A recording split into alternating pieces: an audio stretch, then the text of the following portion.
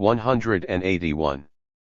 With a particular shared interest, and these joys of social intimacy must have been even greater among the casts, backstage staff and administrative committees involved in mounting the various productions.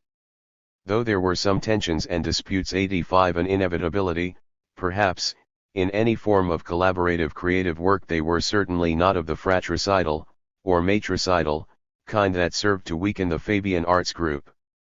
The great resilience of the stage society is clear testimony to this. A more positive factor in its staying power was that it focused on the kinds of art which its Fabian members at least had always found especially alluring. Why Fabians in general should have had such a strong personal interest in the performing arts will be examined later. It's a phenomenon that can be observed straight away in the activities of another kind of club associated with the Fabian Society, the Fabian Summer Schools. This enterprise was started some 8 years after the foundation of the Stage Society, but it lasted even longer, surviving not only the First World War, as the Stage Society managed to do, but also the Second. The schools by no means focused their attention exclusively on the theater or any other kinds of art, nevertheless, those concerns had a key place in their program. The approaches adopted towards the arts were not as rigorously academic as the word school might suggest, but this made them all the more popular, perhaps, in their summer setting, and a considerable factor in the school's enduring appeal over many years. The early demise of the arts group, the summer school's contemporary by birth, certainly showed the perils of an over-academic approach. The choice of season for the schools was as important as the choice of day for the Stage Society's programs. There was, admittedly, none of the political resonance about summer activities as there was about Sunday ones. They fulfilled a similar social function, however, in providing Fabians with some stimulating and pleasurable activities at rather slack points in their ordinary routines. Summer was the Fabian Society's traditional period of rest, when its committee meetings and lecture sessions were wound up for the year. It was an obvious time for Fabians to take a holiday from the jobs which many of them had as teachers, civil servants, doctors, lawyers, clerks and so on, and there was no point in the society's carrying on in its usual way when it could not depend on fairly regular attendance. On the other hand, probably none of the Fabians working for a salary would have been able to go away for the whole 3 months, so that there must have been some rather barren-seeming periods when individual members came back to their jobs yet had none of the stimulations of their club to look forward to in their spare time. Even the Stage Society, which helped fill up some blank Sundays in the year, did not operate in the summer. The sense of a whole blank season could only have been relieved by something like the summer. 182. Schools which were timed to run for about 5 or 6 weeks in the middle of the season. The logbooks kept by the schools indicate that members were not expected to enroll for the whole period. However, the fairly remote locations chosen each year would have discouraged any mere popping in and out for the odd weekend. Country houses, or private schools, in various parts of England and Wales were the favoured spots for holding the annual sessions, though the 1911 school was held as far afield as Saas-Grund in Switzerland. Because of a guarantee of expenses from more affluent Fabians, notably Shaw's millionaire's wife, tariffs were able to be kept fairly low for those on a middle-class income. 86 Obviously, the attractive locations and reasonable rates made it tempting for certain members, those, for instance, who might not have been able to afford separate breaks from their work, to treat the schools as an actual part of their summer holiday, and to combine education with recreation. This was not averse to the spirit in which the schools had been founded, though from the start there were differences among members over the proportion of time that should be devoted, respectively, to curricular and extracurricular activities, and a quite understandable, even inevitable confusion over the dividing lines between education and recreation, purpose and pleasure. Where and how were these lines to be drawn? One of the originators of the scheme, F. Lawson Dodd, had not initially wanted an educational side at all. His idea had been that the Fabians should simply run a holiday home for members. The idea of the school, as such, had come from another member, Mabel Atkinson, who, as she acknowledged in later years, had not been in very close touch with the society until returning from a visit to Germany in 1906, where she had attended a summer school at Jena. Recalling the experience of that school on a country walk one winter afternoon, she suddenly saw its adaptability to Fabian purposes and wrote to Edward Pease on the matter. Demonstrating once again that the Fabians were not automatically resistant to foreign ideas, but shrewdly accommodating, a committee was quickly set up to investigate Miss Atkinson's proposals, and a viable compromise reached between these and Dr. Dodd's scheme. It is proposed to have a considerable amount of holiday making together with the work, Miss Atkinson wrote, without hint of complaint. Early in 1907.87 other members continued to argue about the precise amount of recreation time that should or could be allowed, but such disputes did not prevent the school from getting off to a good start, nor did they weaken their general attraction for Fabians in later years. 183. One party to the dispute remained very doubtful about the educational side. They were of the opinion that people who come on a holiday would not want to be bothered with lectures. 88. Another party was represented by Beatrice Webb, who suspected in like fashion that the recreational side might take over from the educational side, but for that reason desired a more intensive and vigilant regimen of teaching, learning and discussion, albeit with some off days, and off hours, for recreation and social intercourse. She sought a compromise between studiousness and a certain amount of carefully devised entertainment. 89. The rather more impulsive cavortings of the young folk attending the summer schools were obviously perplexing to her, but while she displayed a predictable puritanism in her desire to bring more discipline into this unconventional life, she betrayed no wish to stamp it out. In fact, she was as much amused as bemused by it, and took a wry pleasure in finding herself less shocked by the open conversation and startling clothes of the younger set than either the Quaker-like Lawson Dodd or the Methodist villagers nearby. 90. She and Sidney helped direct the 1910 school, and clearly came into some kind of conflict with the regular directors on the question of what kind of balance should be struck between educational and recreational pursuits. It might not have arisen if the Webbs and particularly Beatrice had not been so bound up at the time in their campaign for the break-up of the Poor Law. Beatrice, having recently completed her minority report on the question for the Royal Commission of 1905-9, was so obsessed with airing her views and having them discussed that she probably would have regarded any other concern, however educational, as a diversion. But it was particularly galling to her at this stage to have precious time taken up with sporting and dramatic activities. She stated, "I am rather against having professional gymnastic instructors or letting any lively man or woman absorb a large part of the company in a play or pageant." The reason she gave was that highly organized games, the learning of parts in plays, and the preparation of dresses and scenery, become an occupation in themselves and turn the mind away for good and all from listening to lectures and quiet fireside discussion. If the peculiar pressures of 1910 made her more austere than ever, she did not become a remorseless killjoy even then. Those same pressures made her sympathetic to the longing for escape from the whirl of constant talk and discussion, and she emphasized that it was not desirable to exclude games, exercise, music. Interestingly, it was the high-powered organization of such activities, not the activities themselves, which galled her. Miss Hankinson, she declared, was too much of the 184 expert.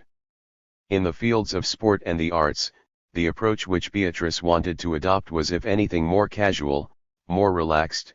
Paradoxically enough, the careful devising of summer school entertainment which she recommended meant ensuring that it was less, not more, highly planned. What was necessary to plan out more vigorously was the intellectual bill of fare, a far more technical and specialized kind of discussion which will attract a better type. Testifying to her current obsession, she even recommended that the discussion groups be organized into specialized sections like the Minority Report. 91. In subsequent years, however, she made no attempt to impose such rigid practices on the summer schools, and they went on their studiously merry or merrily studious way regardless. For such a heterogeneous bunch as the Fabians, there could obviously be no ideal compromise that's almost a contradiction in terms between educational and recreational activities. Beatrice's special preoccupations of the time had tended to blind her to the fact that compromises reached from year to year were about as good as they could be in the sense that they helped secure the wide popularity which kept the institution flourishing. With some disdain, but also a measure of genuine awe, she herself commented on the miscellaneous crowd and extraordinarily mixed assembly which the schools managed to attract, and this is borne out by other, later reports. 92 Those fatalists who thought there could be no effective compromise at all in a holiday atmosphere, and that any attempt at an educational program might as well be scrapped before it was shunned, were shown to be just as short-sighted. Mabel Atkinson recalls in her memoir of the schools how groundless such prognostications proved. When we started, quite the reverse turned out to be the case. People were keen on the lectures, and those that I had arranged were very well attended and provoked a great deal of discussion.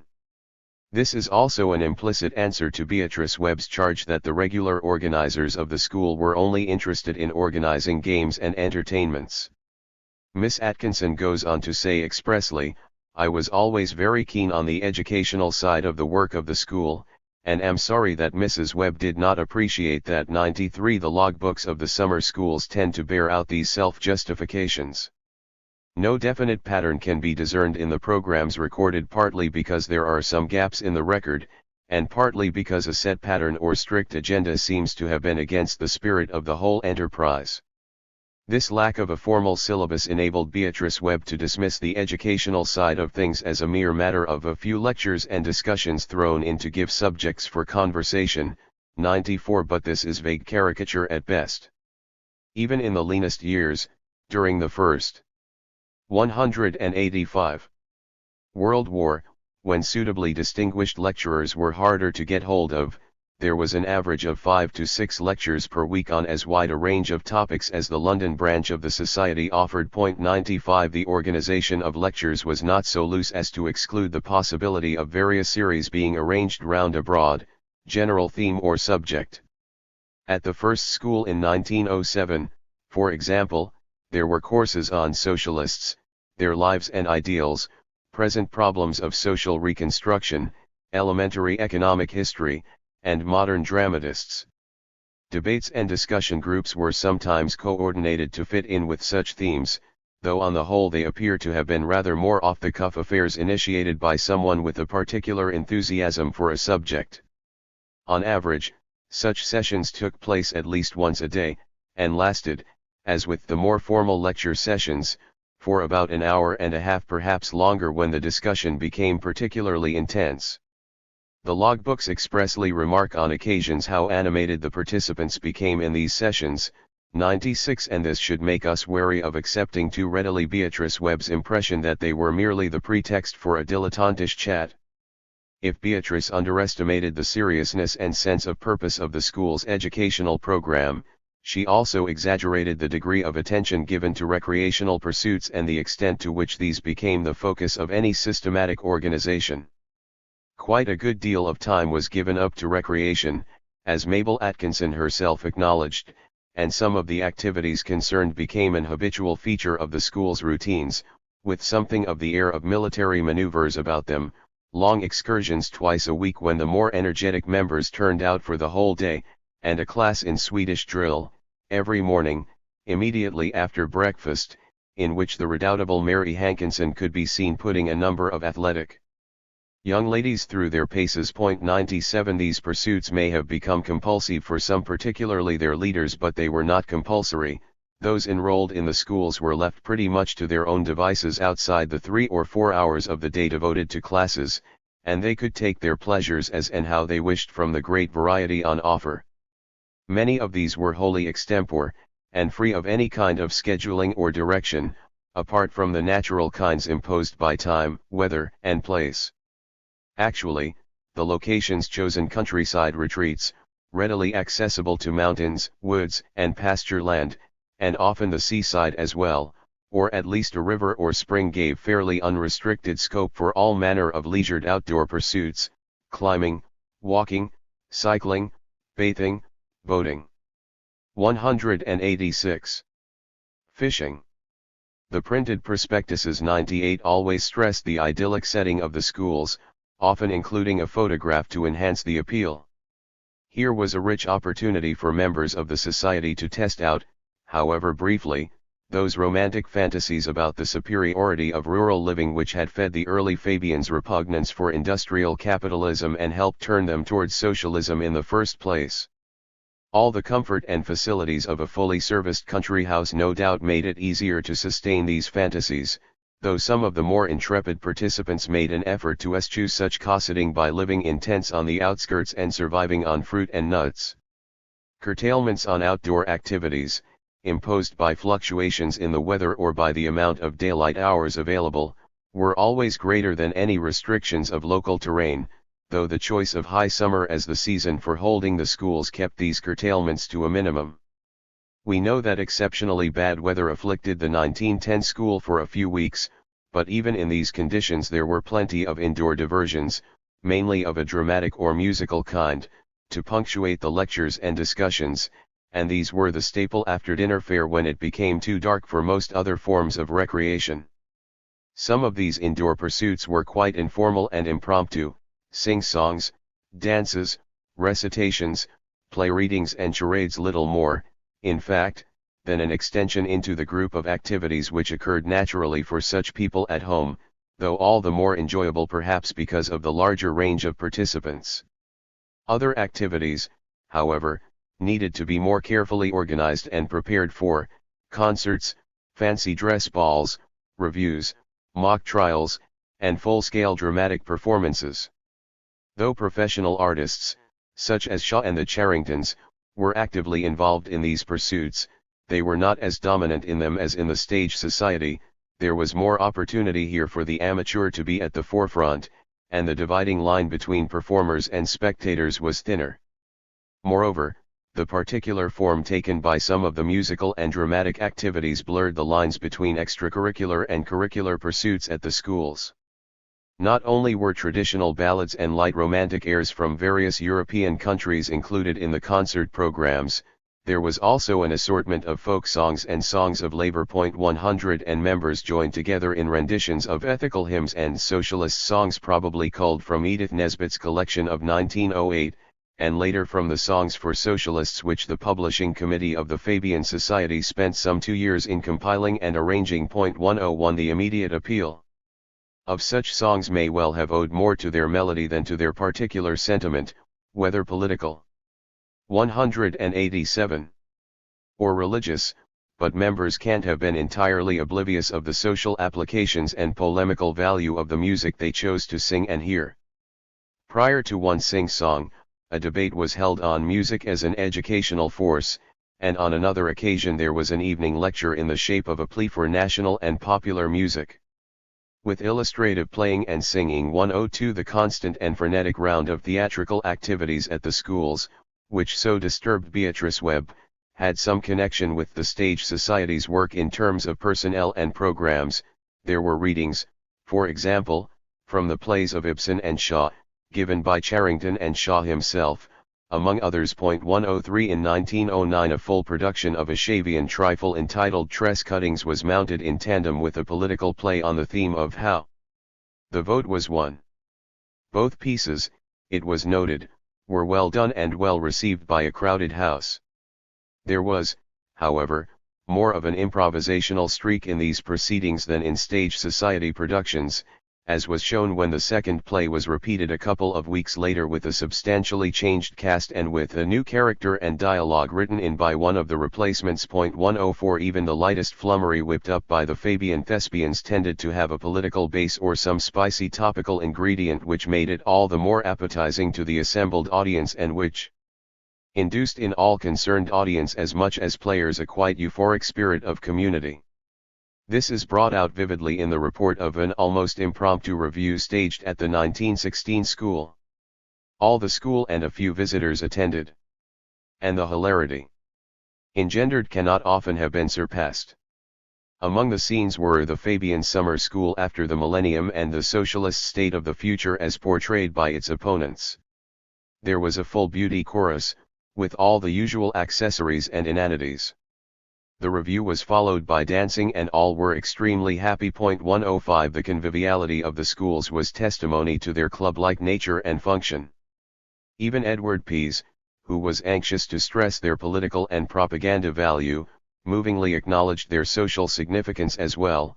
Apart from the direct interests of the society, a school of this character is valued by many solitary people, solitary both socially, such as teachers and civil servants, and solitary intellectually because they live in remote places where people of their way of thinking are scarce. 106 At the outset, one of Mabel Atkinson's chief aims in launching the schools had been to help forward the Fabian movement in the provinces. 107 What better opportunity could there be for members of the far-flung provincial branches to confer on their mutual problems, and in addition meet some of the stars and bigwigs of the central London branch? The atmosphere 188 of a collective working holiday, relaxing as well as stimulating, not only broke down regional barriers, it also nurtured an ease of social intercourse between the disparate sensibilities attracted to the Fabian society, and thereby served as a genuinely consolidating force at a time when other forces were contriving to disrupt and divide the movement. For all her reservations about the schools, Beatrice Webb's dominant impression on witnessing them at first hand was of the harmonious well-bredness among their motley crew of participants, ILP organizers, M.O.H.S, teachers, minor officials of all sorts, social workers, literary men, journalists, and even such out-of-the-way recruits as auctioneers and unregistered dentists, all living in extremely close quarters, and yet not getting on each other's nerves through a too great disparity of speech and behavior.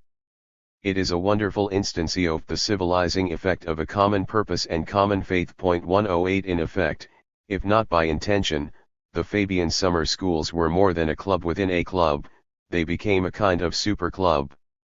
Personal relationships among members were valued by some Fabians almost to the same degree as they were by the Bloomsbury group, though not so much for their own sake perhaps. Pease, for example, claimed that people can only work together efficiently when they know each other.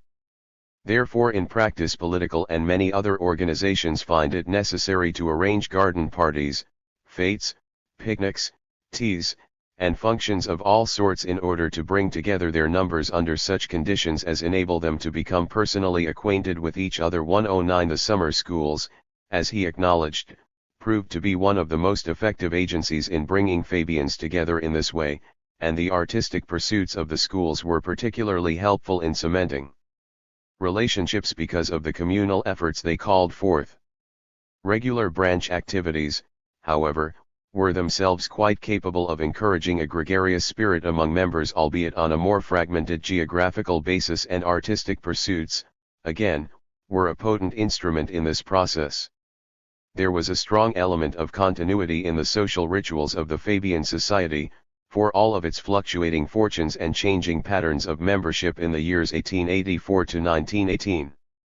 Venues for meetings, if not specifically aristocratic in the way Shaw suggested in his report of 1892, tended always to have a self-consciously aesthetic quality about them, whether highly refined or slightly bohemian in nature.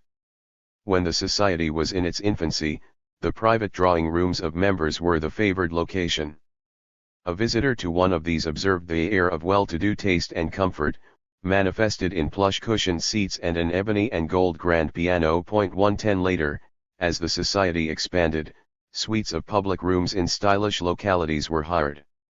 If these were unavailable, or appeared too small for the numbers expected, a hall would be used or a gallery was hired, such as the Sussex Street galleries in the heart of London's Clubland. 112 About the time of the First World War, the Society officially established an inexpensive club of its own in Tothill Street, Westminster, complete with smoking room, games room, and a considerable library and reading room providing fiction and the drama as well as socialist and labor journals of the whole world. 113 There was, then, an air of comfort, refinement, and charm about Fabian society gatherings which a body like the Socialist League could never match.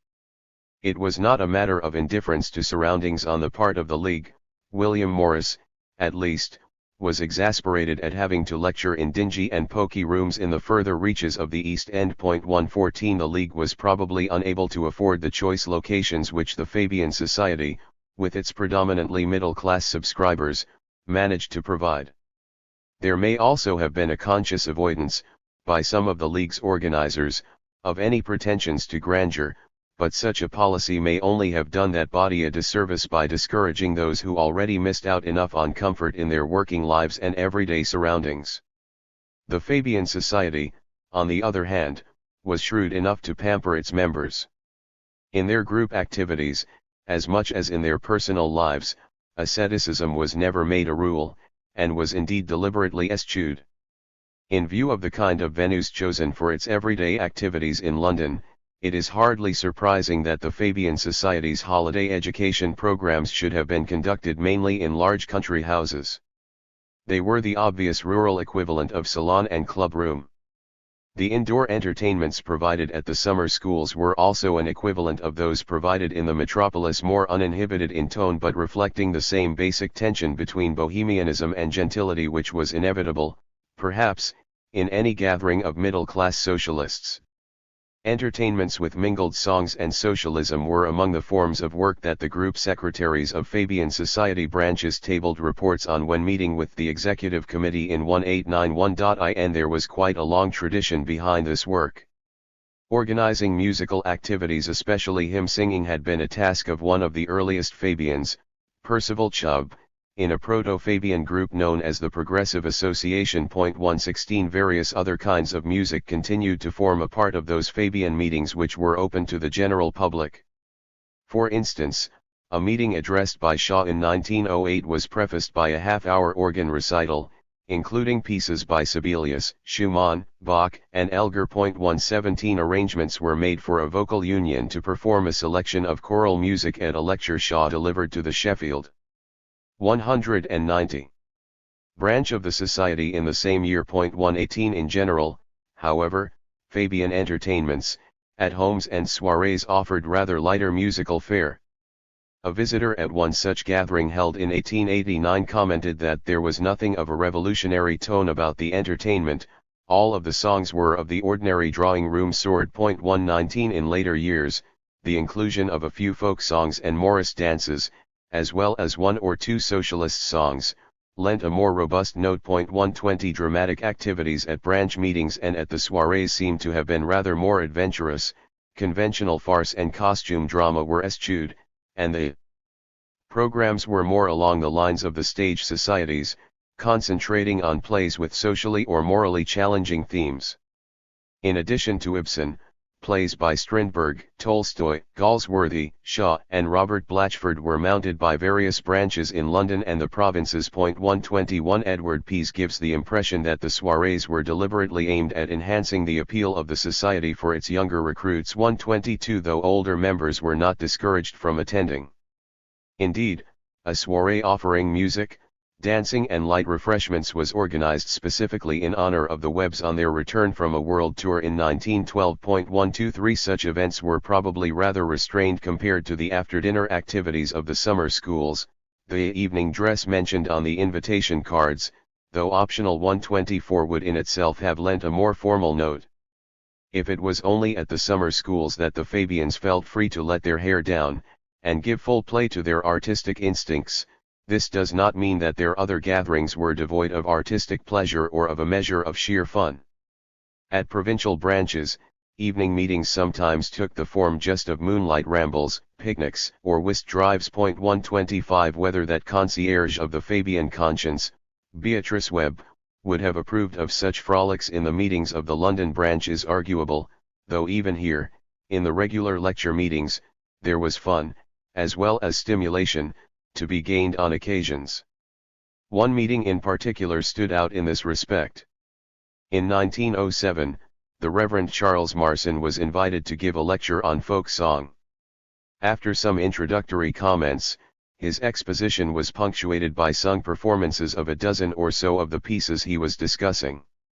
The accompanist on this occasion was the foremost English folk song authority, Cecil Sharp, with whom Marson had recently collaborated in collecting and publishing a volume of traditional folk songs from Somerset. The Fabian audience was encouraged to participate in the singing of the choruses, and according to the report of the meeting in the Fabian News, a singularly instructive and enjoyable evening was spent by all involved. 126. 191. As R.C.K. Ansor noted, in another context, a Fabian meeting was not able to make the same kind of human and emotional appeal as a body such as the Independent Labour Party. At the meetings of this predominantly working-class organization, he intimated, one found a combination of sincere rhetoric, songs, personal warmth that was unmatched by any Fabian gathering. At the same time, Ansor suggested, it would have taken a complete conversion of outlook for a middle-class man to find his feet in the ILP, a conversion more fundamental than is needed for him to join and appreciate the Fabian society. 127 And those elements and activities which Ansor praised in the ILP were not, in fact, absent in the Fabian society. The difference was more one of tone than of substance. The provision of a congenial social atmosphere through group activities, whether in the shape of lectures, sing-songs, theatricals or whatever, was a crucial function of the Fabian society.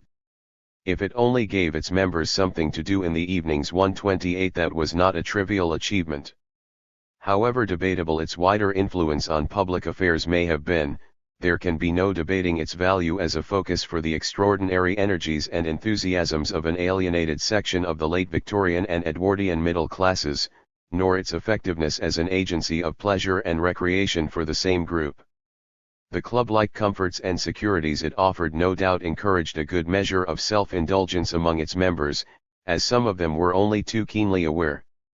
As will be shown in Part 3, however, the society did not insulate its members to the extent of making them oblivious of or entirely unsympathetic to forms of pleasure and recreation outside the refinements of its own ambience.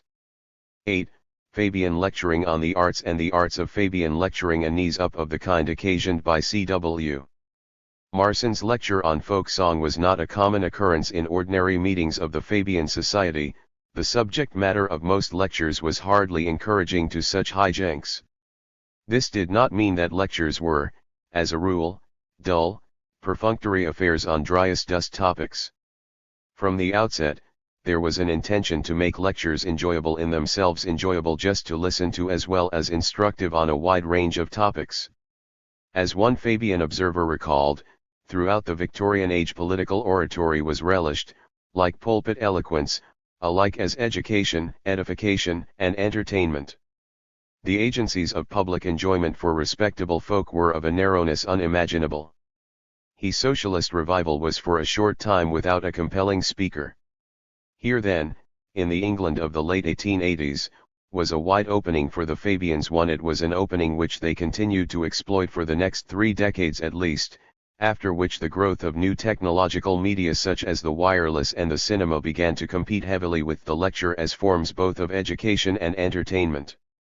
In 1894 William Clark could write of the Society, "It is in lectures that its work has largely consisted too," and a report on Fabian lectures prepared by a special committee of the executive some 17 years later maintained that this activity was still the most effective form of political education practiced by the Society, providing lessons on important public questions, or on matters relating to socialist opinion, not only for the members themselves but also for more general audiences among the nation at large.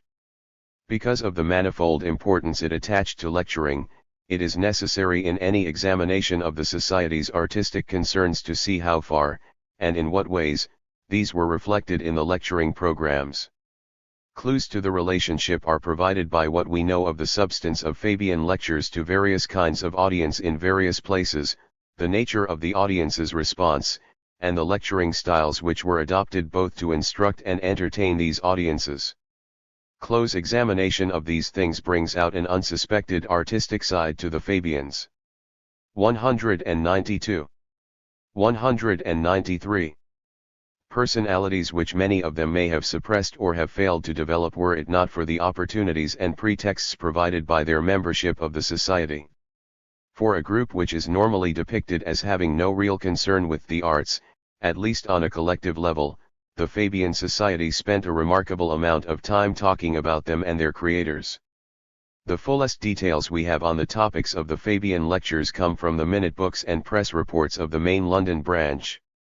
It is extremely difficult to fit many of these topics into discrete subject categories, but any attempt to isolate those lectures which, by virtue of their title and reported substance, can be said to have dealt with a predominantly artistic theme or to have drawn mainly on literary and artistic material should yield roughly the following results.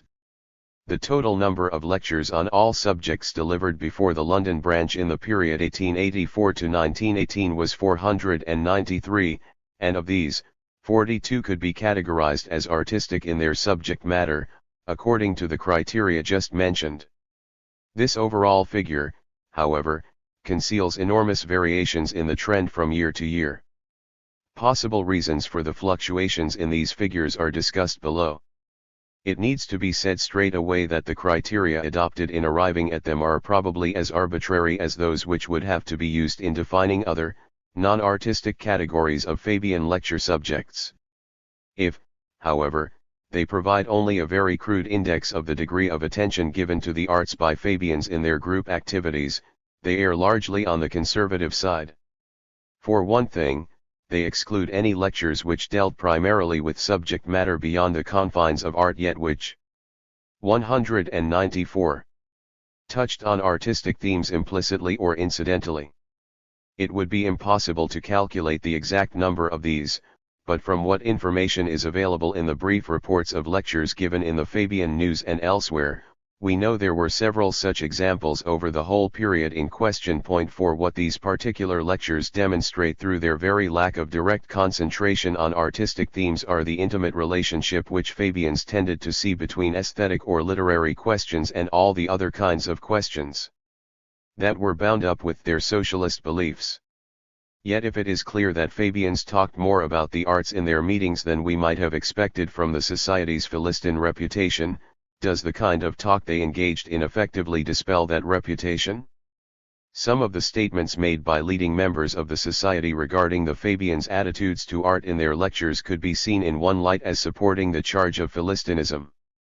The reasons given by Hubert Bland, for example, when he withdrew his offer to prepare a lecture on the writings of Maxim Gorky, might easily suggest that the Fabians' conception of art and of its relationship with other questions of the day was, if anything, too inclusive, precluding any appreciation of literature or the other arts on their own terms and from an aesthetic viewpoint.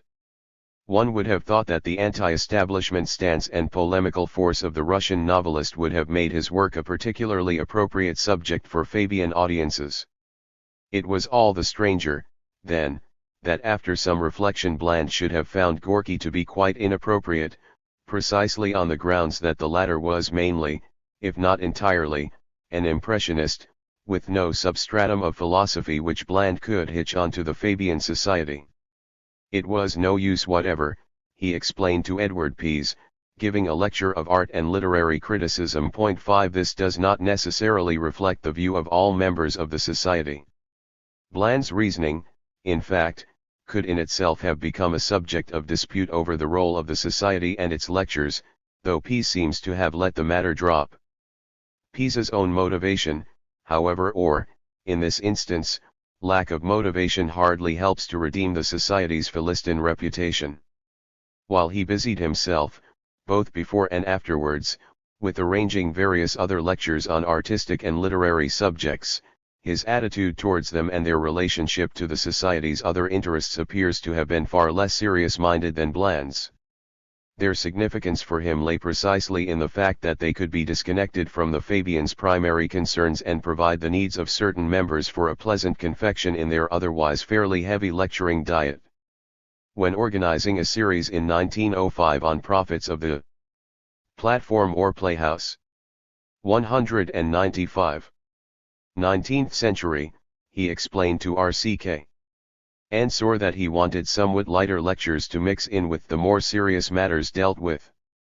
He find it desirable to have occasionally literary lectures in order to keep up the interest of our less scientific members. Many years earlier, following the first major series of literary lectures in 1890, Bernard Shaw dismissed them as just a hastily arranged expedient designed to fill out the summer meetings of the Society.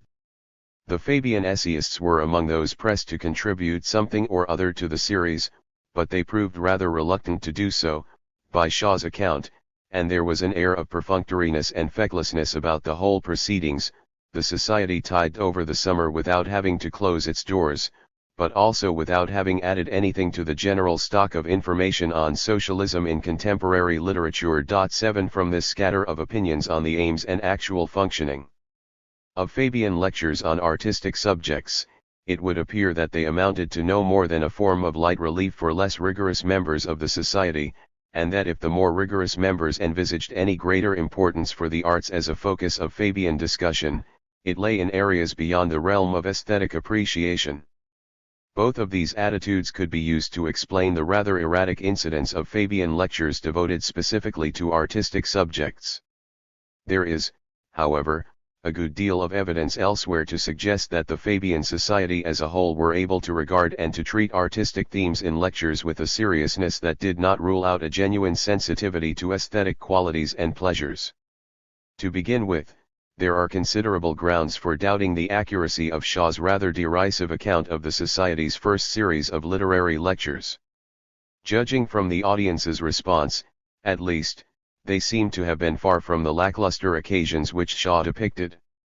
The minute books of the Society's meetings reveal that at least 2 of the 7 lectures attracted a very large crowd, and that sufficient interest was generated on each of the 7 occasions to provoke a number of luminaries in the Society, including the allegedly reluctant Fabian essayists, to contribute to the discussion afterwards.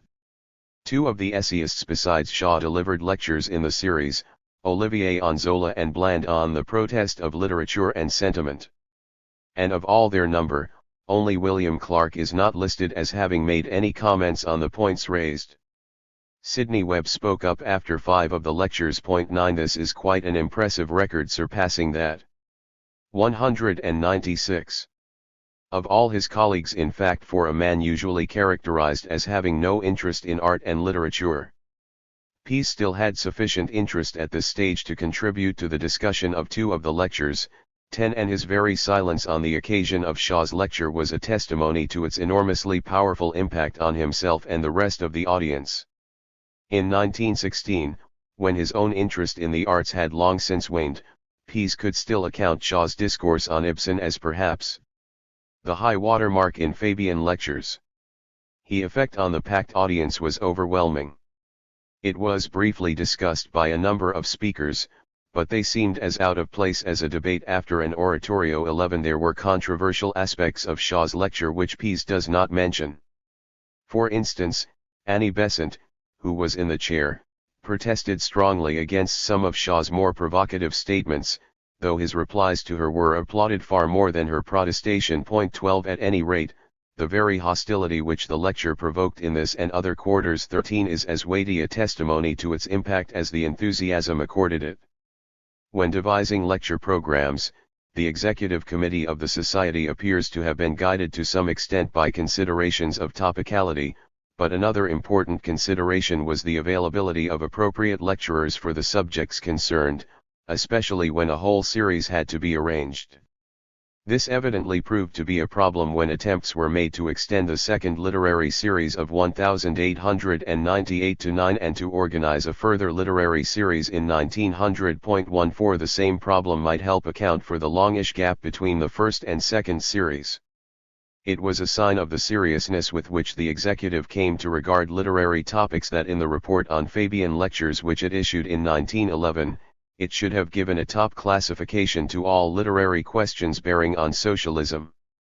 Lectures in this category, which also included those on colonial and military questions, municipal administration, the relation of philosophy and religion to socialism and socialist theory and methods, were to be given by distinguished persons, whether socialists or not, with the object of educating ourselves and the public on questions of general public interest. The usual number of lectures in this class was put at 4 to 6 per year, and, the report re-emphasized, only the best known and accredited persons should be asked to give them. 15 This sort of demand must have added to the normal difficulties of finding willing and suitable speakers.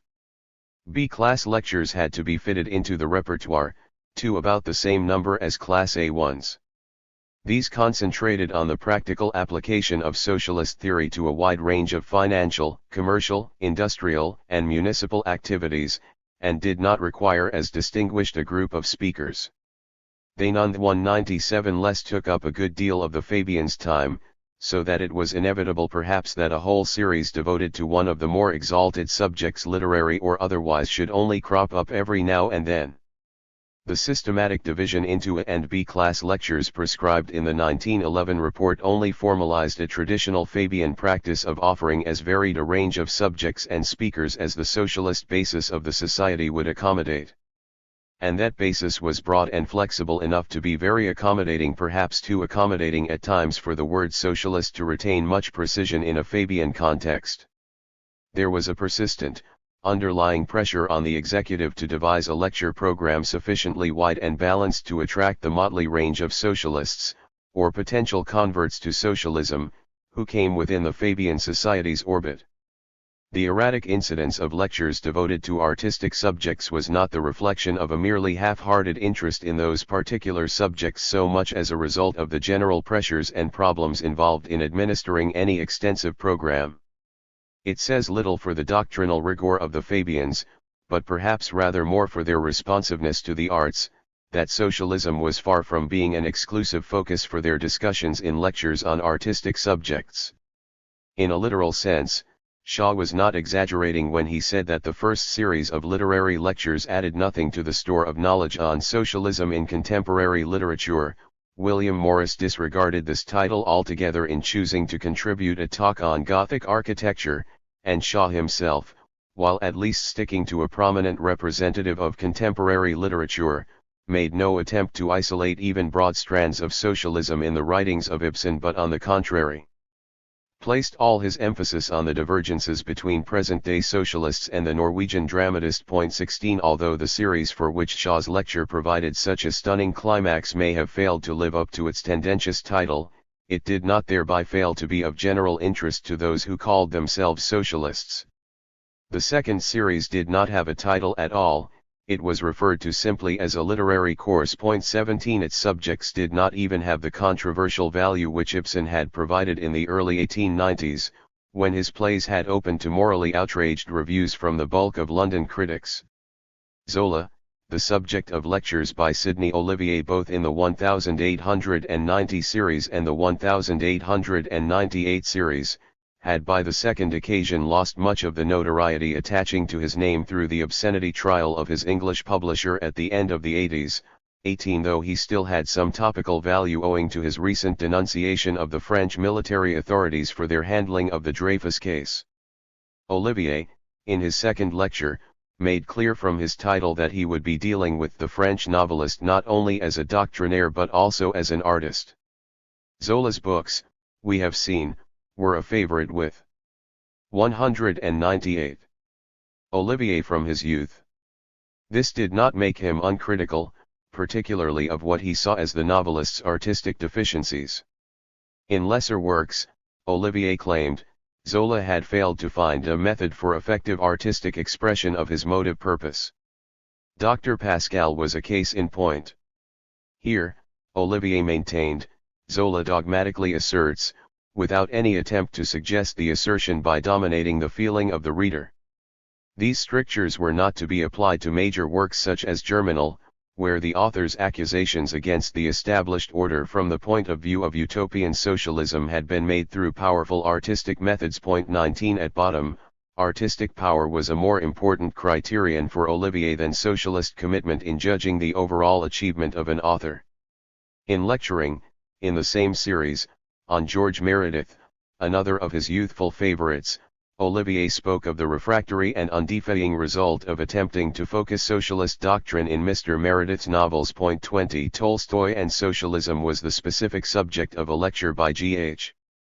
Paris in the second series, though there is little information on the type of relationship he discerned between artist and doctrine. In dealing, in the same series, with Dostoevsky, J.M. Robertson praised his novels for their complete subordination of doctrine to art. Their artistic power of sensation and reproduction, Robertson claimed, had never been surpassed in the literature of the world. This only made the indictment of society to be found in Dostoevsky's novels all the more decisive. His would-be propagandist books were, as such, failures. 21 Robertson was a guest lecturer, and not a member of the Fabian Society, though he had had unofficial links with it in the early days through his associations with Annie Besant, for whose journal, Our Corner, he had written several articles on literature. It is not surprising that a professional literary critic such as himself should have placed the weight of his emphasis on aesthetic values. There is no doubt that most Fabians who lectured the Society on artistic subjects, and several of the guest lecturers too, placed greater weight on the social teaching of artists. This provided the specific subject and title for a lecture on Thomas Hardy in the second series, and for a whole series on modern drama in 1901-2. Some of the lectures in the drama series drew very large audiences indeed, bearing out predictions that it would be one of the most interesting and fruitful that the Society has arranged of late years. 22 What, precisely, Fabian audiences found interesting in such lectures is not at all clear from the available resumes and reports. What is clear is that very few of the lecturers concerned, wherever they placed their particular emphasis, contrived to divorce the social teaching of their subject from its qualities and development as an art form. H.W. Macrosty's lecture on George Gissing, in the second literary series, was the exception rather. 199. Then the rule in the way it set up a quite arbitrary distinction, from the outset, between the writer's literary merits and his work as a sociologist, and nowhere hinted at any connection between them. The same example shows, however, that the Fabians were not so tendentious in their concentration on the social teaching of artists as to consider only socialist teaching. Gissing was further from being a socialist than Ibsen. Macrosty freely admitted that his chosen author could not even be considered a democrat or a believer in progress. Yet, since Dickens, no writer has shown so intimate a knowledge of the lower and middle class. 23 And this was what made his work of particular sociological interest to the Fabians. Dickens himself was one of the most commonly discussed subjects in Fabian lectures on artistic subjects, ranking in popularity with many artists who had rather more direct connections with socialist movements or ideas. Aside from Dickens and Gissing, there were innumerable other non-socialist artists who cropped up at least once or twice as subjects for Fabian lectures, either in London or in the provincial branches. Dostoevsky, Eliot, Conrad, Browning, Tennyson, Meredith, and Hardy were only the most notable of these, and they were not confined solely to contemporaries or near contemporaries. This was shown even in the series on modern drama, which contrived to include Euripides in its brief, partly owing perhaps to the availability of a particularly distinguished classics lecturer, Gilbert Murray. Whatever the reasons in this case, Fabian lecture programs as a whole did not include artistic subjects solely because of their direct application to socialism or even their general sociological significance.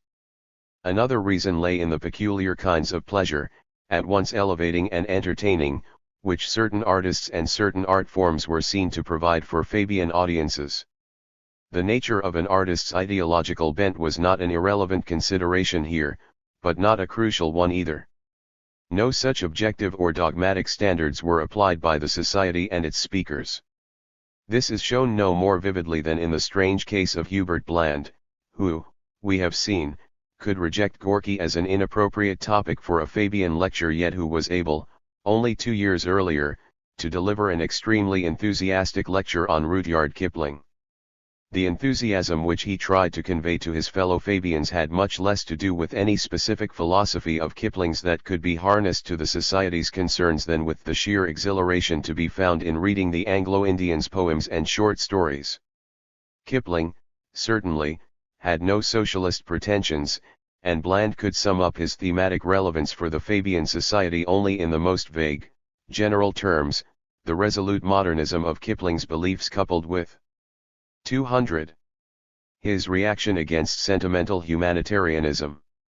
It would have been indelicate, if not dangerous, to go into some of the precise manifestations of this, such as Kipling's jingoist inclinations, for while some of the Fabians themselves shared these in a muted or covert form, and managed to accommodate them within their socialism, there were others who could not endorse or condone their country's more aggressively imperialist ventures. Only a few years before, some of the anti-imperialist faction had actually resigned from the society because of its failure to condemn the Boer War. 24 Bland, wisely, did not spell out any of these issues but passed quickly on to a consideration of Kipling's skills as a writer. If his lecture never quite lapsed into mere literary criticism, such as he said would happen in dealing with an impressionist like Gorky, it remained very largely in the mold of a belletristic appreciation, lavishly praising here, mildly chiding there, mainly with reference to such conventional literary critical preoccupations as form, style, and content. Kipling's first work, Departmental Ditties, while full of humor, high spirits, and an extraordinary facility of phrase, was largely jingle, Bland wrote. On the other hand, the Barrack Room Ballads, published in 1892, proclaimed a new poet, who accepts the modern world, tramways, trade unions, and all. As far as Kipling's prose works were concerned, one could find nearly every fault but dullness, but when these had all been admitted, there still remained a stoutish volume of the best short stories ever told in the English language. According to the syllabus of this lecture, Bland went on to give an excursus on the short story as an art form. He discussed, in particular, Kipling's stories of Indian life, and claimed that the author had been the first man to bring that country's arid regions of knowledge into the fertile and stimulating kingdom of the imagination. 25 Bland, as noted above, considered the degree of emotional thrill given by a work of art to be the essential factor in determining one's response to it. He obviously got a strong, personal thrill from Kipling's writings, and it was this unashamedly subjective feeling of pleasure which provided the chief animating impulse behind Bland's choice of topic and his whole presentation of that topic. As in his theories, so in his practice, Bland may have represented an extreme in Fabian approaches to the arts, rather than the norm, but it is an extreme worth dwelling on because of the way in which it forces us to re-examine the norm, and leads us to question whether any such thing existed. An examination of various other Fabian lectures on the arts shows that Bland's choice of a non-socialist author, and his attention to the aesthetic pleasures of that author's work, did not reflect any fundamental difference of approach, yet, among all the lectures concerned, there were so many differences in degree in working out this approach that it would be impossible to fix on. 201.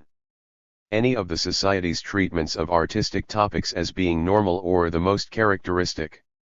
Even in the various literary series, as distinct from individual lectures, conformity of treatment was not encouraged, certainly not enjoined, and the resultant inconsistencies were perhaps the best guarantee of sensitivity to the very different kinds of literature being discussed. If anything was consistently characteristic about Fabian approaches to art, as represented in their lectures, it was the attention given to literature in particular. Literary subjects, including all topics on drama and the theater, accounted for 2/3 of the total number of art lectures given by the central branch of the Fabian Society.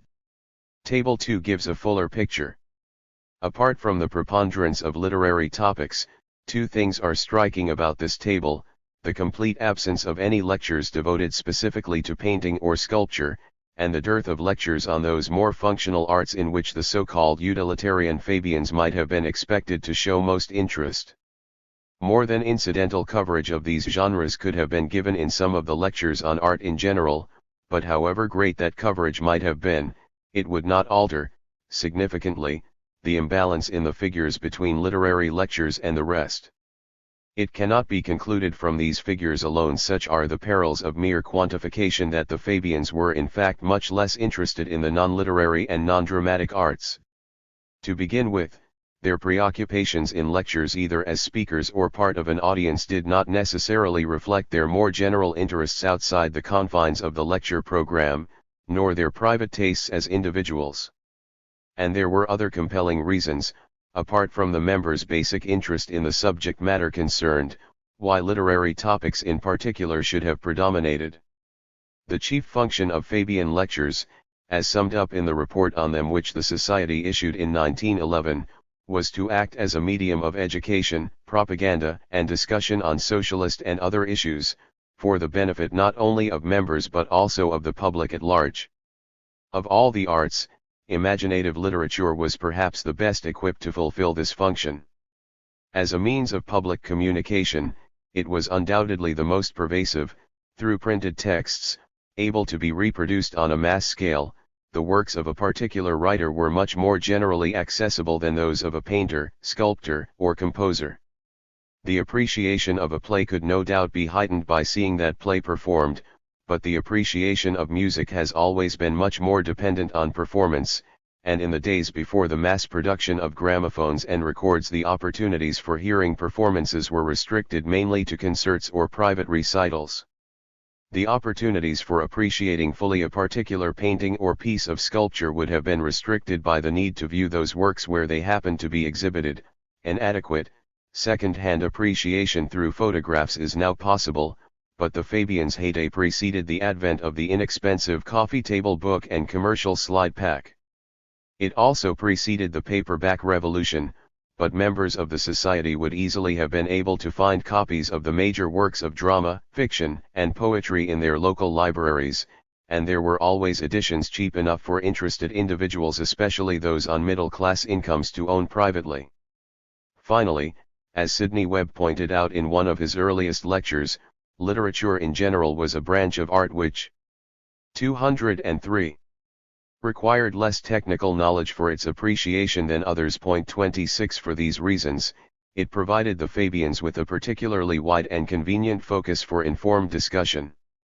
Much more easily than in the case of music or the visual arts, lecture audiences were able to acquire some authoritative foreknowledge of a literary subject, and also to go away afterwards and study the subject for themselves, so that concentration on this branch of the arts would have been particularly effective in facilitating the self-education of members and the interested public.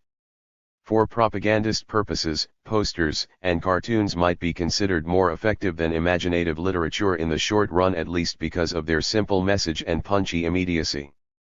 These same qualities, however, made such media rather less suitable as whole subjects for lectures and less congenial to the sensibilities of those middle-class professionals at whom the Fabian Society directed most of its propaganda. Something with more subtlety and outward refinement, as well as greater intellectual substance, was required to stimulate the minds and flatter the vanities of an average Fabian audience, though they were not above finding exceptional pleasure, of an almost entirely aesthetic kind it would seem, in posters on display. 28 The lack of sustained or specific attention to architecture and the domestic crafts is less easy to explain, because William Morris had shown, through his own lectures, how effectively a concern for these arts could be made a part of socialist propaganda.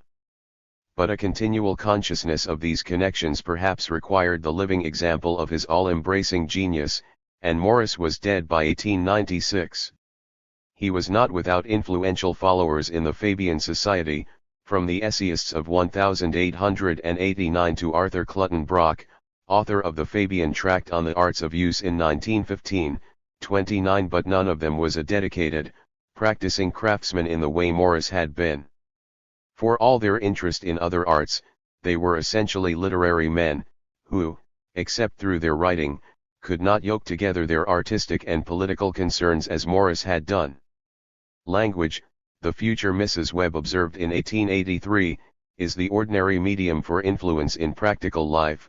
30 And in this respect, as in so many others, Morris had operated on a level that was quite extraordinary. By being centered in such a large metropolis, London Fabians were lucky at least in having ready access to the brightest talents among those who specialized in the ordinary medium. Some of these talents were right in their midst. Not only well-known speakers, but also a number of the best-known writers were themselves members at one time or other of the main London branch of the Fabian Society. Yet even this branch, we have seen, 204, experienced difficulties at various times in getting hold of sufficiently distinguished speakers for its prospective lectures on literary subjects. These difficulties must have been considerably greater for provincial branches, especially for those outside the major university towns. 31 The factor of distance would have compounded all the normal administrative problems. Any records of the lectures delivered at provincial branches are, in fact, extremely hard to come by, and not nearly as complete as those for London, a testimony in itself to the relative fragility of these branches. Minute books are extant for Fabian Society meetings of various years at Edinburgh, Sheffield, and the universities of Oxford and Cambridge, though it is impossible to deduce from these alone any pattern of regional variations in the number and type of lectures delivered on artistic subjects. Looking for a pattern in these branches' own lecturing habits is fruitless enough. They seem to have been devoid of any real organizing principle. Even the idea of a series around a central theme, which became a favored method of organization with the main branch, was rarely tried in other branches, so that a subject relating specifically to the arts would simply crop up every now and then, as incidentally as subjects relating to educational or scientific or religious or historical or social and political issues. It was not unusual, for example, when the Edinburgh branch in its winter program for 1911-12 slipped in a lecture on the social significance of art between ones on the influence of heredity and environment on the formation of human character and the Salvation Army. Prior to this, there had not been any on a subject relating to the arts for over a year and a half, but this did not prevent another from being undertaken only a month or so afterwards. 32 The arrangement of lectures at the Sheffield branch appears to have been just as haphazard. There were talks on and by Bernard Shaw, the Webbs visited, and a local celebrity in both artistic and socialist circles, Edward Carpenter, gave a lecture a few months after being elected a member of the branch. There are no detailed resumes of the subject matter of these lectures, though from any titles given few of them seem to have been specifically related to the arts even when the speaker was a practicing artist. In 1913, however, sessions on municipal theatre and democracy and art were held within the space of a fortnight, and from early on there were several lectures which probably had some general application to the arts. For example, Holbrook Jackson's course of 3 talks in 1908, which to very many listeners assuredly placed 205. Socialism on a much higher plane than they had been in the habit of thinking of it. 33 Owing no doubt to the prestige of the institution which accommodated it, the Oxford University Fabian Society was able to attract a more impressive range of speakers than ordinary provincial branches. They included not only prominent Fabians, Shaw, the Webbs, and Carpenter again, Wallace, Olivier and Bland, Ramsay MacDonald, Charles Charrington, Granville Barker, Stuart Headlam, H.G. Wells. In addition, a large variety of celebrities appeared who had only slender links with the society or none at all. Lectures on artistic subjects were more frequent than at Edinburgh or Sheffield, though not as frequent as at the main branch, and there were none of the literary series to which London Fabians were treated. It was usually the Fabian visitors rather than the non-Fabian speakers who treated subjects relating to the arts, and these subjects were a happy-go-lucky miscellany, covering such topics as municipal theatre, socialism and literature, and beauty in civic life. 34 There was one series of lectures organized by the Cambridge University branch in 1909, the year after its foundation, but though it included a topic on the arts, it was not an artistic or literary series as such, being strung around a very loose theme of ideals in general. Over the next few years, before the branch outgrew its Fabian origins in 1915 and became known as the Cambridge University Socialist Society, there were a few lectures on a variety of artistic subjects, but nothing very frequent or regular about them. 35 As with the Oxford branch, the special prestige of the university, and its network of distinguished alumni, enabled the Cambridge branch to attract an extraordinarily distinguished bunch of speakers, Fabian, ex-Fabian, and non-Fabian. Many of the same names appear in the records of both university branches. Less fortunately placed branches could at best hope, in the words of a Fabian organizer at Godalming, to attract a taking name like Wells or Shaw. 36 From within the society itself, though the timing of a promised visit would still have depended very much on a lecturer's London commitments.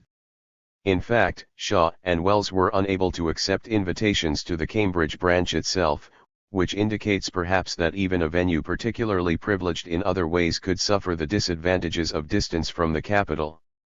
There were several other luminaries in the literary and artistic worlds, who felt constrained at various times to turn down lecture invitations from the Cambridge branch. 37 The simplest deduction which could be made from the lecture programs examined above is that the Society's concern with the arts, as manifested in one of its most important agencies of propaganda, was much less intensive outside the confines of the main London branch than inside. It would, however, be very misleading to explain the sparer, and altogether more spasmodic, incidence of Fabian arts lecturing in the provinces solely in these terms. The smallness of the available sample is an obvious difficulty here, though it would be surprising if any further figures that came to light significantly changed the picture. Administrative and logistic problems in recruiting sufficiently distinguished lecturers for artistic subjects were acute enough anywhere, and were bound to be even more difficult away from the bigger towns such as Edinburgh and Sheffield. Such problems must figure largely in explaining the very uneven patterns of Fabian lecturing in all subjects and in all places. As far as arts lectures in particular are concerned, if the Fabians can be blamed for anything, it is not for a basic lack of concern with the subject matter but for a certain snobbishness in wanting only big names or experts to treat the range of subjects involved, and a failure to make do with amateur enthusiasts. Indeed, this policy, which became an official one of the Central London branch, seems to accord with the group's reputation for elitism. Whether that reputation is wholly justified is a larger question which will be examined in detail in the next part. It needs to be said straight away, however, that this particular attitude of the Fabians regarding their arts lectures was not just snobbishness, it reflected another quality, their pragmatism and opportunism as socialist permeators. In intention or effect, lectures in general were part propaganda, part education, and part pleasure or entertainment, and lectures on the arts, we have seen, were particularly well equipped for fulfilling each of these functions at one and the same time. They were of special value to the society, therefore, in attracting converts to socialism who might not be so attracted by some of the Fabians' more mundane preoccupations. Even the lecturers involved who came from outside the society might feel more attracted to it, having been given carte blanche to air their views within its portals. Particularly distinguished lecturers were not only a potentially good catch in themselves, but could have helped entice otherwise hesitant members of the general public into the Fabian net by providing the promise, if not a guarantee, of a stimulating and enjoyable evening. For provincial branches as much as the central one, it became tactically important perhaps to preserve the aura of promise by exalting arts lectures to the level of a special treat. Geography just made it so much more difficult for provincial branches to supply such a treat as frequently as London. 207. If there was still, at bottom, less interest in the arts among provincial members than among London ones, that could just as easily reflect a characteristic of national life generally as a distinctively Fabian one. As the nation's capital, cultural as well as political, London undoubtedly offered a more varied array of stimulations to artistic interest, whether professional or dilettantish, creative or critical. In a section of his History of the Fabian Society, in which he compared London and the provinces, Edward Pease talked of the superior attractions of the metropolis for the young men who aspire to be the next generation of leaders, and dubbed the city the brain of the empire, where reside the leaders in politics and commerce, in literature, in journalism, and in art. 38 However much they might have protested against the squalor and soullessness of London, the most celebrated artists had always tended to gravitate there for at least a part of their working lives. William Morris was perhaps the most notable contemporary example. Part of the stimulation which they found in the metropolis was simply the presence of fellow artists. The provinces could just not provide congenial company of this kind in such concentration. Obviously the provinces were not devoid of cultural interest, nor in any sense inherently barren. The forerunner of the Fabian arts group, after all, was based in Leeds, and must have come to life in the first place because it answered to some need in the area for a particular kind of organized cultural activity. It was, however, soon abandoned by two of its most dynamic members, Jackson and Orridge. Frustrated, perhaps, by the limitations of an area remote from the nation's cultural pulse, they decided to try out their organizational skills in London. Simply because of its bigness and greater complexity, London was more challenging and stimulating. Challenge is in itself a part of stimulation, and one of the secrets of London's awful voracity. The Fabian Arts Group mainly operated through a series of lectures given by distinguished speakers far more distinguished than the ones which its provincial prototype could have hoped to offer. Yet it survived for only 4 years. The reasons for its rapid decline are reflected in the very nature of the lecture program. All that the existent records tell us are the titles of the lectures given and the names of the speakers, and these only for the period February 1907 to June 1908. Yet even in that limited period, the program gradually moved away not only from any specific relationship to Fabian socialism but also from a direct relationship to the arts. In the months February to December 1907, there were 15 sessions in all, of which about 8 were related directly to a form of art or a particular artist. In the following year, philosophy, religion, and subjects relating to the crafts and guild socialism became the main focus of concern, almost to the exclusion of the arts as such. The discussion opened by A.R. Orridge on modernism and romance was perhaps the only exception. 39 It was one of the ironies of the arts group's existence that, after an initial enthusiastic response from the Fabians according to Pease, its early sessions attracted audiences scarcely less numerous than the society itself. 40 members soon began to find a more satisfying outlet for their artistic instincts and interests in other quarters of the society. There is no definite evidence for this, save the fact that other quarters, including the main branch of the society, kept on providing arts lectures in the traditional ways during the arts group's heyday, and that such lectures managed to retain a popular following long after the group's demise. The sessions of the Fabian summer schools in particular point up the failure of the arts group, in that both enterprises were initiated at the same time, yet the former survived and flourished for many years after the decline of the latter. True, as the first of the tables below indicate, subjects devoted specifically to the arts never dominated the school's lecture programs, but they nonetheless formed a substantial part of those programs, before, during and after the First World War, and some of them proved to be among the most enticing and exciting sessions offered. This is clear from the school's carefully kept logbooks. Whenever attendance at these sessions was noted in the logbooks, it was said to have been large or very large. Several of them managed to provoke an intense discussion, which would suggest that they were appreciated not simply on the level of a holiday indulgence. 41 As in the case of Shaw's lecture on Ibsen to the main branch of the society in 1890, audience enthusiasm and involvement could be registered by complete silence as well.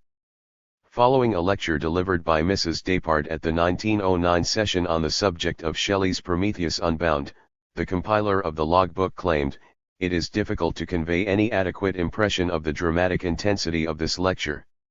One can but say that Mrs. Despard held her audience completely for upward of an hour, and at the close her hearers evidently felt that questions would be out of place." 42 Having in part a recreational purpose, as well as the obvious educational one, the schools actually benefited from having a provincial rather than a metropolitan location.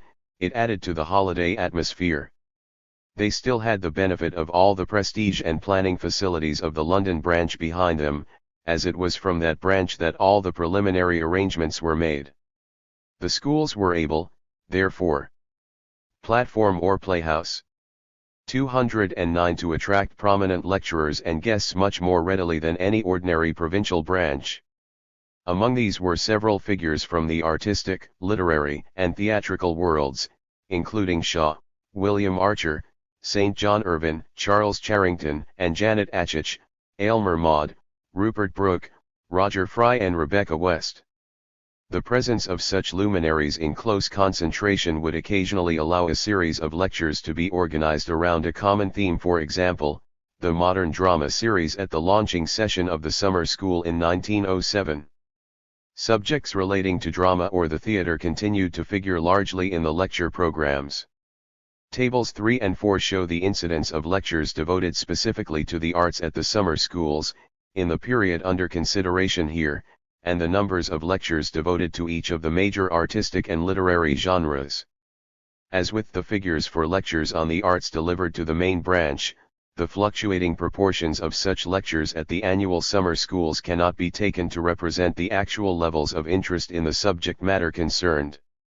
These fluctuations were due, again, to a range of mainly contingent factors. First, the need felt by the organizers to offer wide and varying programs. Second, the urgent claims of highly topical issues over those of more general and abiding significance. Third, the availability of lecturers. 44 Furthermore, there were a number of general series and particular lectures, the sessions on the non-material basis of socialism in 1915, for instance, or Ch. Norman's criticism of Fabianism and of collectivism generally from the point of view of an anarchist in 1910, which were not specifically focused on art but probably incorporated some broad cultural themes or drew on some artistic or literary sources. There were also many informal discussions on art without a prior lecture. 45 And in the years when there were no discussions or lectures on the arts, the summer schools continued to lay on a program of active artistic pursuits for the visiting Fabians to engage in: singing, dancing, concerts, recitations and play readings. It is difficult to know if there were any conscious reasons for the persistent inclusion of drama in the summer schools programs, whether as an active pursuit or as a subject for lectures and discussions. As people interested in the arts of influencing others, Fabians must have felt a natural attraction to theater. Its popularity with them also seems to have reflected a highly developed, if only semi-conscious, histrionic impulse in many of the society's adherents, and one which they felt relaxed enough about venting to the full in the holiday atmosphere of the summer schools. The pure fun of some of the dramatic activities was 211. Quite justifiable in this atmosphere, and all the more so because the schools were not entirely a holiday and members could be recalled to a seriousness of purpose about drama itself or more mundane topics in the lecture and discussion sessions. Ambivalent feelings about drama or the theater formed an important part of Fabian attitudes to lecturing in general, on whatever subject. For attention to style was as important in its way as the choice of subject matter in lending potency and plausibility to the Fabians' lectures, and not just verbal style but a vocal and performing style as well, akin to though not the same as the art of dramatic acting. There is considerable evidence to show that the leading Fabians at least were quite conscious of these artistic components in the lecture form, and strove conscientiously to master the techniques involved in perfecting the art. From their earliest days they had some splendid models in their midst. Annie Besant was celebrated as an orator long before she became a convert to Fabian socialism in the 1880s. Throughout the previous decade she had preached the doctrines of secularism with a truly religious fervour, worthy of her evangelical education. During the 80s Shaw was quickly acquiring a comparable reputation. His performance as a platform artist not only at the Fabian Society but at a whole range of venues in and near London met with considerably greater success than his other artistic enterprise of that decade, novel writing. 46 By the end of the 80s, he was outdoing Annie Besant herself in courting the favor of lecture audiences. Perhaps her elaborate rhetorical style was simply becoming outdated and its effects worn out. Whatever the reasons, her gravely censorious response to Shaw's lecture on Ibsen at the Fabian Society in 1890 met with far less applause than the lecture itself or his subsequent rejoinder to her. 47 It had required a long and concerted effort on Shaw's part to bring his speaking powers up to the level of a high art.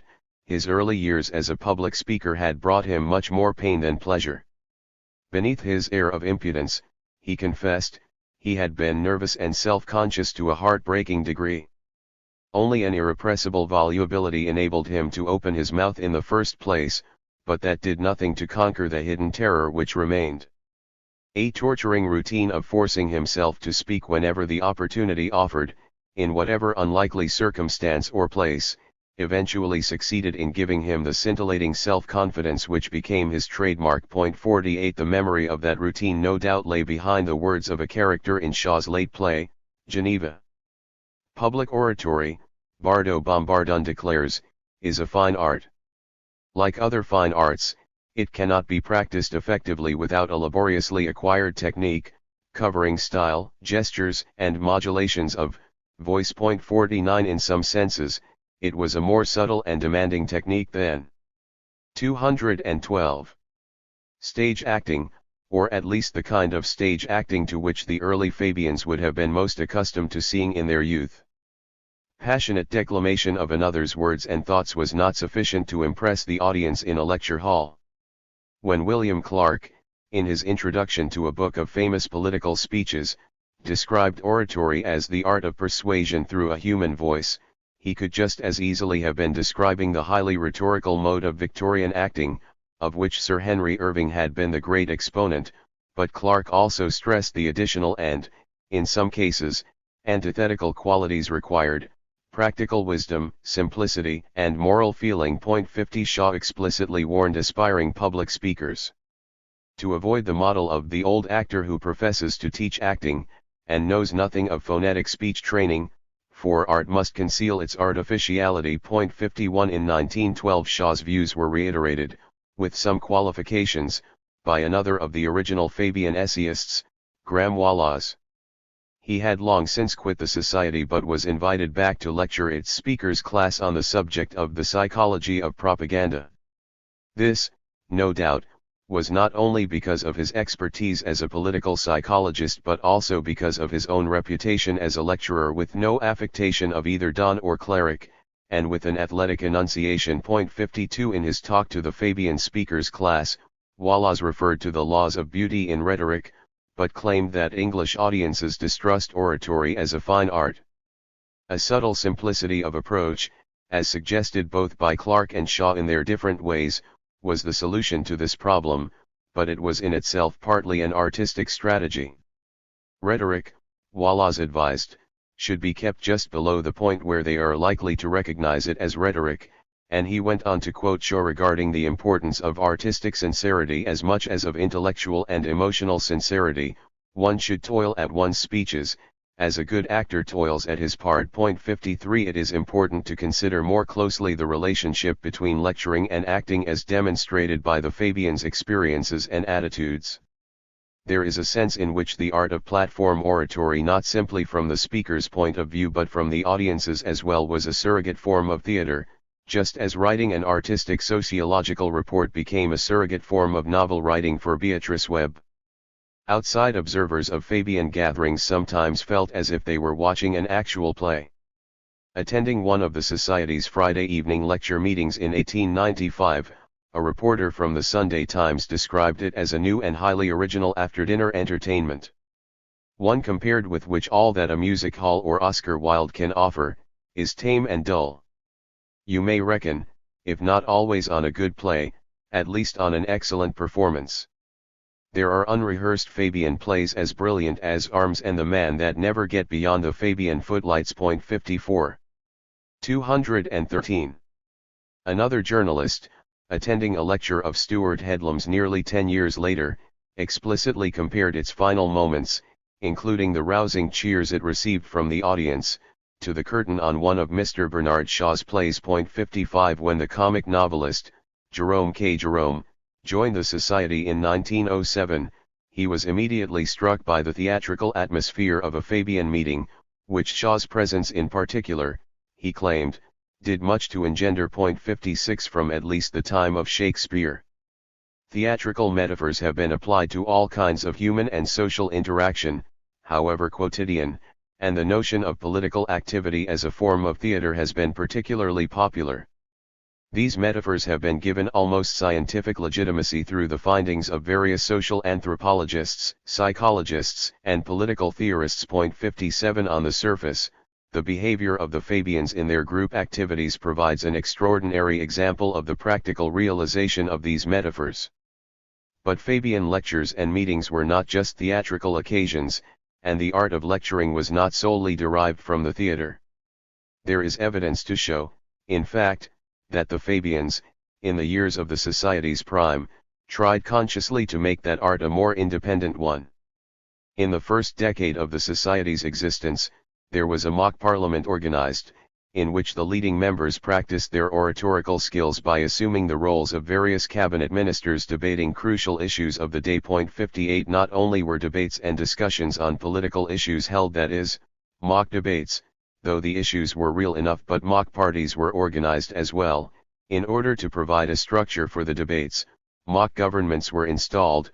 Mock bills, of a decidedly heroic character, were introduced by the new government as a focus for fresh debate, and there was an imitation Queen's speech to launch the whole proceedings. 59 A column in Annie Besant's journal, Our Corner, reported the proceedings de la Hansard. It is tempting, and not implausible, to explain this faithful recreation of Westminster in the jargon of popular psychology, as a form of wish fulfillment through role-playing. Owing in part to their relative anonymity in the early days of the society, the Fabians who participated in the Charing Cross Parliament were denied direct access to the real thing. As preparatory exercises for the day when some of its own members might be elected to Westminster, the Fabian cabinet's activities may well have served a useful, long-range purpose. Compared to its Westminster model, however, it remained a body from which no practical results are expected. 60 All of the legislative successes in the Charing Cross Parliament were, as another observer put it, simply 214. Make-believe. 61 The sessions were less an occasion for political action than for acting politics. They represented a form of amateur theatricals as well as an amateur parliament. This is not to deny their significance for the Fabians, but that significance lay as much in the artistic pleasures they represented as in any political purposes they might have served. As is always the case with the Fabians, it is hard to draw a hard and fast line between such things, but in the recollections of one, very active participant, the sessions of the Charing Cross Parliament were more memorable as a performance of a make-believe situation than as a rehearsal for a real one. Annie Besant, who assumed the role of Home Secretary in the Fabian cabinet, and who was apparently the initiator and guiding spirit of the whole enterprise. 62 Recounted with affectionate relish the crusades and battles fought within the Charing Cross Parliament, but summed it up simply as a source of some amusement. 63 For her, at least, the sheer fun of role-playing which the mock parliament provided would seem to have exceeded any serious sense of fulfillment which the roles might have given. In realizing the player's own fantasies of political power, her recollections could still be misleading as a guide to other participants' motives and feelings, and even as a complete account of her own impulses of the time when the Charing Cross Parliament was in full flight. By the time her recollections appeared, the early 1890s, she had already given up any conventional political ambitions, having decided to devote her life to the theosophical religion. And even before the Charing Cross Parliament had been established, she of all the Fabians was the least in need of the political training and oratorical experience it could offer participants. It was easy enough, then, for her to play down its significance in these respects. But in depicting the passionate performances which animated this amateur parliament as no more than an amusement, she managed to play down its full artistic significance as well. This might have been a symptom of her covert Puritanism, discussed above. Histrionics as fun were innocent enough, but they were not to be taken too seriously on their own account. Such reservations about the theatrical arts, even in the act of enjoying them, is not directly discernible in Annie Besant, though, as we shall see, they clearly bothered several of her fellow Fabians. Much of the significance of the Charing Cross Parliament lay precisely in the way it satisfied the dramatic instincts of the participants while assuaging their guilt about these.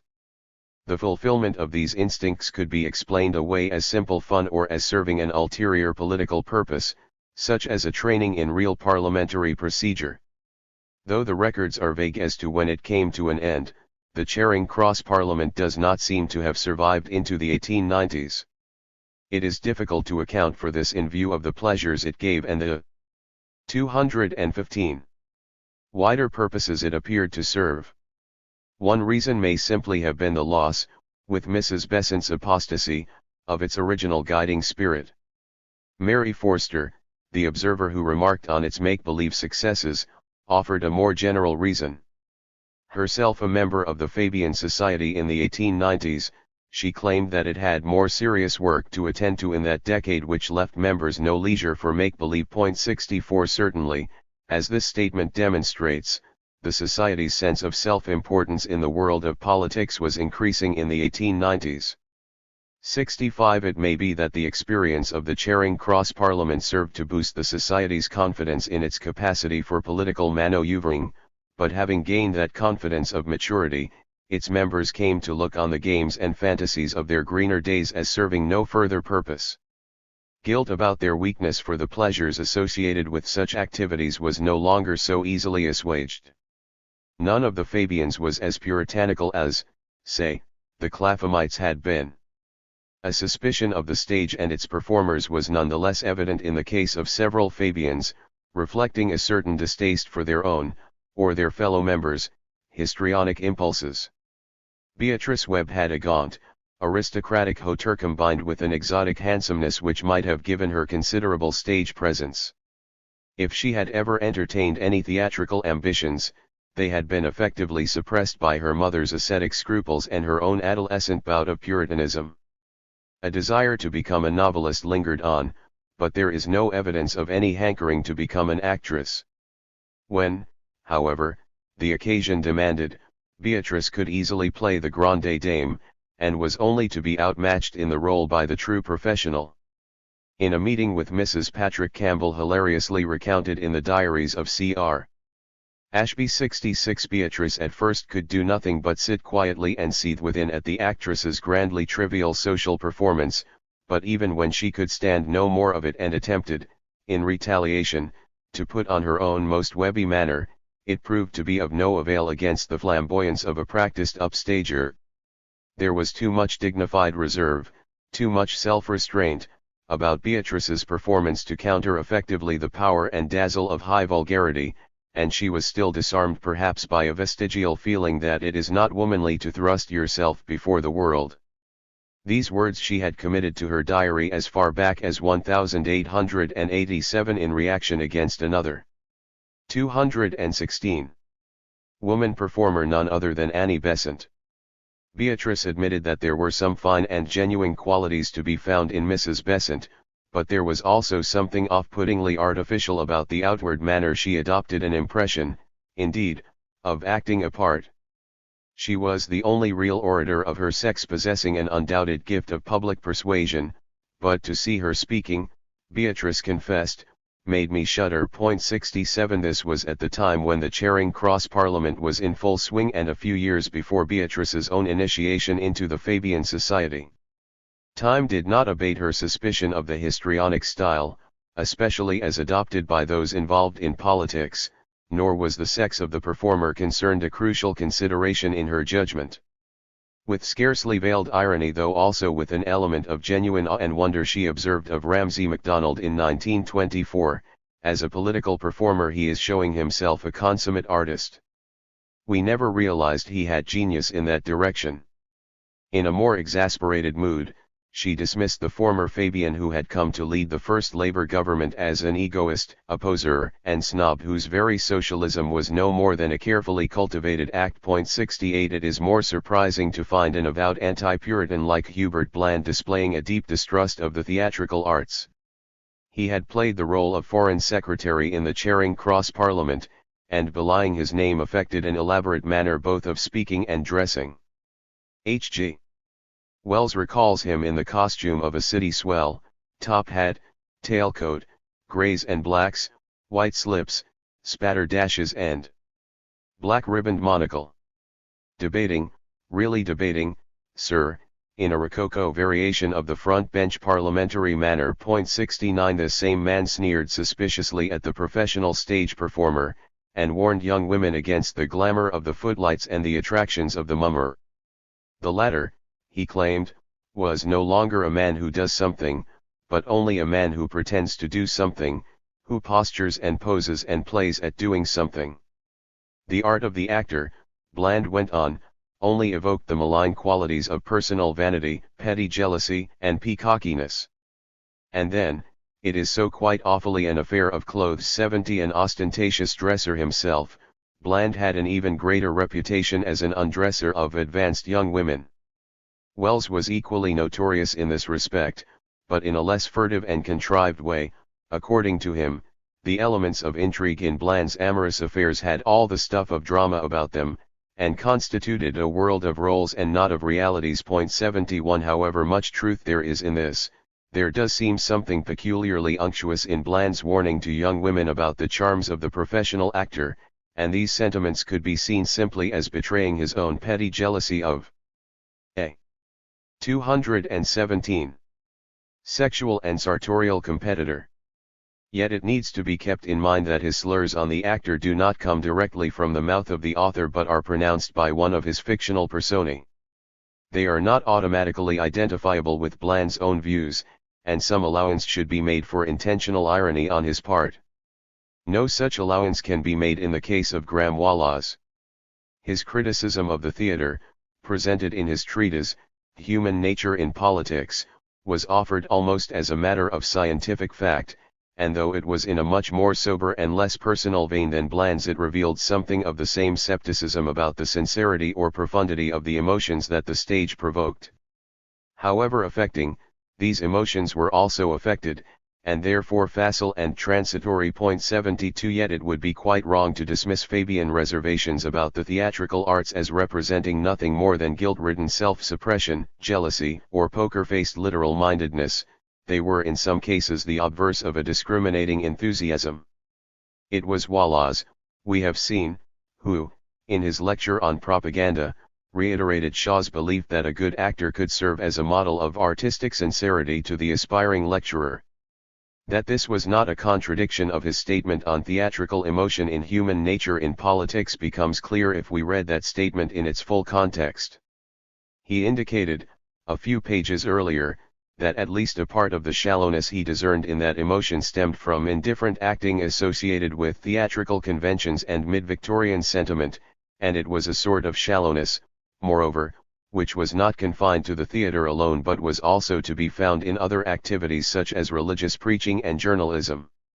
What roused his critical feelings about theatre was not its basic form so much as the tendency of its run-off-mill practitioners to resort to a stock routine glibly impressive but requiring no taxing work on their part, nor any fundamental challenge to the prejudices and pieties of their audiences. 73 Several Fabians may have come to feel that the rather self-consciously staged debates of the Charing Cross Parliament, held mainly before an audience of the converted, represented a fairly futile, if not indifferent, mode of acting and preaching. It was the overt staginess of Mrs. Besant on such occasions which repelled the young Beatrice Potter as much as the staginess of Mrs. Pat on social occasions was to repel her and Sidney in later years. 74 Bland's jibes at theatre were directed specifically at the posturing of matinee idols.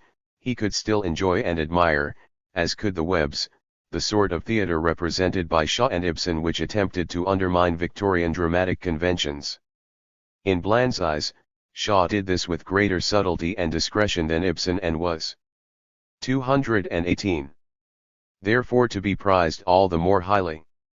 If there was anything to be criticized in Shaw's plays it was an inclination to moralize about conduct which found an outlet in preaching. 75 Bland, one might say, knew all about this weakness, being a habitual and rather more self-righteous moralizer himself. Some awareness of their own propensity for a declamatory style made the Fabians all the more sensitive to its excesses and all the more vigilant in criticizing these, whether manifested in the theatre, in the pulpit, or on the platform. Certainly, Shaw's career as a theatre critic and director of plays, if not as an actual playwright, served to free the Edwardian stage of much of the artificial posturing and rhetorical ornamentation of previous acting traditions. 76 Shaw's fellow dramatist and fellow Fabian, Harley Granville Barker, carried this work even further, but Shaw had initiated the whole crusade on behalf of stage realism as far back as the 1880s, with his championship of Ibsen. The Fabian lecture with which Shaw began his Ibsen campaign in earnest might well have derived its peculiar power from the practice which he later recommended to all public speakers of carefully eschewing the conventions and mannerisms of the old actor. It is impossible to tell from the text alone whether he managed, in delivering this lecture, to make a complete break with traditional histrionic styles, and whether he started, then and there, to apply the most recent techniques of enunciation and voice projection. But over the next few years he made various efforts to encourage his fellow Fabians to adopt a new approach to lecturing which relied less on an inherited style and concentrated more on the development of fresh styles, appropriate to public speaking in its own right and cultivated through a close attention to elocutionary techniques. It was not a case of less art and more matter, but of the subtle blending of an art with a science to give new vigor to the matter concerned.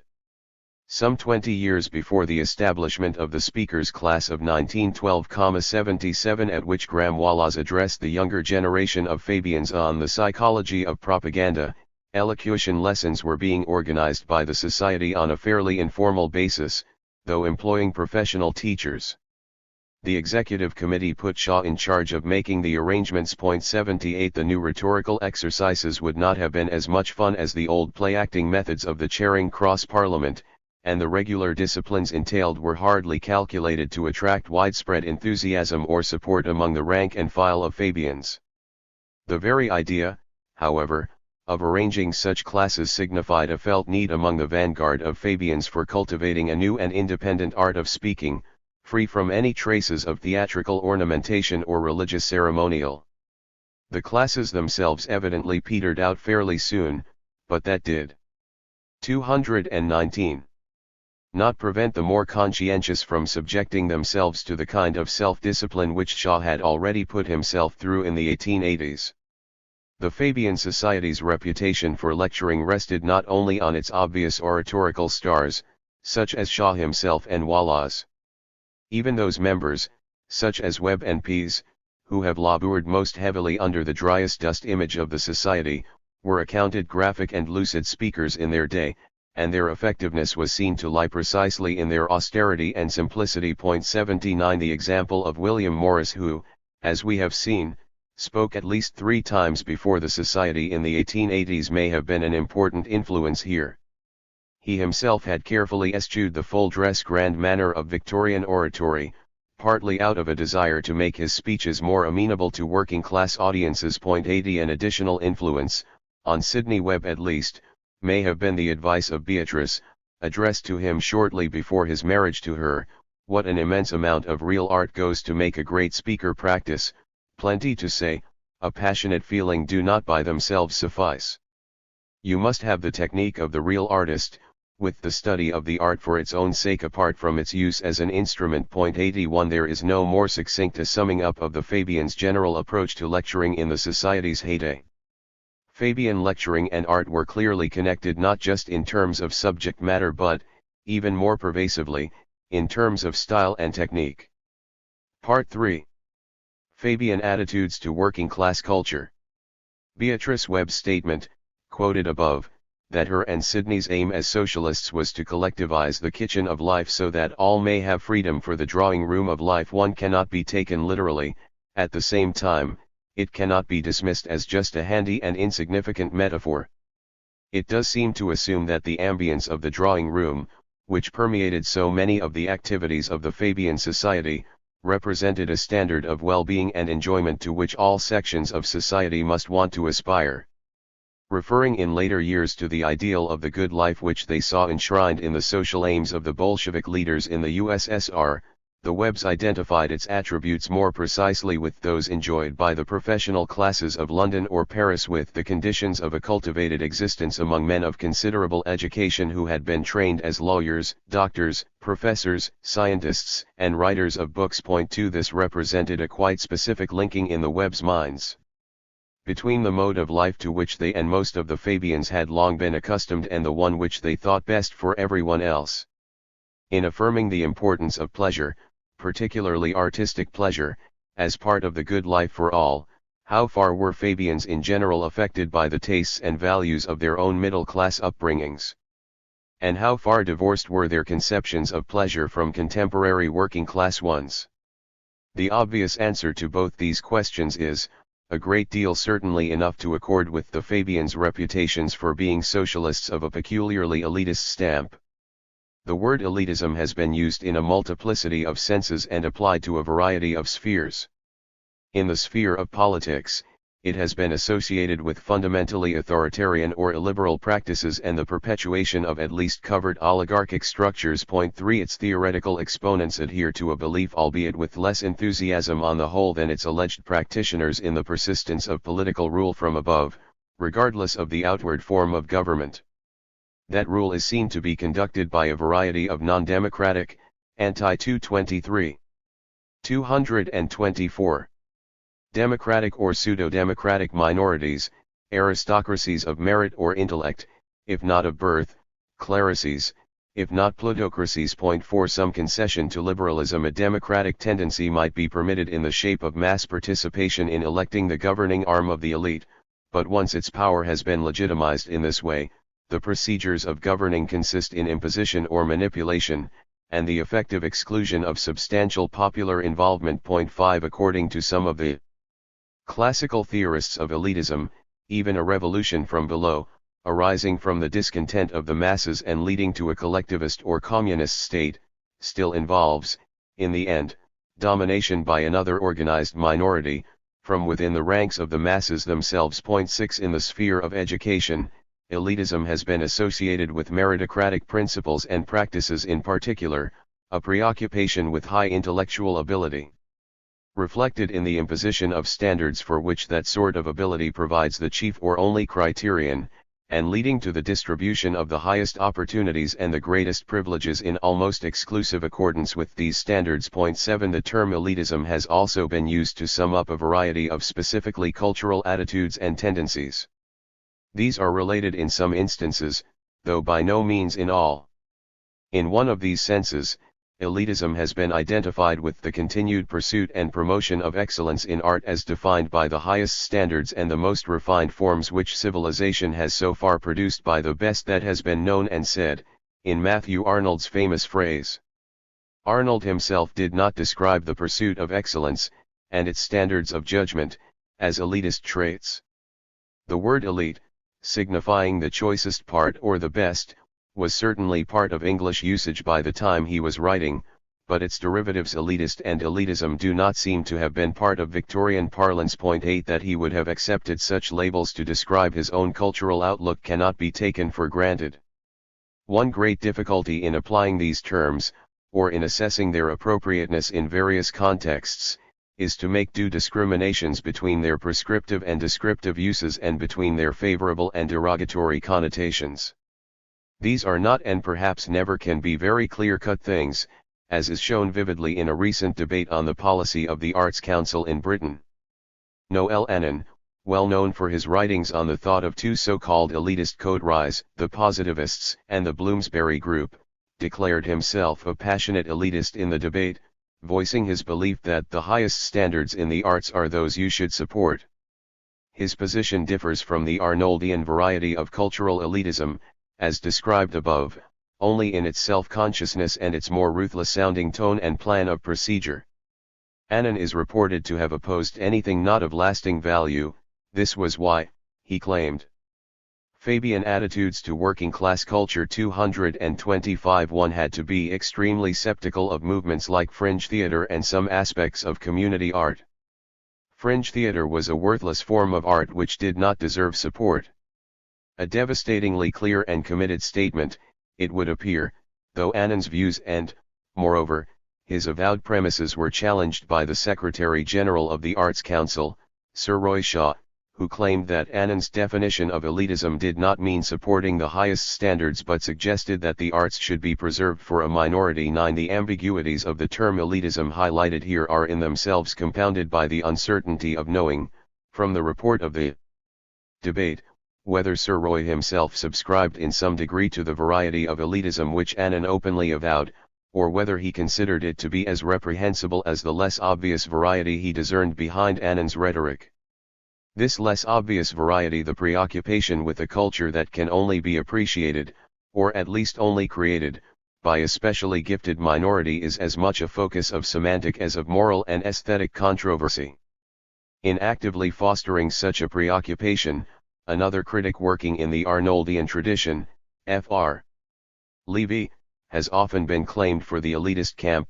10 Yet he himself condemned the word elitism as a stupid and pernicious misnomer for the belief in the desirability and inevitability of elites. 11 T.S.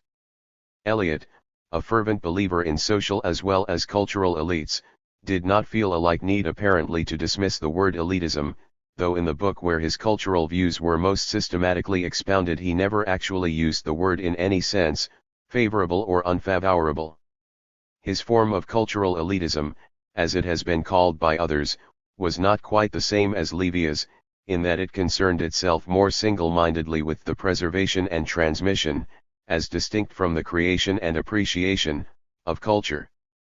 These former tasks he saw as lying invariably in the hands of the dominant class of any society, particularly where the higher varieties of culture, or what he called the more conscious or specialized varieties, were concerned. 12 Where the term elitism has been associated in any way with species of popular culture, it has been used to describe the process by which the dominant groups within any society contrive to superintend the production of that culture, thereby excluding its main consumers, the mass audience, from any active role in determining its form or its content. 13 Broad links can be found between some of these varieties of cultural elitism and the other main spheres of elitist principle or practice. For example, there are links with educational elitism in terms of shared procedures, imposition or manipulation or exploitation by a dominant. 226. Minority. Such links, however, are too broad to permit the assumption that the elitist tendencies of an individual or group will be of even measure in all spheres. The danger in applying the unqualified label, elitism, to any or all of these various tendencies is that it obscures the variety of types and levels involved and the existence of counter-tendencies. The person whose views are labeled in this manner becomes associated with an image which, whether considered a good or a bad one, tends to remain fixed, discouraging deeper inquiry and retarding a fuller understanding. All blanket labels carry this danger, of course, but elitism is one of those particularly emotive ones in which the risks of distortion and oversimplification are all the greater because of the passionate allegiance or repugnance that the word itself tends to arouse. Fabianism has labored under such an image for many years now. Various observers have marshaled considerable evidence to show that the leading lights of the Fabian Society, Sidney and Beatrice Webb, were elitists in both the political and educational spheres, and, in the former sphere at least, this label has been applied by extension to the Fabians as a whole. 14 They have not, it is true, been expressly called cultural elitists, but this is probably because they have labored for so long under the Philistine image. On investigating their opinions about culture, it is possible to find various bits of evidence that would help reinforce the elitist label to their general outlook. Certain symptoms of elitism in Beatrice Webb's attitude to art have been noted previously. For example, her special concern for the artistic genius such as Rabindranath Tagore, Virginia Woolf, or Shaw, and her unusual feelings of indulgence towards such figures springing out of deference to their great talents. Other symptoms can be found in the pages of the Fabian essays. When Sidney Olivier and Graham Wallace described here the sorts of art and entertainment which would be provided to all citizens by a socialist state, they placed explicit emphasis on the high art forms, largely associated in their day with the spectator enjoyments of the upper classes. Of all the genres of music and song, for example, they singled out opera. Such forms allowed for the direct participation only of those who had the appropriate talent or genius for executing them. As for the appreciation of such art forms, the impression was given that this depended on their audiences having been educated or refined in a like manner to their traditional upper-class sponsors and brought up in the image of this privileged minority. The processes involved were depicted as a definite movement away from any forms of present-day proletarian culture which, in Oliver's eyes at least, suffered from an almost inherent coarseness towards an ideal in which every child should be brought up as a nobleman. Even the workers of the employed proletariat, Olivier noted, are Fabian attitudes to working-class culture. 227 Generally coarse in their habits. They lack intelligence in their amusements and refinement in their tastes. Wallace was aware that the pleasures chosen by the will of the majority are often not recognized as pleasures at all, and he looked on that tendency with concern because he felt that as long as it continued, private property and even private industry must exist along with public property and public production. But for all his stress, explicit and implicit, on the need for the wealthy minority in contemporary society to simplify their lives and renounce their private interests and pleasures, he did not make any real demands on them to change or modify their basic notions of pleasure, least of all in the arts. He implied, by the procedures he advocated, that it was in the pleasures of the majority that all the changes would have to take place if those pleasures were to receive the universal recognition they required. The changes he had in mind were related to a course of education and refinement which went beyond, but took its fundamental direction from, the practices and standards of the wealthy minority in contemporary society. All schools, he felt, should be filled with the means not only of comfort, but even of the higher luxury, and associated meals should be served on tables spread with flowers in halls surrounded with beautiful pictures, or even, as John Milton proposed, filled with the sound of music. Such measures were a part of the process in which the development of all children as noblemen was the projected end product. Wallace took this ideal of the nobleman straight from the words of the central character in Ibsen's play, Rosmersholm. Both Rosmer and Wallace were rather vague about the particular attributes of the nobleman they had in mind. Wallace, however, says enough about the way of life in question to make clear that this figure was much closer to the model of an upper-class gentleman than any other models of nobility. Reiterating the expected outcome of the process by which the minority's pleasures at present would become the basis of the majority's pleasure in the future, Wallace claimed, "At last such a life will be possible for all as not even the richest and most powerful can live today." 15 To be sure, Olivier and Wallace wished to extend to all the privileges implicit in these art forms to provide everyone with the education and refinement necessary to appreciate them. But that very wish could be interpreted as a symptom of an elitist frame of mind, in that its fulfillment clearly entailed an imposition from above rather than any initiative from below, or any encouragement to such initiatives. A form of this elitism can be detected at various points in the writings of another contributor to the Fabian essays, Annie Besant. In a survey of popular amusements in London which she published some 3 years. 228. Before the appearance of the essays, she argued that the gates of art were effectively barred against the poor of London, shutting them out from the nobler and higher enjoyments. Amusements there are, in the shape of the music hall, for example, but art there is not. Where, she pleaded, are the music, the painting, the drama that delight, that elevate, that refine? Again, opera seems to have epitomized these sorts of art.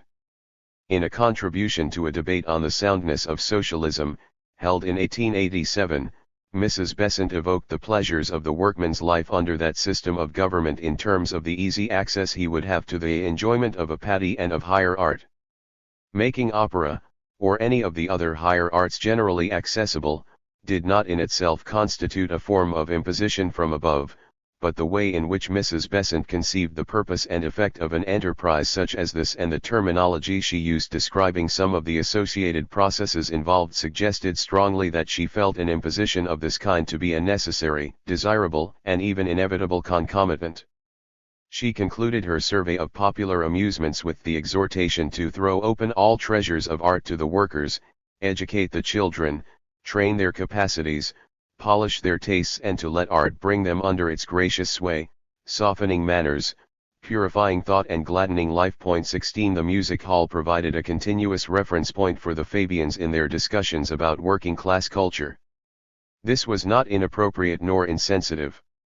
They were careful, on the whole, not to speak of either phenomenon the general or the particular in monolithic terms that took no account of regional or chronological variations.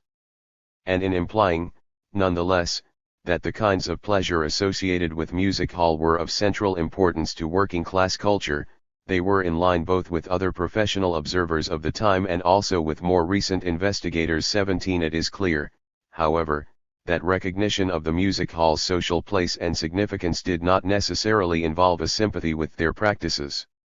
Indeed, their programs were sometimes a precise object of Fabian distaste for working-class culture. On the whole, that distaste slipped out quite incidentally, almost unwittingly. It was quite clear, nonetheless. It can be felt vividly, for instance, behind Beatrice Webb's recollections of the work of the middle-class philanthropist, Emma Kahns, with whom she was acquainted in the 1880s. Beatrice related in highly admiring tones how this woman, rebelling against the self-complacent harshness of doctrine of the c.o.s, had come to realize that what was needed even more than sanitary but dismal homes was the organization of the pleasures of the poor. The subsequent account of Miss Kahn's schemes of organization suggests that they had a definite Fabian attitudes to working-class culture, 229 sanitary intention in themselves, and a strong purgative effect which Beatrice, in retrospect, could not help registering as a change for the better. She took over the management of the Victoria Music Hall, at that time a disreputable centre for all that was bad, Charles Kingsley's licensed pit of darkness, and ran it as a place of popular musical entertainment, free from vice, and unsubsidized by the sale of drink. Beatrice showed as much admiration for Miss Kahn's niece, Lillian Bayliss, whose genius, she asserted, transformed the old music hall into a theatre, presenting excellent operas and admirable productions of nearly all Shakespeare's plays, appreciated by a wide circle of enthusiastic wage-earning patrons. 18 Opera, again, we see, provided one of the standards of worth in judging cultural phenomena, even though Beatrice was not a notable enthusiast for that genre. The tendency to judge Victorian working-class culture by the standard of high culture was not a peculiarly Fabian one. 19 And for contemporary observers, whose early social and educational background had afforded them little exposure to anything but the products of high culture, it would have been one that was almost impossible to avoid. While the Fabians' ingrained prejudices are readily understandable, it is less easy to justify the attempts of some of them to make these prejudices, in the name of socialism, a basis of their general social and political as well as cultural policies. If this characterization of Fabian policies tends to overstate the degree of conscious self-centeredness behind them, it could then be objected that their advocates should have been more conscious of the inherent dangers involved complacency and presumptuousness, as well as self-centeredness in idealizing and institutionalizing their own prejudices, and more conscientious about avoiding such dangers. The evidence which prompts and supports such criticism is, however, far too selective to provide grounds for a blanket condemnation of the Fabians' cultural attitudes or even to sustain an unequivocal charge of elitism. The similar charge brought against the Fabians' political views and schemes has also been based on over-selective evidence. The distortions involved in emphasizing the elitist elements of Fabian political thought, without any acknowledgement of other, counterbalancing elements, are now beginning to be recognized. 20 These modifying elements discernible, for example, in the Webb's eagerness to augment popular participation in a wide array of voluntary organizations, or in their enthusiasm for apparent signs of such participation in the political system of the Soviet Union, hardly allow them to be labeled straight-out Democrats, but they do cast substantial doubt on the appropriateness of the elitist label. Ironically, recognition of these counter-elitist tendencies in the Webb's political thought has come at a time when the partnership's long assumed indifference to culture in general, and 230 particular distaste for popular or working-class culture, have become the objects of explicit criticism. 21 The deficiencies of the Webbs should not be taken, automatically, to represent the deficiencies of the Fabian society as a whole, though this consideration in itself cannot hope to redeem Fabianism from any charge of cultural elitism. Some redeeming features, however, can be found in the very nature of those elitist tendencies noted above in the Fabian essayists. While their cultural programs for a socialist state entailed little more than the wider proliferation of their own kind of culture, their motivation in recommending those programs was nothing if not benevolent. The quality of popular culture was an issue of genuine concern to them, and their object in attempting to imbue it with the riches of high culture was to facilitate, not hinder, complete social leveling. In applying the word elitist to their views, especially by way of criticism or reproach, one must be careful to distinguish it from the type or types of elitism which have no egalitarian ramifications or a resolutely anti-egalitarian aim. If they wished to prescribe or superintend the culture of the majority, their intention was not to keep traditional, high art preserved for a minority audience, nor in any other way to reinforce the current cultural and social divisions between the mass of the population and its ruling elites. The complete opposite was the case. Much more so even than their political motives and schemes, the Fabians' cultural attitudes constitute an amalgam of elitist and egalitarian elements. Criticisms which label the Fabians flatly as elitists, without discriminating between various types and levels of elitism, or clearly acknowledging the elements in their thought which qualified or ran counter to this tendency, can serve only to compound the distortions in the received image of the society. A detailed investigation of the Fabians' assumptions and aspirations reveals a whole host of contradictions and self-contradictions regarding the desirability or possibility of elite manipulation on the one hand, and of popular participation on the other. This deep-seated ambivalence in the Fabians' attitudes undoubtedly springs from their own position as a middle-class socialist elite, and represents anything but a cohesive or coherent cultural policy on the part of the society. But it at least conveys their general sensitivity to the importance of artistic issues in relation to political and educational ones, and shows their capacity for transcending on occasion the assumptions and instincts of their class position. Several of them can be found attempting to confront their elitist tendencies, even pushing these in anti-elitist directions, rather than giving in to them altogether or erecting them into a passionate and unashamed philosophy in the manner of Noel Annan. As we shall see, the very conception of what might be included in the Fabian attitudes to working-class culture 231 category popular culture was a contradictory, or at least very variable, one in Fabian thought. Few Fabians, in fact, attempted to define its boundaries expressly, but even those who came close to doing so were not in accord over the matter, and sometimes confused within themselves. This is hardly surprising, nor particularly blameworthy. Professional sociologists and historians of popular culture continue to present an array of competing or conflicting approaches to the phenomenon, which only condemn it to remaining, on the conceptual level, an indistinct term whose edges blur into imprecision. 22 Certainly very little has been achieved in the way of clarifying the nature and extent of its connections with other kinds of culture, whether in the sense of specific class cultures, or grades of culture, or the various undifferentiated, though hardly value-free, categories. It would, admittedly, be very arbitrary to draw any rigid distinctions between popular culture and these other categories. 23 And it would be ahistorical to assume that such categories in themselves have ever conformed to a completely homogeneous type. 24 There is no doubt some value, therefore, in the diversity of interpretations relating to popular culture, and rather than trying to track down an ever-elusive, and perhaps illusory, general meaning, it is perhaps best to make do with a series of limited or local definitions for specific purposes. It is possible to be more certain about what popular culture isn't. It could never be associated in any way with the determinately exclusive minority culture which Noel Annan has been criticized for supporting. Another variety, completely antithetical to popular culture, was the butt of William Morris's criticisms, nearer to the time of the Fabian Society's heyday. Morris referred scornfully to the art which professes to be founded on the special education or refinement of a limited body or class, claiming that any such form must of necessity be unreal and short-lived. He was not including all of the high or traditional fine arts in this category. He clearly envisaged a continuing role for the highest intellectual art alongside those more popular forms which he chose to encourage: weaving, pottery, domestic furnishings, decorative implement making and the other domestic handicrafts. High art in his eyes only became artificial and moribund when it deliberately isolated itself from the mass of mankind and became the preserve of a coterie.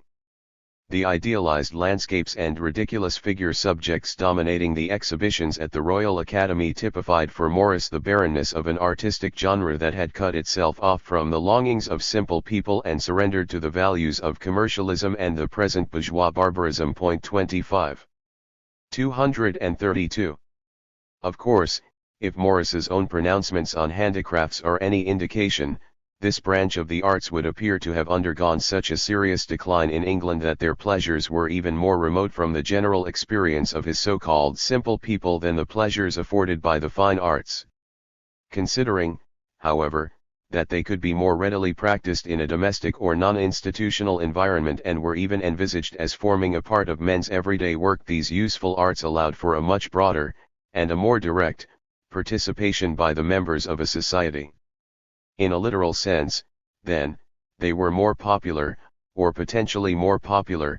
Morris entertained no hope that they could make any real contribution while capitalism still held sway, and spoke only of their role in the socialist future, as judged by their putative role in the pre-capitalist past. Following Marx, Morris envisaged that the future society would eventually shed any distinctive class character, and, among English socialists of the time, he came the closest to providing a blueprint for a classless art to match.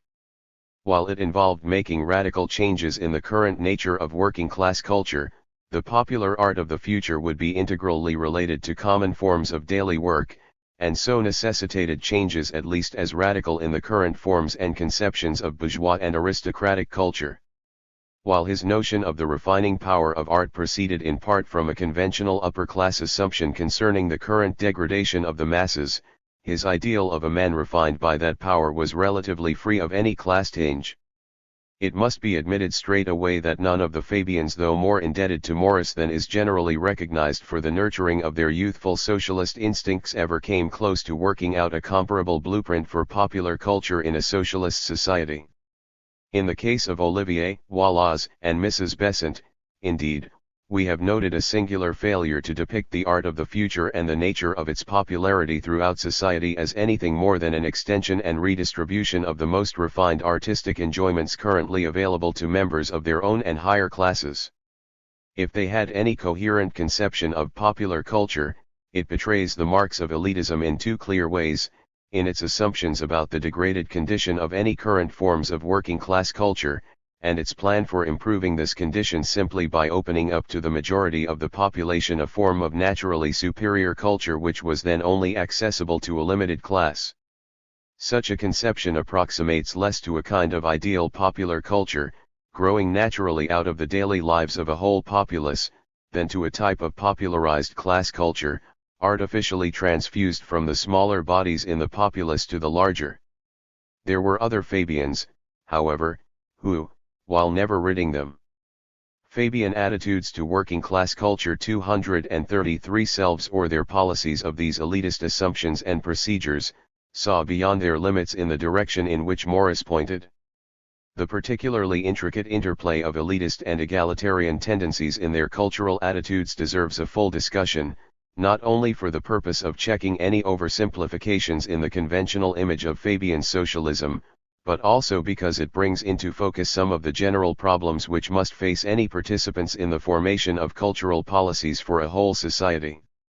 By observing the ways in which a group such as the Fabians dealt with, or failed to deal with, the complexities of these general problems, aspiring participants may even gain some lessons in procedure themselves. One persistent problem appears to be the inevitable intrusiveness of class preconceptions and predilections in any ideas for a cultural policy. The example of the Fabians shows clearly that this problem was not just manifested, or caused, by an inflexible bias against the cultural habits of other classes. The Fabians' attitudes to working-class culture, for instance, were far more complicated than their occasional displays of outright distaste might indicate, and that distaste in itself evolved from a set of complex and ambiguous feelings which cannot be characterized as mere class prejudice. After all, it was through a reaction on the Fabians' part against many of the conventional values and institutions of their own class as well as of the class above them that socialism came to root itself in their minds. The artistic values and institutions of the middle and upper classes were by no means immune to that reaction, though the particular artistic genres which these classes enjoyed continued to form the basis of the Fabians' own tastes and in some cases of their conception of what art, essentially, was.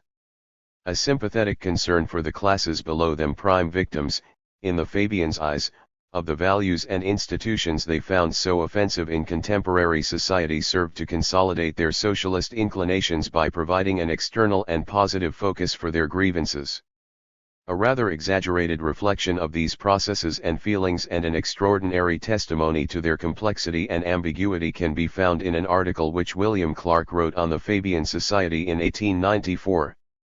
In this he quoted the statement of a famous English politician who had told him that labor men were no use as leaders and that if the labor movement was to be successful, it must be led by educated men. Clark affected to endorse this unashamedly elitist viewpoint, but undercut it at the same time by adding a crucial qualification. The politician's verdict, he intimated, rightly pointed in the direction of a union of culture with labor. Only, be it observed, it must be union on equal terms. There must be no lofty condescension on the part of culture any more than base. 234.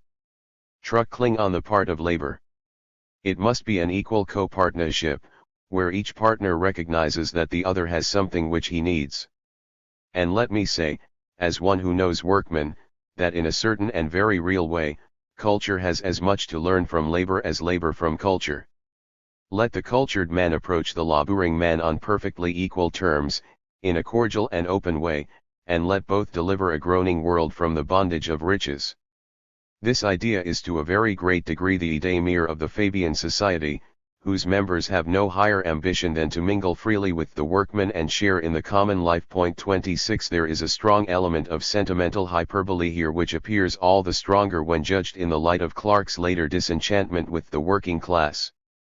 In fact, that disenchantment, marked as it was by an extreme repugnance for working class tastes and pleasures, may well have had its origins in Clark's assumption, already apparent in the passage cited, that the life of labor was clearly distinct from the life of culture and bereft of any of the eater's most valuable features. Nevertheless, the above passage, written while Clark was still a Fabian, did insist that the converse was also true, and suggested that the dissociation between labor and culture could and should be halted so that each side could benefit from the other's attributes. There was no overt prejudice here in favor of the attributes of culture or of the classes that Clark saw as possessing these, though a type of prejudice concerning the actual meaning of culture was still discernible in the implication that the activities and sensibilities of labor had nothing to offer in a cultural sense themselves, nothing about them which could even be called cultural because the laboring man had not been sufficiently or properly educated.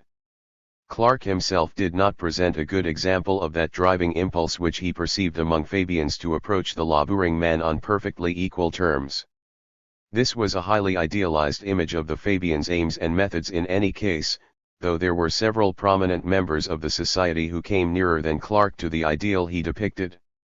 Significant signs of their tendencies in that direction can be found in their attitudes to working-class culture itself, in their tacit recognition that such a thing existed and was not, as Clark implied, a contradiction in terms, in their general avoidance of a disdainful or condemnatory tone in discussing the tastes and pleasures of working men, even those which they found particularly crude or debased, in their sympathetic explanations of these alleged crudities, and, most strikingly, in their acknowledgement every now and then that there were certain aspects of working-class culture, even some of the cruder aspects, which had a definite merit in themselves, and were sometimes of greater merit and greater interest than their middle or upper-class versions. These facets of the Fabians' attitudes were often revealed at the same Fabian attitudes to working-class culture 235 time as their distaste for working-class culture, and served to modify the strength of that distaste there and then. Ambivalent feelings towards the culture of all classes can be discerned in the writings and pronouncements of several Fabians, and such feelings should alert us to the oversimplification involved in IG account of the Fabians' cultural policies, which sums up their aims and methods merely in terms of the imposition on all of art from above and the eradication or discouragement of art from below. Fabian attitudes to the music hall and associated entertainments provide some pertinent evidence in this respect. The unmitigated distaste which Beatrice Webb voiced in her memoirs for the unreformed Victoria Hall was by no means characteristic of these attitudes. Indeed, the strength of her distaste in this instance, compounded by her unequivocal praise for the work of Emma Conns and Lillian Bayliss in transforming the tone and nature of the Vic's entertainments, cannot be assumed to be completely characteristic of Beatrice's own attitudes. An earlier view of hers, recorded just after her attendance at one of the performances arranged by Miss Conns in the 1880s, expressed some dismay at the insipid refinements which that grand woman had introduced, and evinced a nostalgic relish for the vitality of the older and cruder fare. To me it was a dreary performance, sinking to the level of the audience, while omitting the dash of coarseness, irreverence and low humor which give the spice and reality to such entertainments. To my mind the devil is preferable, and in every way more wholesome, than a shapeless mediocrity. 27 This view was enunciated 5 years or so before Beatrice became a Fabian, but it expressed a familiar tension in the minds of those who had already joined the society and who had started attending similar sorts of entertainment. On the one hand, there was a quite ingrained belief about the debased level of working-class taste, but, on the other, an awareness of the genuine value to be found in some of the manifestations of that taste, despite or precisely because of its baseness. The degree of awareness varied from Fabian to Fabian, as did the nature of their valuation, and its effect on their ideas for a cultural policy. It is significant that an awareness of this kind can be found even in the writings of Fabians who recognized no artistic qualities at all in the manifestations of working-class culture which they witnessed. In the conclusion to her survey of popular amusements in London, Annie Besant conceded that the music hall entertainments of the poorer classes, though devoid of anything which could be called art, were better, far better than nothing, and the detailed sketches she drew comparing the range of fare available at the cheaper and at the more expensive halls, suggested strongly that she felt working-class amusements of this kind to be considerably better than their middle-class counterparts. She did recognize a phenomenon which, 236, could be called middle-class art, but she was very sceptical of its pretensions to that status. In its very restraints on fun, gaiety and natural bodily delights, it seemed to her to be vulgar, crude, and superficial to the last degree. It reflected a prurience which was all the worse for being coy and repressed. She found serious shortcomings even in those places of higher class entertainment where the fare offered was free of anything which could be construed as coarse or indecent. The plusher, more expensively priced music hall, patronized by the middle-class enfranchised youth, was an example she gave of this type of institution.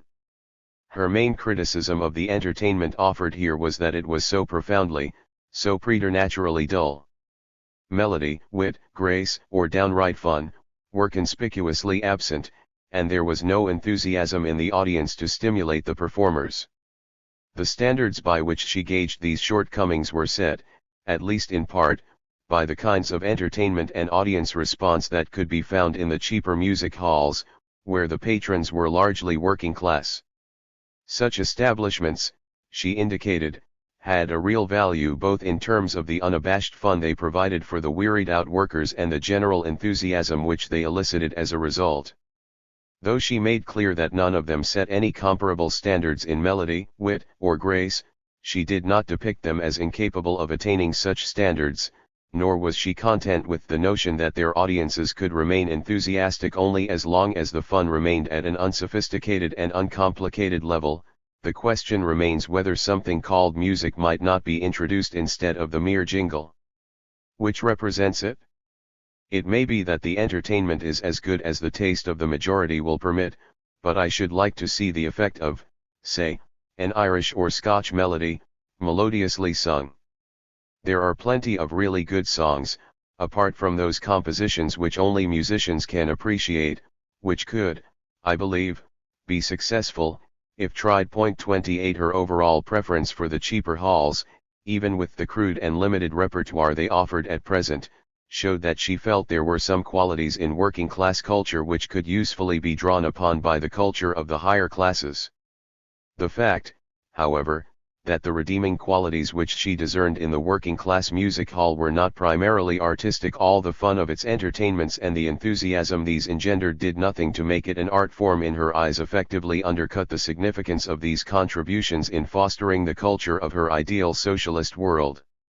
The limitations, for her, of these contributions were defined by the limitations of her own conception of art, which she could not get away from viewing in terms of the highest, most refined forms, and her ideal of a socialist culture was based simply on the widest possible proliferation of those forms. So strong was the relationship between her own personal ideals in art and the ends of her Fabian attitudes to working-class culture. 237 cultural policies that it is doubtful if the music hall, for all the good points which she saw in it, would have been provided with any incentives to survive in her socialist world, or that she would have lamented its passing. A very different approach to the question of popular culture is represented in Stuart Headlam's attitude to the music hall, notwithstanding the broad similarities which existed between his and Mrs. Besant's tastes and distastes. Headlam's personal taste in art was at least as refined as hers. Details we have of the decor and furnishings with which both of them chose to surround themselves at home suggest a fastidiousness and sense of style which could match that of any fin de siècle aesthete. 29 And Headlam made quite clear at times his feelings about the inferiority of the standard of taste of the multitude. That phrase can be found in some digressionary comments he made on English drama in 1907 while lecturing to the Fabians on the subject of land values. Its derogatory implications are made clear by the explicit distinction he went on to make between good plays and those which he felt were playing down to popular taste. The words multitude and popular here were not necessarily synonymous with working class, but were meant to apply to higher classes as well. In fact, Headlam's special butt seemed to have been the hat-wearing matinee lady whose theatrical diet consisted of little else but operetta and melodrama, and the large commercial managements who continually indulged her appetite for this facile fare. 30 Reflecting the confusions produced, then as now, by the term popular. 31 Headlam associated it specifically on another occasion with the cultural and recreational activities of the working class. It is significant that when he did so, much of his distaste for popular fare was displaced by, or mixed in with, a good deal of sympathy. For instance, in a lecture he delivered on theatrical and associated entertainments towards the end of the 1880s, he defended melodrama, linking it with tragedy as a form of pleasurable education by which the audiences of a popular playhouse were instinctively, for the moment, at any rate, loving what is good and hating what is evil. It was in the course of this defense that he coined the maxim, "A work of art has failed of its object if it does not give pleasure," and it was partly on the basis of the relationship he perceived between art and pleasure that he included not only melodrama but also the music hall stage or the theater of varieties as a definite art form.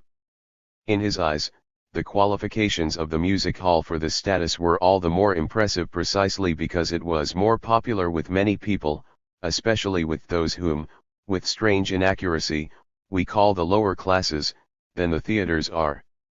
It represented a type of art which was not for the select few but by the people and for the people. 32 Here was the crucial difference in Headlam's views from those of 238.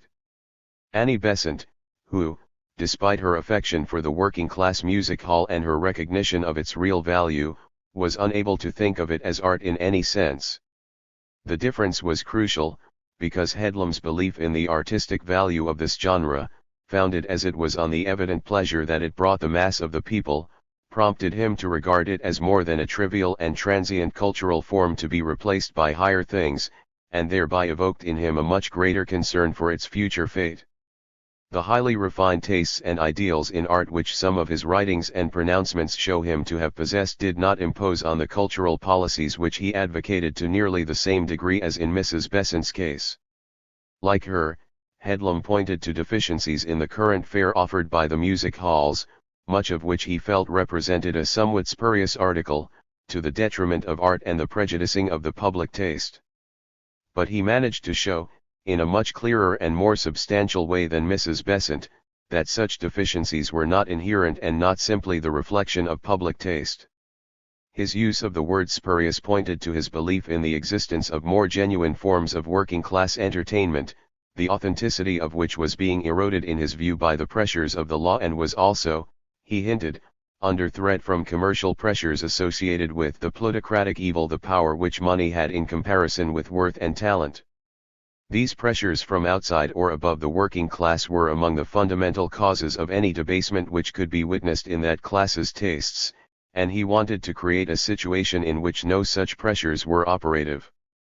Under the present law, he explained, a theatre was decreed to be a place licensed by the Lord Chamberlain where you may act stage plays, and where you may dance, and where you may not smoke, whereas a music hall was a place licensed by the county council, where you may not act stage plays, where you may only dance if you have permission to do so, and where you may smoke.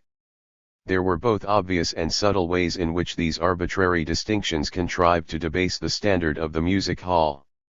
For a start, they empowered the county council to refuse dancing licenses, and dancing, in Headlam's view, had been the most artistic work of all the music hall's attractions. In the 1870s, a music and a dancing license always went together. The fact that a dancing license had now become so difficult to obtain had adverse effects even on the artistic forms which were more freely sanctioned, notably the music itself. In some instances, the managements were forced to fill the gap left by the forbidden dancer with the comic and serio-comic singer, and superior persons say how vulgar these places are, forgetful that they threw the restrictive laws.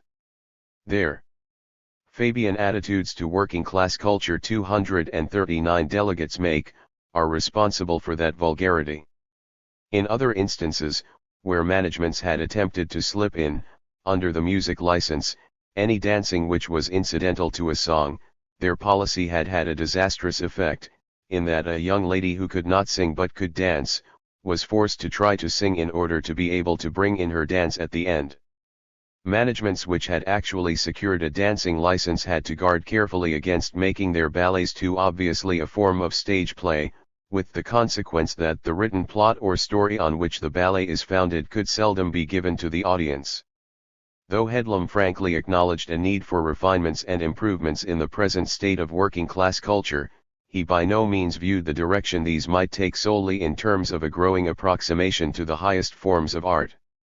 If his attitudes to the music hall show him to have been in danger of idealizing any form of culture, it was not those high varieties traditionally associated with the upper classes, but a pristine form of working-class culture supposedly in existence before the imposition of restrictions devised or sanctioned by the upper classes. Perhaps the image he presented of this particular form was too good to be true. It nonetheless highlighted an area of his cultural policies which concerned itself not with changing the basic nature of working-class taste by acts of imposition from outside and above, but, on the contrary, with facilitating the growth of the purest and most authentic elements in that taste by removing what impositions now existed and encouraging some measure of self-direction. In campaigning for the abolition of legal distinctions between theaters and music halls, Headlam's aim was to allow the managements of both these types of institution much more freedom and flexibility to cater for the tastes of their audiences. In fact, the only restriction would come in the shape of popular control, a check, presumably, against any tendency of the managements themselves to dictate, rather than simply cater for, the public's tastes. He was most keen to let the public have plays, songs, dances, with or without smoking or drinking, just as they liked. 33 In effect, this was the basis of Shaw's cultural policies as well, though he personally had much less time for popular entertainments of the music-hall variety and resisted on practical grounds the exercise of any control by audiences over the day-to-day management of theaters. Derogatory comments on the fare offered by the music halls were scattered throughout his writings as a professional music critic in the years 1888 to 94.34. These did not, however, amount to an indiscriminate attack, and he suggested, at least as strongly as Headlam or Annie Besant, that certain higher-class entertainments, like the commercial theatre, suffered from more general and deep-seated deficiencies. In an article he wrote in 1893, he depicted English theatre management as largely a version of 240 speculative sport, into which artistic aims enter about as deeply as the improvement of natural horse breeding enters into the ambition of our gentlemen of the turf. As a consequence, he observed, the public went more and more to the music hall, because that was the only place of entertainment where you can be quite sure of not having your evening and your money entirely wasted. London Opera, he felt, was plainly inferior to the music hall in terms of real stage art, by which he meant such things as the costuming, lighting and scenic effects. 35 And some 10 years earlier we find him suggesting that higher class entertainments were unable to match the potential of the music halls as artistic agencies in society. Confronted with a completely indiscriminate attack on the halls by Francis Hueffer, editor of the Musical Review, Shaw was roused to defend these against the charges of evil laid at their door, and said he was convinced that once they had been freed from the censorship of Middlesex magistrates and the like, they would do more to educate the people artistically than all the niminy-piminy concerts in the world. I have been at these concerts and I have been at music halls and not enjoyed any of them, but I gained the knowledge on which I base my opinion. Highly cultivated people like to be infantile in their enthusiasms occasionally, hence the esteem in which they hold old ballads. But there are old ballads which are quite inferior words and music to some music hall songs. On this subject, I am an advocate for music halls absolutely free from restrictions. 36 This pronouncement was made about a year before the Fabian Society was founded, and nearly 2 years before Shaw joined. Though he was never as passionate again in his advocacy of the music hall, the general assumptions behind his advocacy here remained with him as a Fabian, and were even seen by him as a part or reflection of the spirit of Fabianism. 37 It was a task for Fabians, in particular, he suggested in 1898, to put the wants of the community first even where these were completely at odds with their own wants. To operate policies for the benefit of the whole community which involved a conscious frustration of the community's general wants smacked of impossibilism to Shaw, and the object of Fabianism, he averred, is to destroy impossibilism. Despite his own convictions, therefore, that horse-tracked ions, tall hats, furs and feathers, and 99/100 ths of what people call art are damnable, he could not have refused to help in any of the steps to improve the conditions under which the industries involved in these things are carried on. 38 He remained an active supporter of amateur artistic activities in the community, and intimated that for various reasons these represented a more viable or vital form than much professional or institutional art. For example, he poured scorn on those persons with very high ideals in music who felt they could elevate the culture of the neighborhood by securing a grant from the municipality. Fabian attitudes to working-class culture. 241 Building a handsome concert room or opera house and obtaining the services of the best artists from every part of the world. Such schemes were not only impracticable in his eyes, they also failed to offer any of the pleasure, interest, fun, or social atmosphere which were produced by tapping musical talents from within the neighborhood itself and organizing artistic activities on the basis of these. 39 Attempts to serve the community while maintaining a stubborn resistance to its wants and attempts to make one's own wants or likes the foundation of a general policy for the community's welfare did not differ much in effect, as far as Shaw was concerned.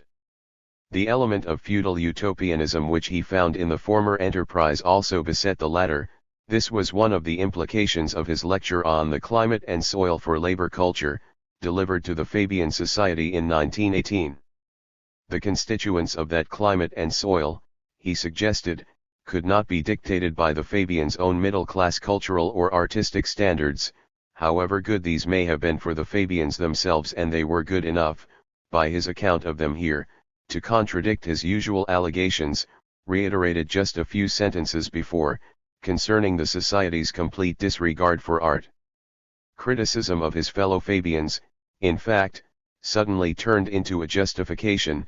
Which of us, he asked, with specific reference to the early Fabians, could seriously believe that the melancholy beauty of such really fine art as our middle class could produce would appeal to the working classes or be of much use to them?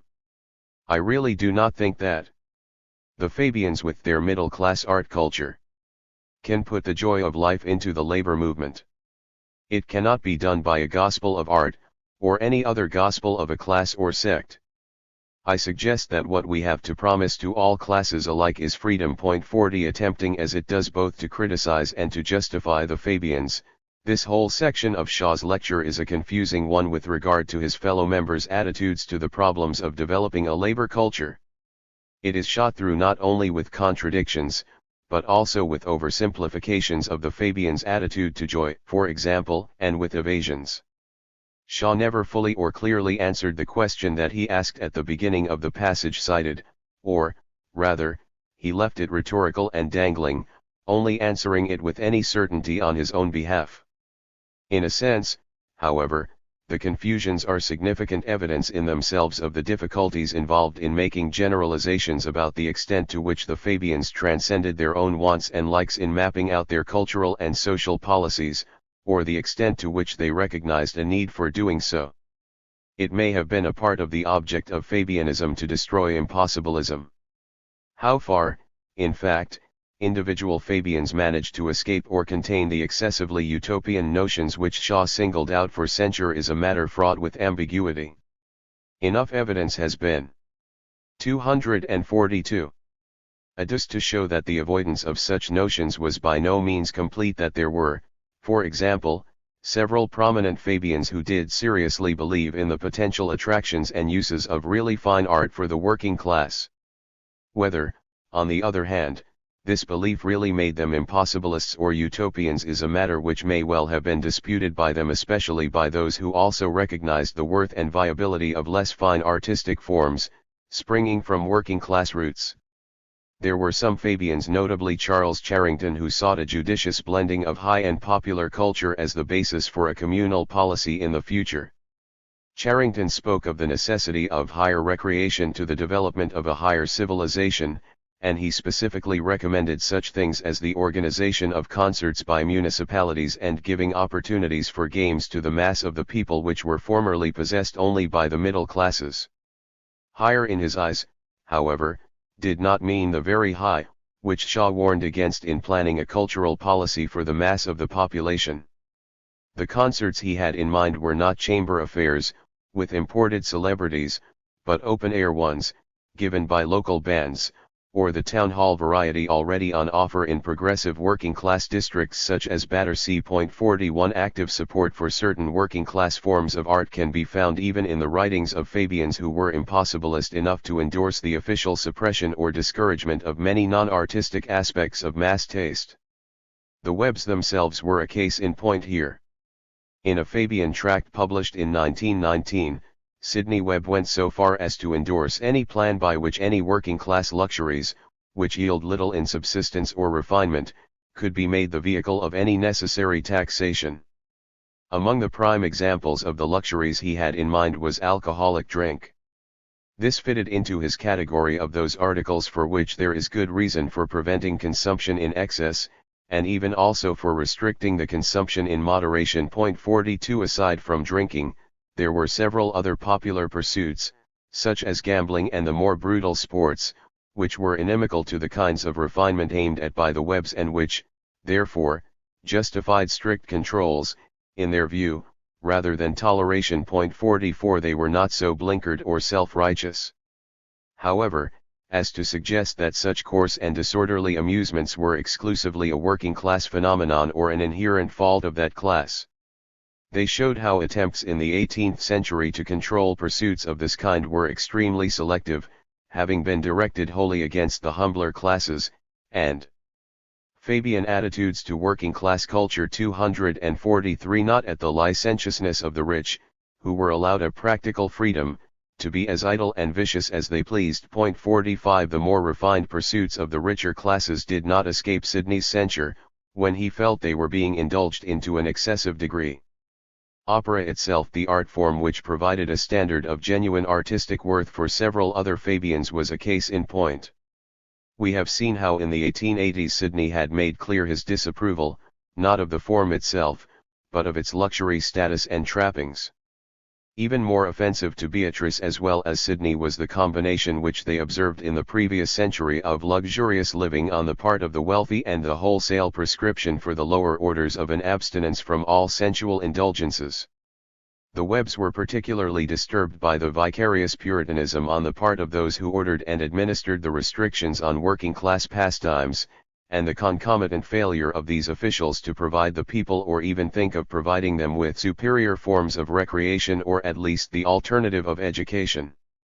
Late 18th century magistrates, according to the Webbs and the contemporary commentators which they quoted, seemed intent merely to deprive the lower orders of their margin of leisure and opportunities for amusement. 46 The Webbs' own brand of Puritanism was certainly never as deep-dyed as this.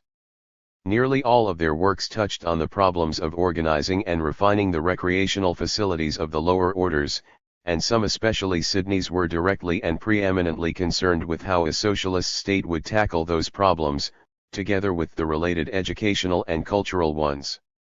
Their very compulsion to organize and refine was a symptom perhaps of that elitism which other commentators have discerned in their schemes and ideas.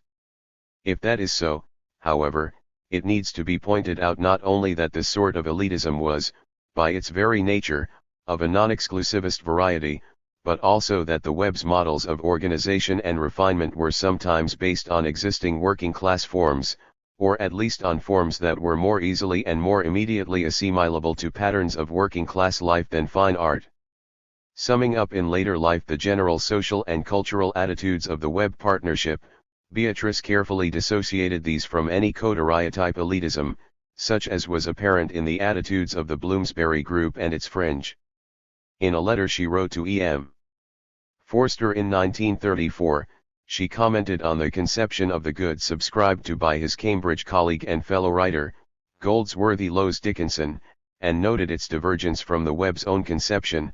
Lowes Dickinson's, she suggested, was related to his exquisite sense of beauty, whereas ours, I am afraid, is always based on the social value of an 244 institution or law, that is, the way in which it will raise or lower the culture and development of what are called the common people. 47 A few years earlier, she portrayed one of the most prominent members of the Bloomsbury set, John Maynard Keynes, as a man of science with a remarkable literary gift but without the makeup of a political leader.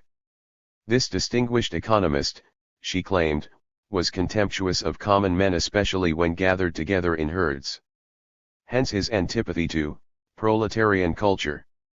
He dislikes all the common or garden thoughts and emotions that bind men together in bundles. 48 The Webbs' differences with this kind of outlook were only implied here, though, as seen above, Beatrice spelt out other differences with Bloomsbury, on related grounds, in her scattered observations on Leonard and Virginia Woolf.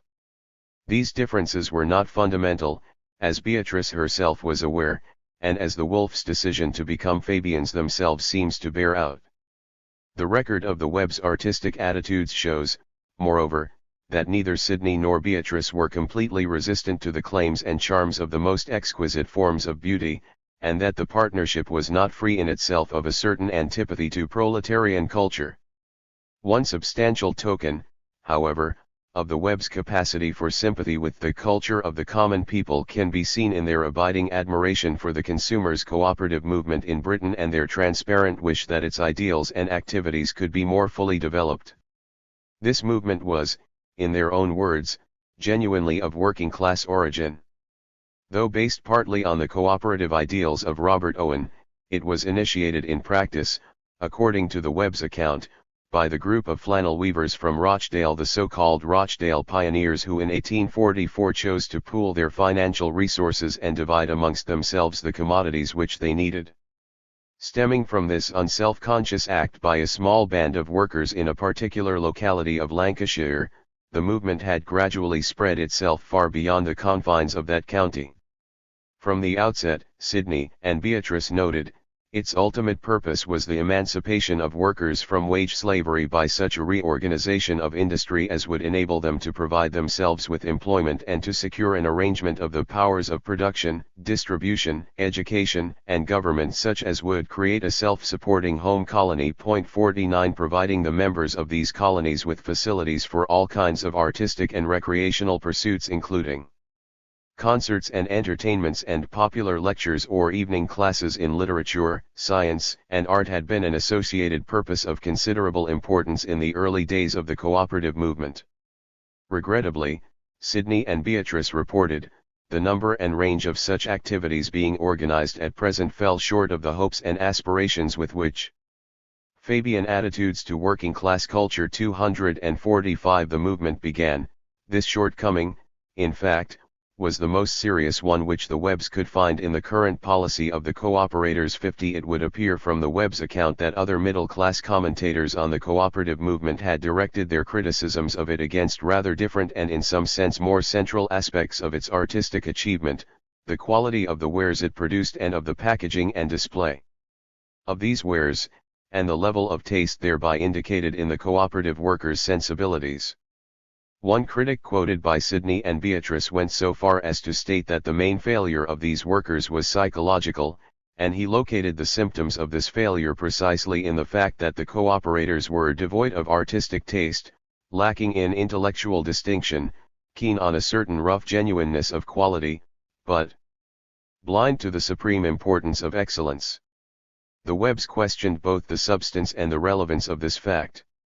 They conceded the unsatisfactoriness of certain elements in the workmanship of cooperative products, but they were more prepared to find extenuating circumstances for these deficiencies, and counterbalancing features, than they were when discussing the movement's deficiencies in organizing artistic activities outside working hours. As we have already seen in looking at her general study of the movement published in 1891, Beatrice had been impressed from early on with the overall standard of taste shown by the cooperative communities in the goods they produced and consumed, especially in comparison with the shoddy standards perceived in the produce of capitalist manufacturing concerns. Her later analysis of the consumers' cooperative movement, written in conjunction with her husband after the First World War, reveals an even greater respect for the cooperators' artistic capacities.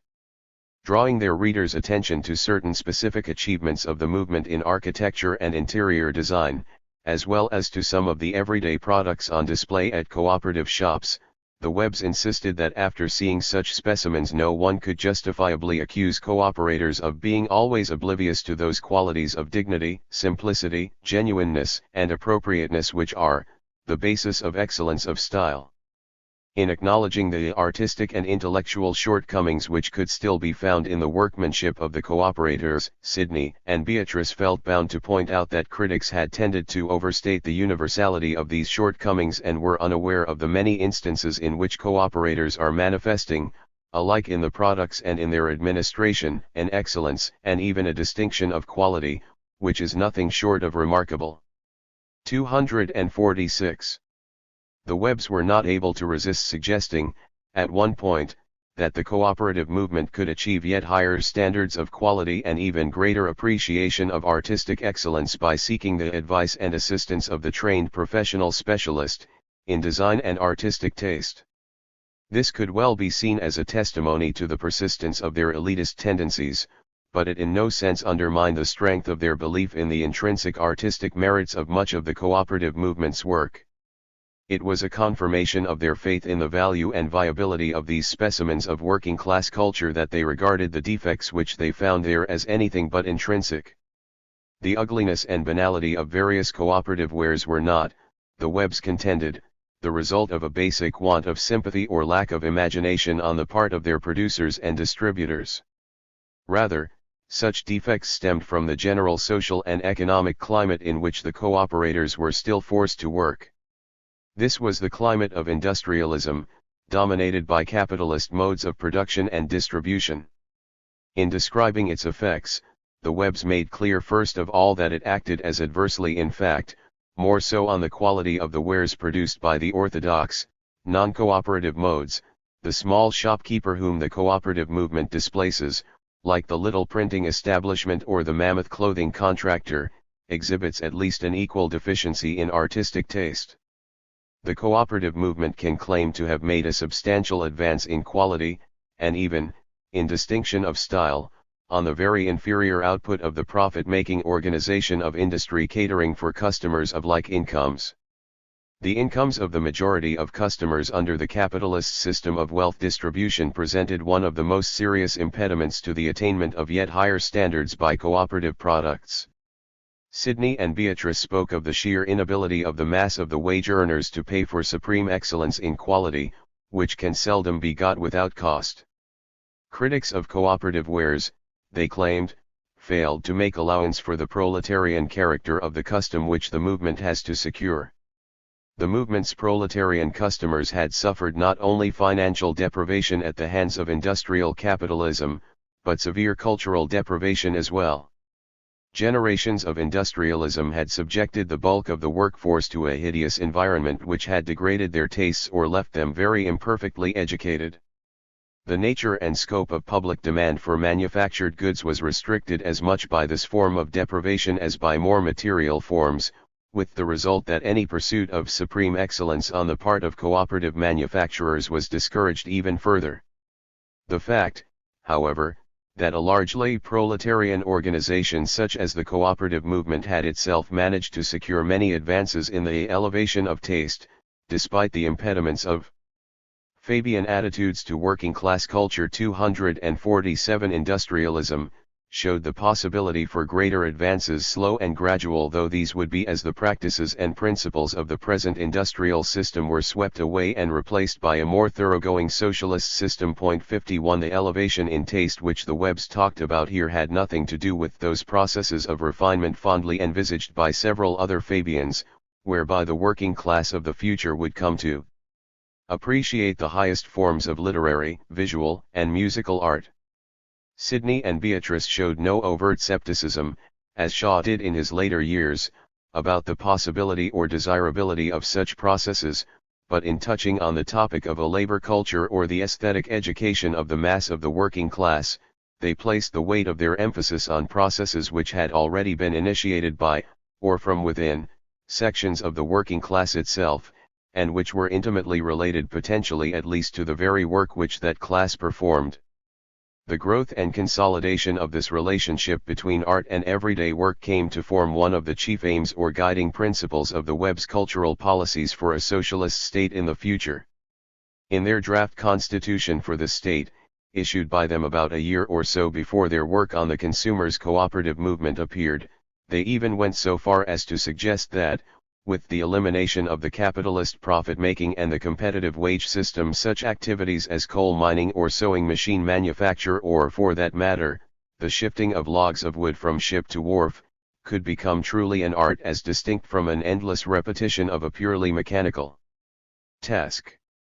They looked forward to the time when trade unions of manual workers, freed from the struggle to defend the economic position of their members against capitalist encroachment, would have time to develop subject associations specifically devoted to the study and advancement of the art and science of their occupation. 52 Sidney, at least, did not stop at writing in abstract terms about the desirability of bringing art and everyday work into a closer relationship.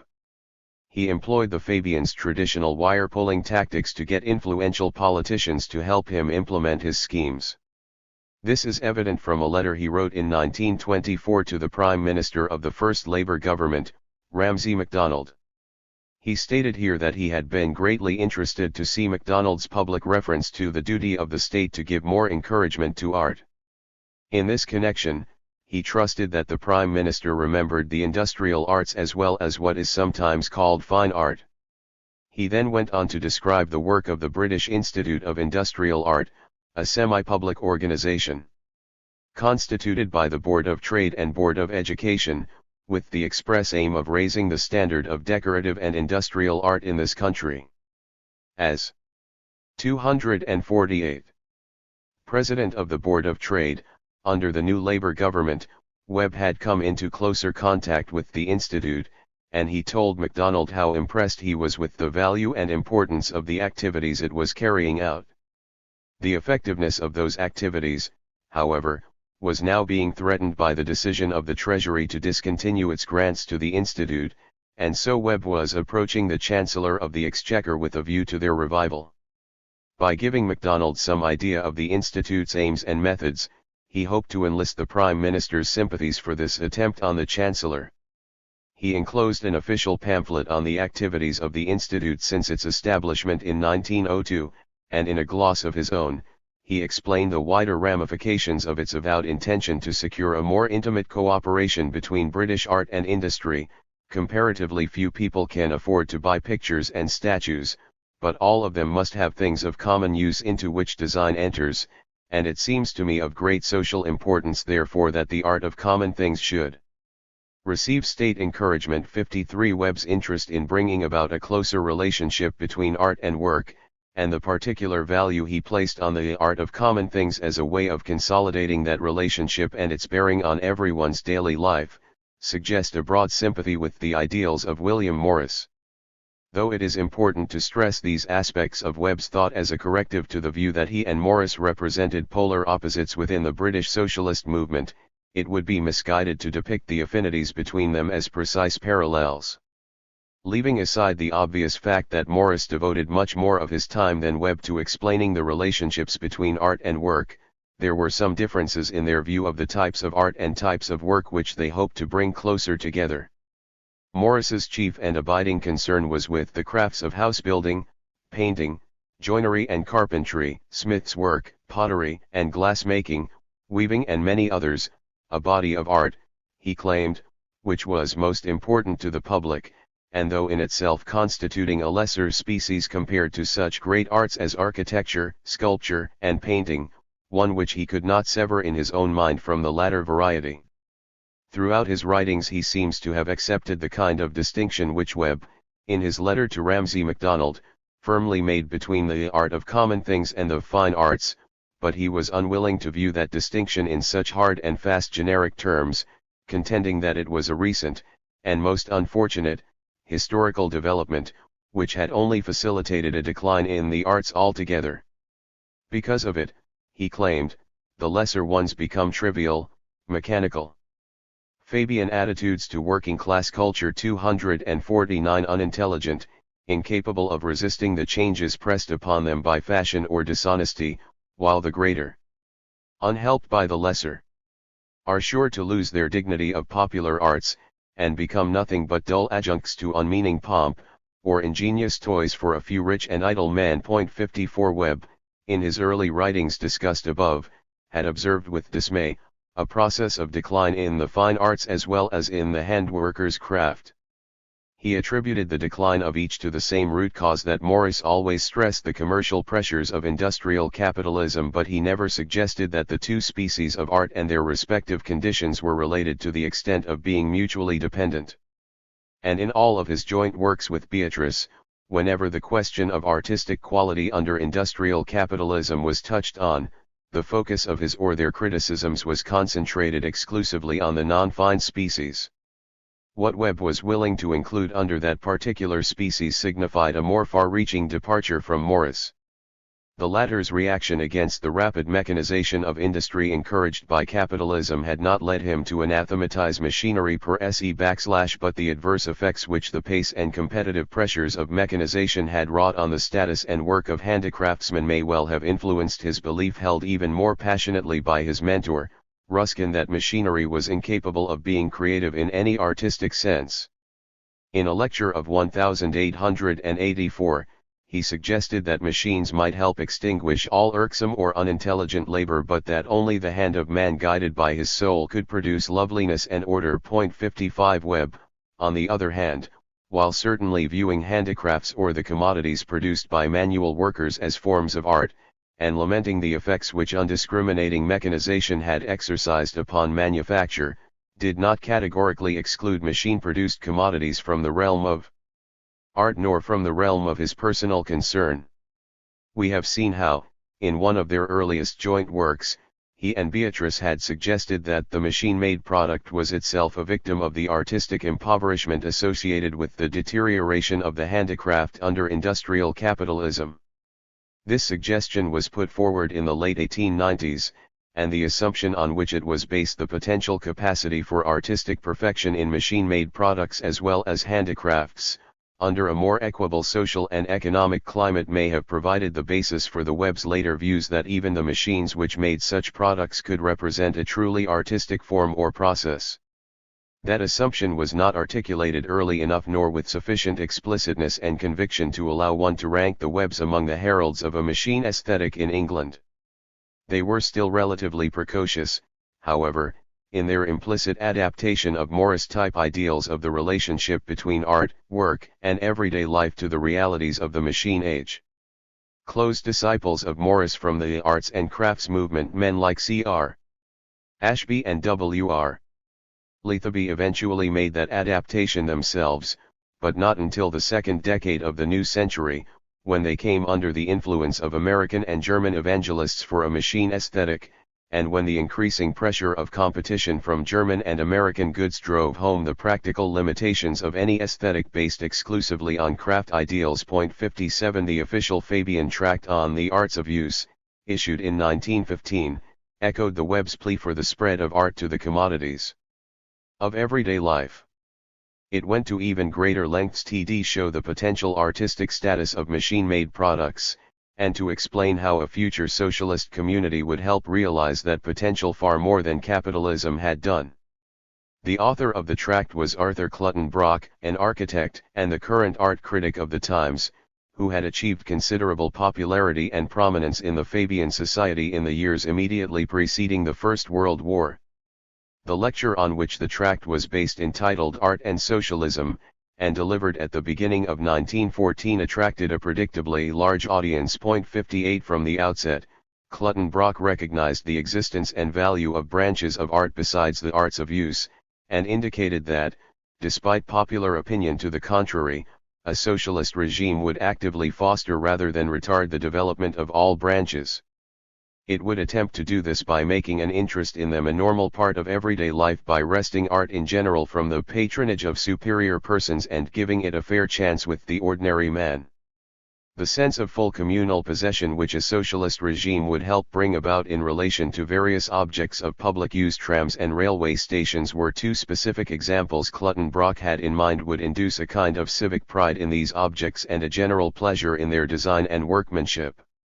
Because a socialist regime would also bring about the elimination of the capitalist instinct of gain, purely private gain, the natural artistic instinct in designers would no longer be inhibited by the concern of employers to cut down expenses to a minimum in order to ensure maximum profits for themselves.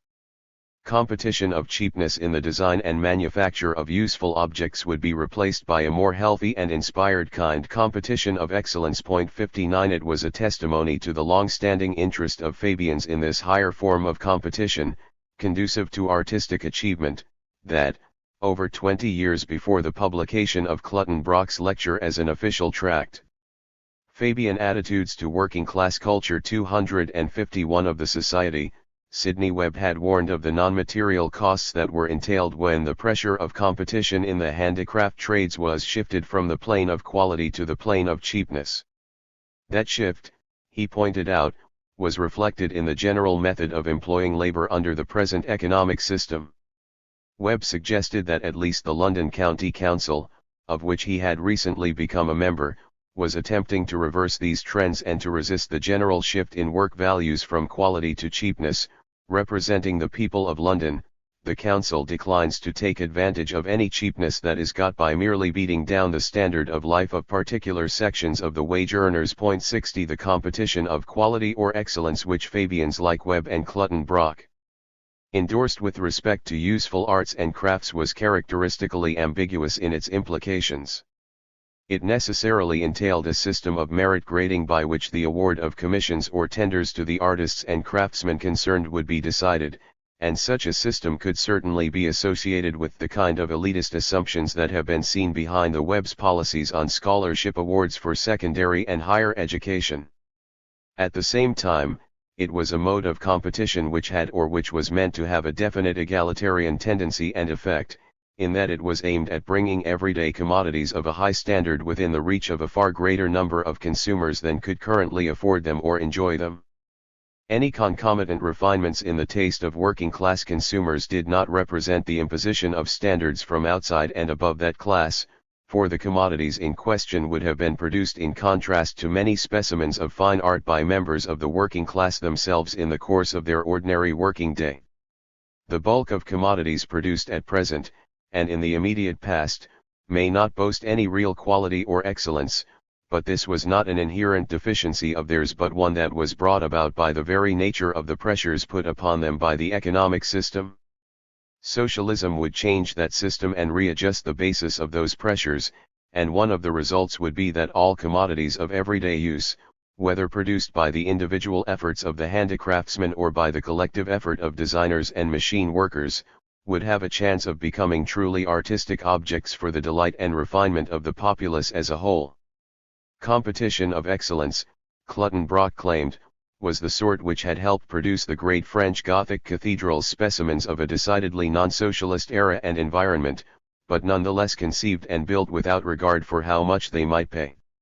A socialist society would establish this non-materialist attitude to objects of use on a general level, and the realm of art as it appeared to the mass. 252. Of men would be extended to cover these objects. No longer would it be confined to purely ornamental forms and to creative expressions of the highest and most passionate emotions.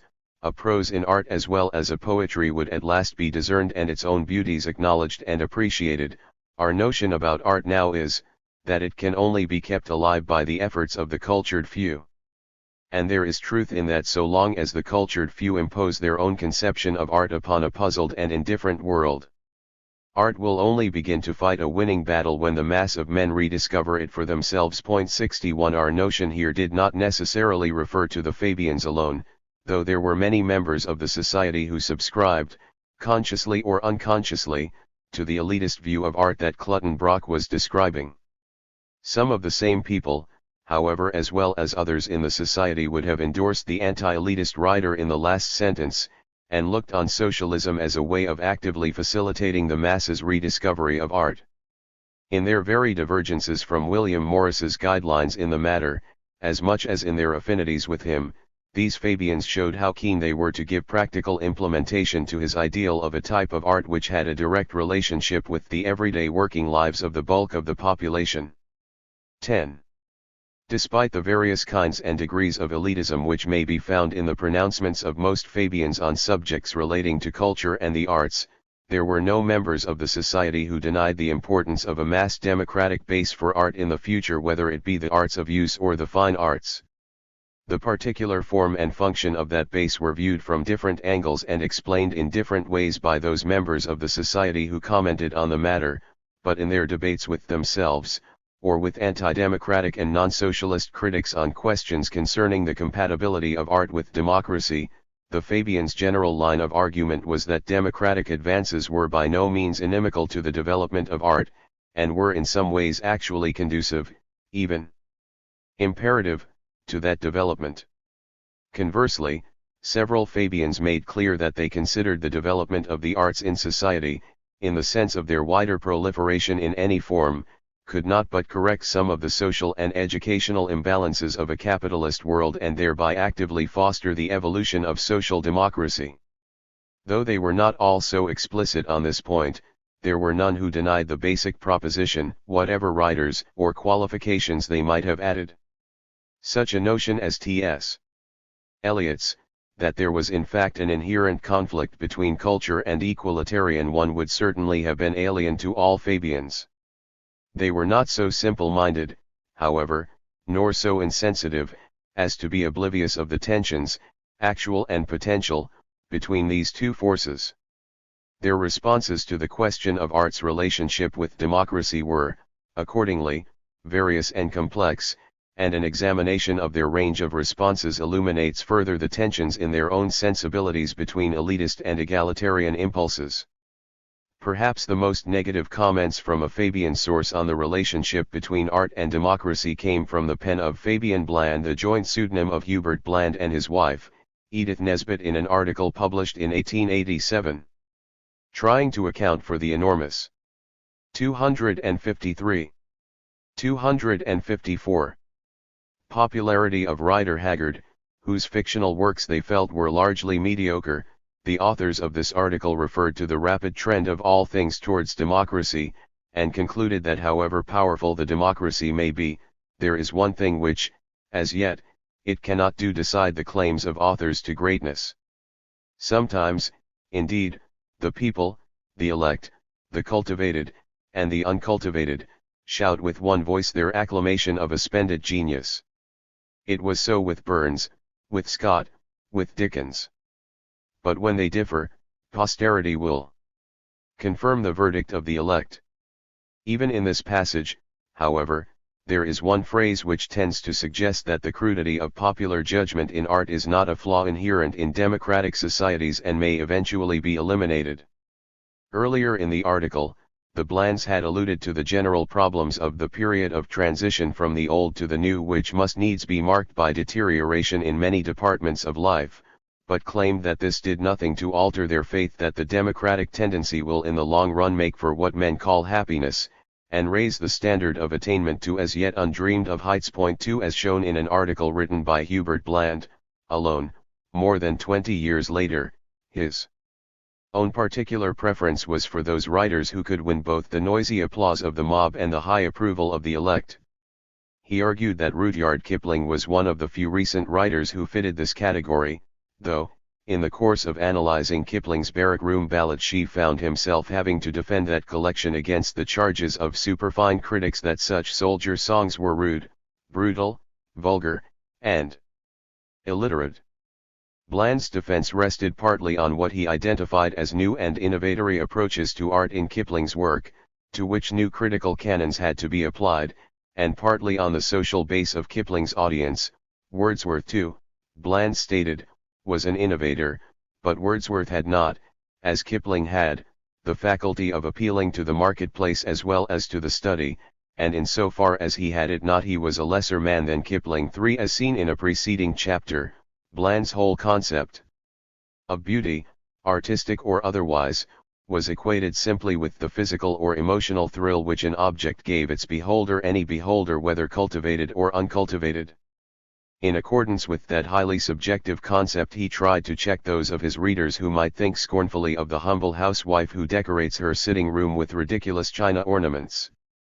If they give to her the thrill, then they are beautiful in the only sense in which beauty can be predicated of anything. Do not, in a mad impulse to improve her taste, present her with a statuette of Rodin's. Besides, it is important to remember that seen by the glimmer of the firelight, amidst the swift play of shadow, cheap china might give you the thrill of beauty. Point 4. Even though Bland could be charged with appalling condescension here, in his very attempt to eradicate the arrogance of our aestheticism. 255.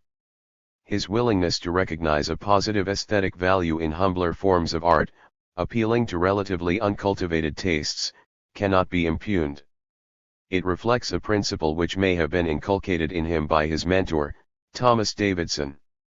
In his lecture on the significance of art, this father figure of the Fabians had asserted that it was a good thing for artists to create both for the great, high souls and for the weak and friendless sons of man, and by way of example he said that Leonardo and Titian are good, but so also are those humbler sculptors and painters who show beauty and lovableness in the small and common things of nature and events of life. Point 5. Sidney Webb, laying down his aesthetic criteria in a lecture he delivered before ever coming into touch with Davidson or Bland or any of the Fabians, felt that the greatest art itself must appeal to a wide range of tastes, while the test of what is artistic remained in general subjective and individual. An artist could not be said to be a great artist until he had succeeded in touching the hearts of the crowd. By crowd he meant not necessarily the whole world, for environmental factors, differences in the kinds and degrees of education received, for example, would prevent even certain classes of Englishmen from being able to appreciate the subtleties of an author like George Eliot, whose greatness as an artist was the main theme of Webb's lecture. Agricultural laborers, he maintained, would have difficulty enough finding any appeal in such comparatively simple fare as a comic opera or the pathos of Dickens.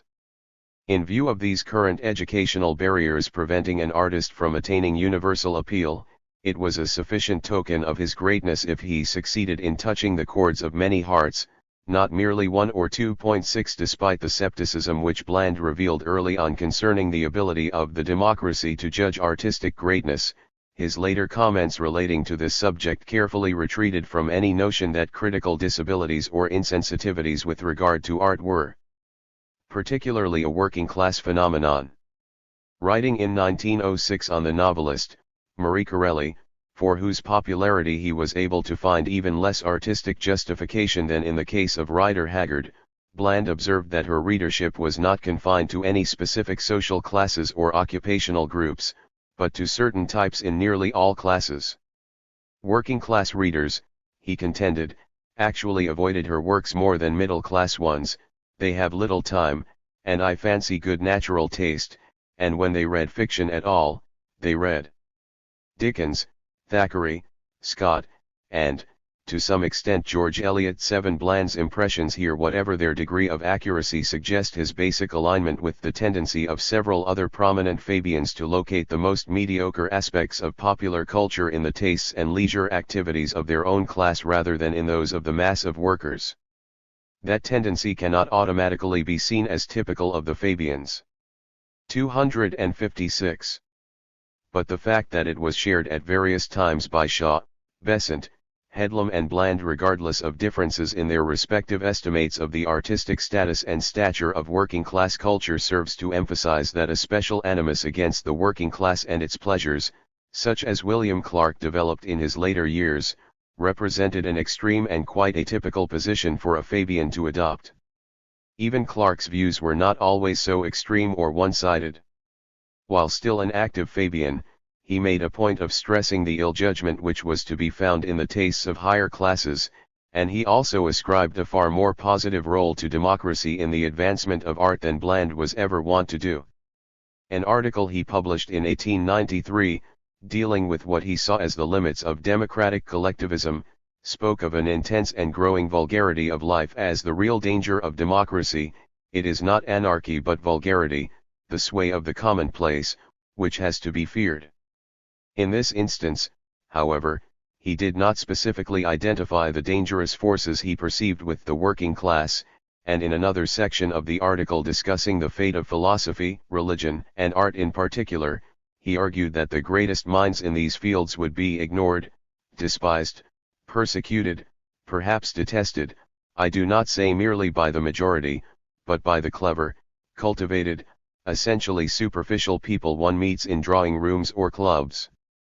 For that reason he felt that the arts in their higher forms at any rate could never be organized by the collectivity in the manner of railways, docks or food supply. This did not mean, however, that the existence of a democratic state was completely without advantages to the artist.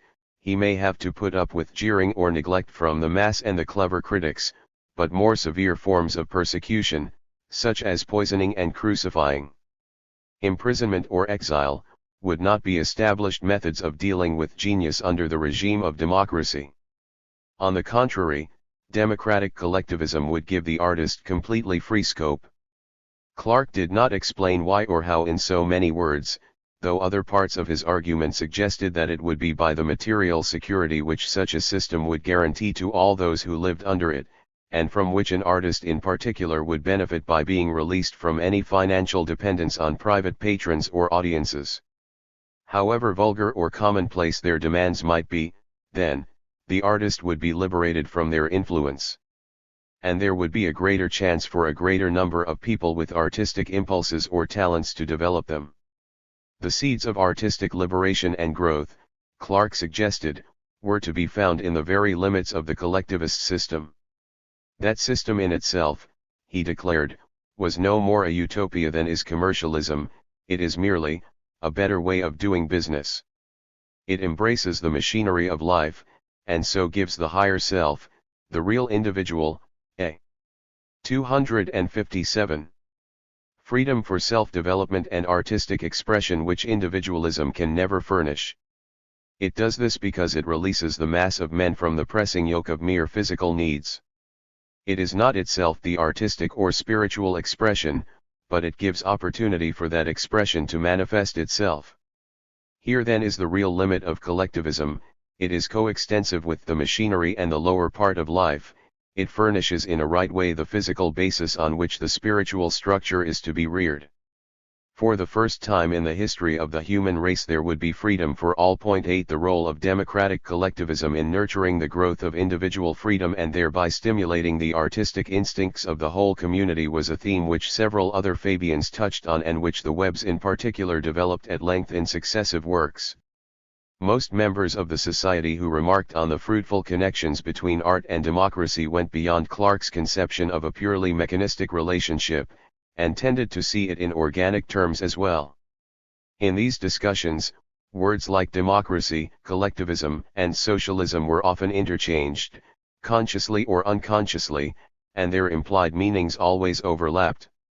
Some degree of resistance to the merely commercial interests of a capitalist-dominated economic and political system provided a central point of definition for the various combinations in which these terms were used, and though commercialism itself was not defined with much precision, one of its inherent features in Fabian eyes was an indifference or opposition to the proliferation of beauty and artistic taste throughout the community.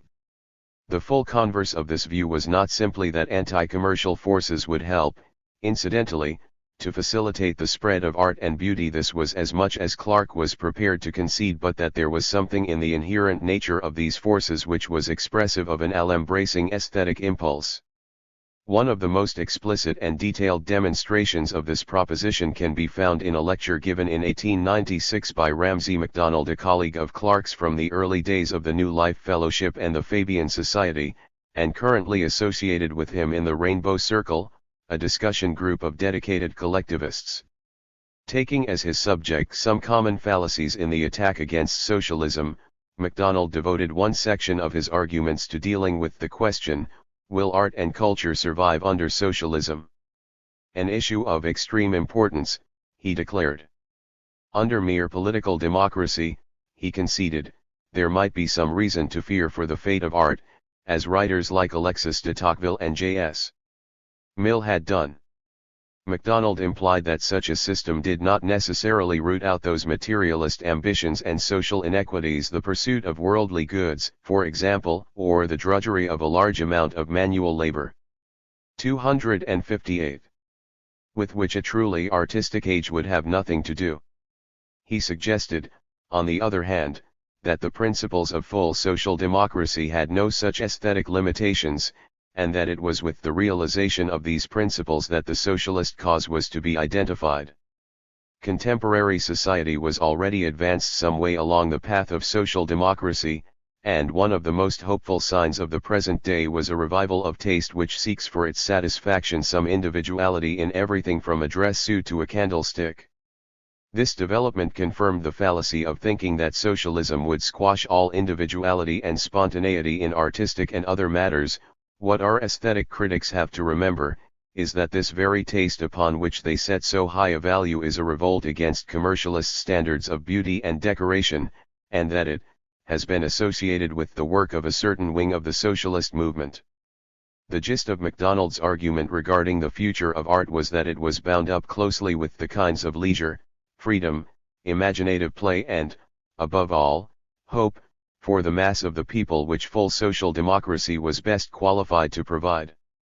In showing, he said, that the changes brought about by such a system would not only release man from the cares of this earth, but vitalize him with some new human faith, socialists would provide themselves with the grounds for claiming that a new birth for art was an intrinsic part of their program. For, ideally, art was a quality pervading all life as does an atmosphere. It was not just put upon canvas by paint, nor printed in a book with Gothic type, nor sung in sweet songs or majestic epic, but permeated the most mundane-seeming aspects of a man's existence.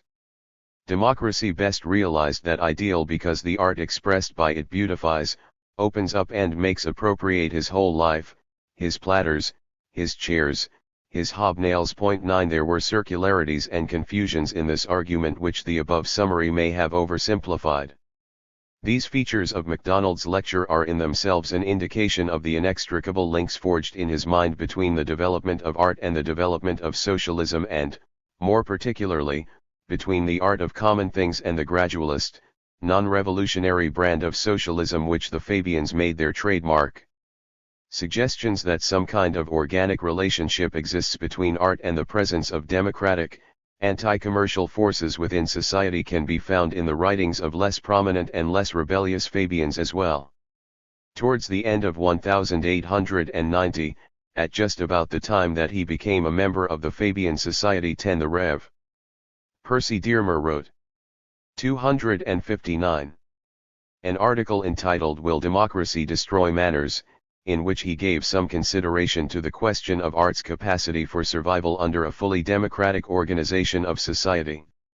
He suggested first that the conservative side itself had increasingly less power to keep art alive, as the snobbery and the lust for gold in many of its adherents robbed it of refinement and replaced the old reverent attachment for the much that was good in the times that are past. He then made clear his belief that there would be no such dangers to art as the masses gain complete power. The inspired hand of pioneering socialist artists constituted a sufficiently good token for him of what could be expected in the future. In any case, he concluded, culture can only be sincere and strong can only escape the blight of pedantry when it lives in the people of a country. Otherwise it is dry and seedless. 11. Dearmer was a Christian socialist, and a close colleague of Stuart Headlam, to whose newspaper he contributed the article on democracy and manners, as well as a regular column of dramatic criticism. Like Headlam, he remained a fairly active Fabian for many years, delivering the odd lecture and contributing to the Society's literature with a tract on socialism and Christianity, published in 1907. 123 years before that tract appeared, another colleague of Headlam's from the Christian Socialist movement, the Rev.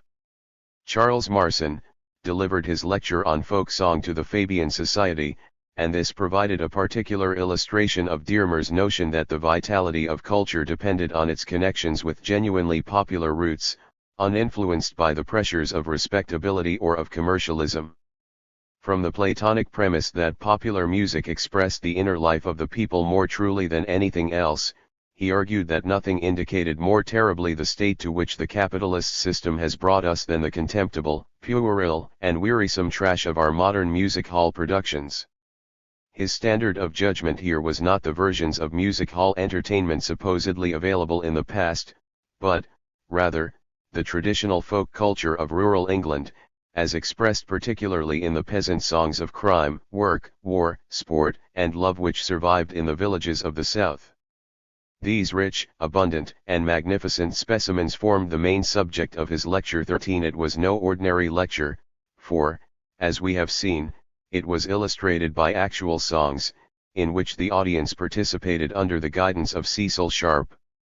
Sharp himself was a member of the Fabian Society, having joined it in 1900 as a profession of faith in democratic collectivism. 14. From what scraps of information we possess about the occasion, it would seem that it was not just a genteel bourgeois diversion, in the way that so many other manifestations of the contemporary folk song movement could be characterized. 15. 260. To begin with, Marson had been commissioned to lecture within the broad field of rural problems, perhaps as a break from the Fabian Society's usual preoccupation with municipal affairs. The specific topic which he chose to discuss implied no disregard for the terms of his commission, nor any degree of trivialization, for, as he explained it, the folk song phenomenon entailed a very serious rural problem, the problem of how to preserve its authenticity as a form of popular culture from the corrupting forces which had afflicted urban forms of culture after the advent of industrial capitalism. He associated such forces precisely with the attempts of middle-class do-gooders to exorcise the spirit of the taproom from popular musical forms, and to purge those forms of the poaching, heathenish, Aspasian, Bohemian element which was still to be found among their practitioners in the villages of southern England. It was thanks to the persistence of that element in comparatively remote areas that folk song had so far managed to elude the massed armies of respectability, and it was thanks to the care and elaborate pains of the people in such localities that a tradition had managed to survive, accurately and unbroken. Elsewhere the riches of the tradition had been allowed to go to waste, and now even its principal custodians, the peasantry, were ceasing to exist and would never be revived by any nostrum with back in it, whether it be to the land or to the Middle Ages. 16. Marson's implied objective to save and collect the extant specimens of this old form of popular culture, so as to make them the basis of new forms, or at least a viable alternative to the bastardized new forms which had already sprung up, could easily be dismissed, in Shavian parlance, as impossibilism. Was there any real hope of a rural tradition, the most tenacious upholders of which were now a rarity on the rural scene itself, ever becoming a substantial and self-sustaining tradition in non-rural areas? Even if the problems of logistics could be overcome in transferring a culture from its native base to an alien environment, could that culture, in its transplanted form, have anything more than a nostalgic or antiquarian interest for its participants? This seems doubtful, especially in the light of Marsan's unwillingness to countenance any adulteration of the cultural forms involved, and his own scepticism quite realistic in the event about the effectiveness of any retrogressive social movements, even in areas which had not been subjected to widespread industrialization. His whole conception of folk music seems to have been of that purest variety which equated folk with rural, and which failed to recognize the existence or value of the newer industrial songs composed by urban workers and adapted more to the latter's particular environment and patterns of work. 18 Marsan's conceptions, in fact, were a curious admixture of realism and 261. Utopian idealism. While tending to idealize the capacities of folk song as a form of genuinely popular culture in contemporary England, he refused to idealize the songs themselves, insisting on their unrefined, and resolutely unrespectable, origins and nature. That he considered their value for the nation at large to lie precisely in these qualities indicates the sincerity of his concern, however futile it may have been to establish a base for a popular culture that was resistant to the conventions and values of his own particular class. The modes of cultural transference or imposition which his ideas entailed were not elitist in any of the senses used above. Most other popularizers of rural folk songs in the late Victorian and Edwardian periods would seem to have been quite happy about modifying the words, if not the tunes, of the materials they collected and published. The temptation to pander to outsiders' idyllic notions of the countryside, or at least to avoid offending genteel tastes with the cruder elements of the genre, must have been quite strong. Even Cecil Sharp was resigned to the necessity of softening the sentiments of a few of the songs he published, so as to accommodate the demands of the more dishonest time in which he found himself working. 19 In presenting the songs used as illustrative material in Marsan's lecture to the Fabian Society, Sharp would appear to have made some concessions to more refined musical ears by harmonizing the pieces for concert purposes, but the fact that all the versions given on that occasion were not in a published form 20 may have meant that the Fabian audience was at least exposed to the original words. The folly of evading or suppressing the unrespectable elements in these songs was part of Marsan's theme, so that it is unlikely that he would have deferred to any squeamishness or complacency on the part of the Fabians themselves. Over 10 years earlier, speaking in another context, he had warned his fellow middle-class socialists that we are only half-washed from bourgeois slush, and if we do not keep quite clear of the whole mud bath, we soon end by wallowing again in dirty contentment. 21 As far as Fabians outside the London branch are concerned, there is little evidence regarding their attitudes to the bases of popular culture on either a national level or in relation to their own particular locality. A pointer to the pockets of interest which might have existed is given in a resume of a lecture on the social significance of art, delivered to the Edinburgh branch of the Fabian Society in 1911 by its first vice-chairman, Peter White.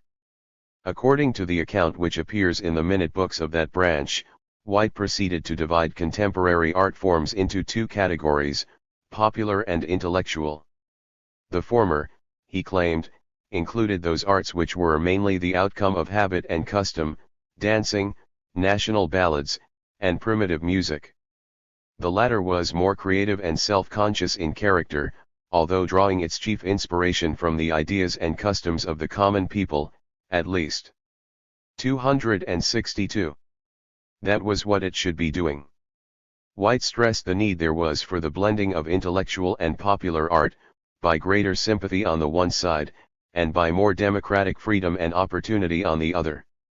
In the tradition of William Morris, he suggested that the decay of handicraft was a reflection of the unfortunate dichotomy which had developed in artistic activities. 22 Fabians continued to use, and at times misuse, Morris's ideas as a focus for discussing the relationship between the arts, politics, and society.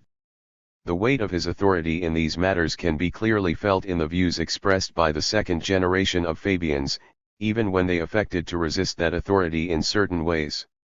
Younger artists in the society were particularly influenced, as is shown in different ways by the examples of Granville Barker and Rupert Brooke. Barker's particular commitments were to forms of art in which Morris took least interest perhaps, and Fabian's the most, drama and theatre.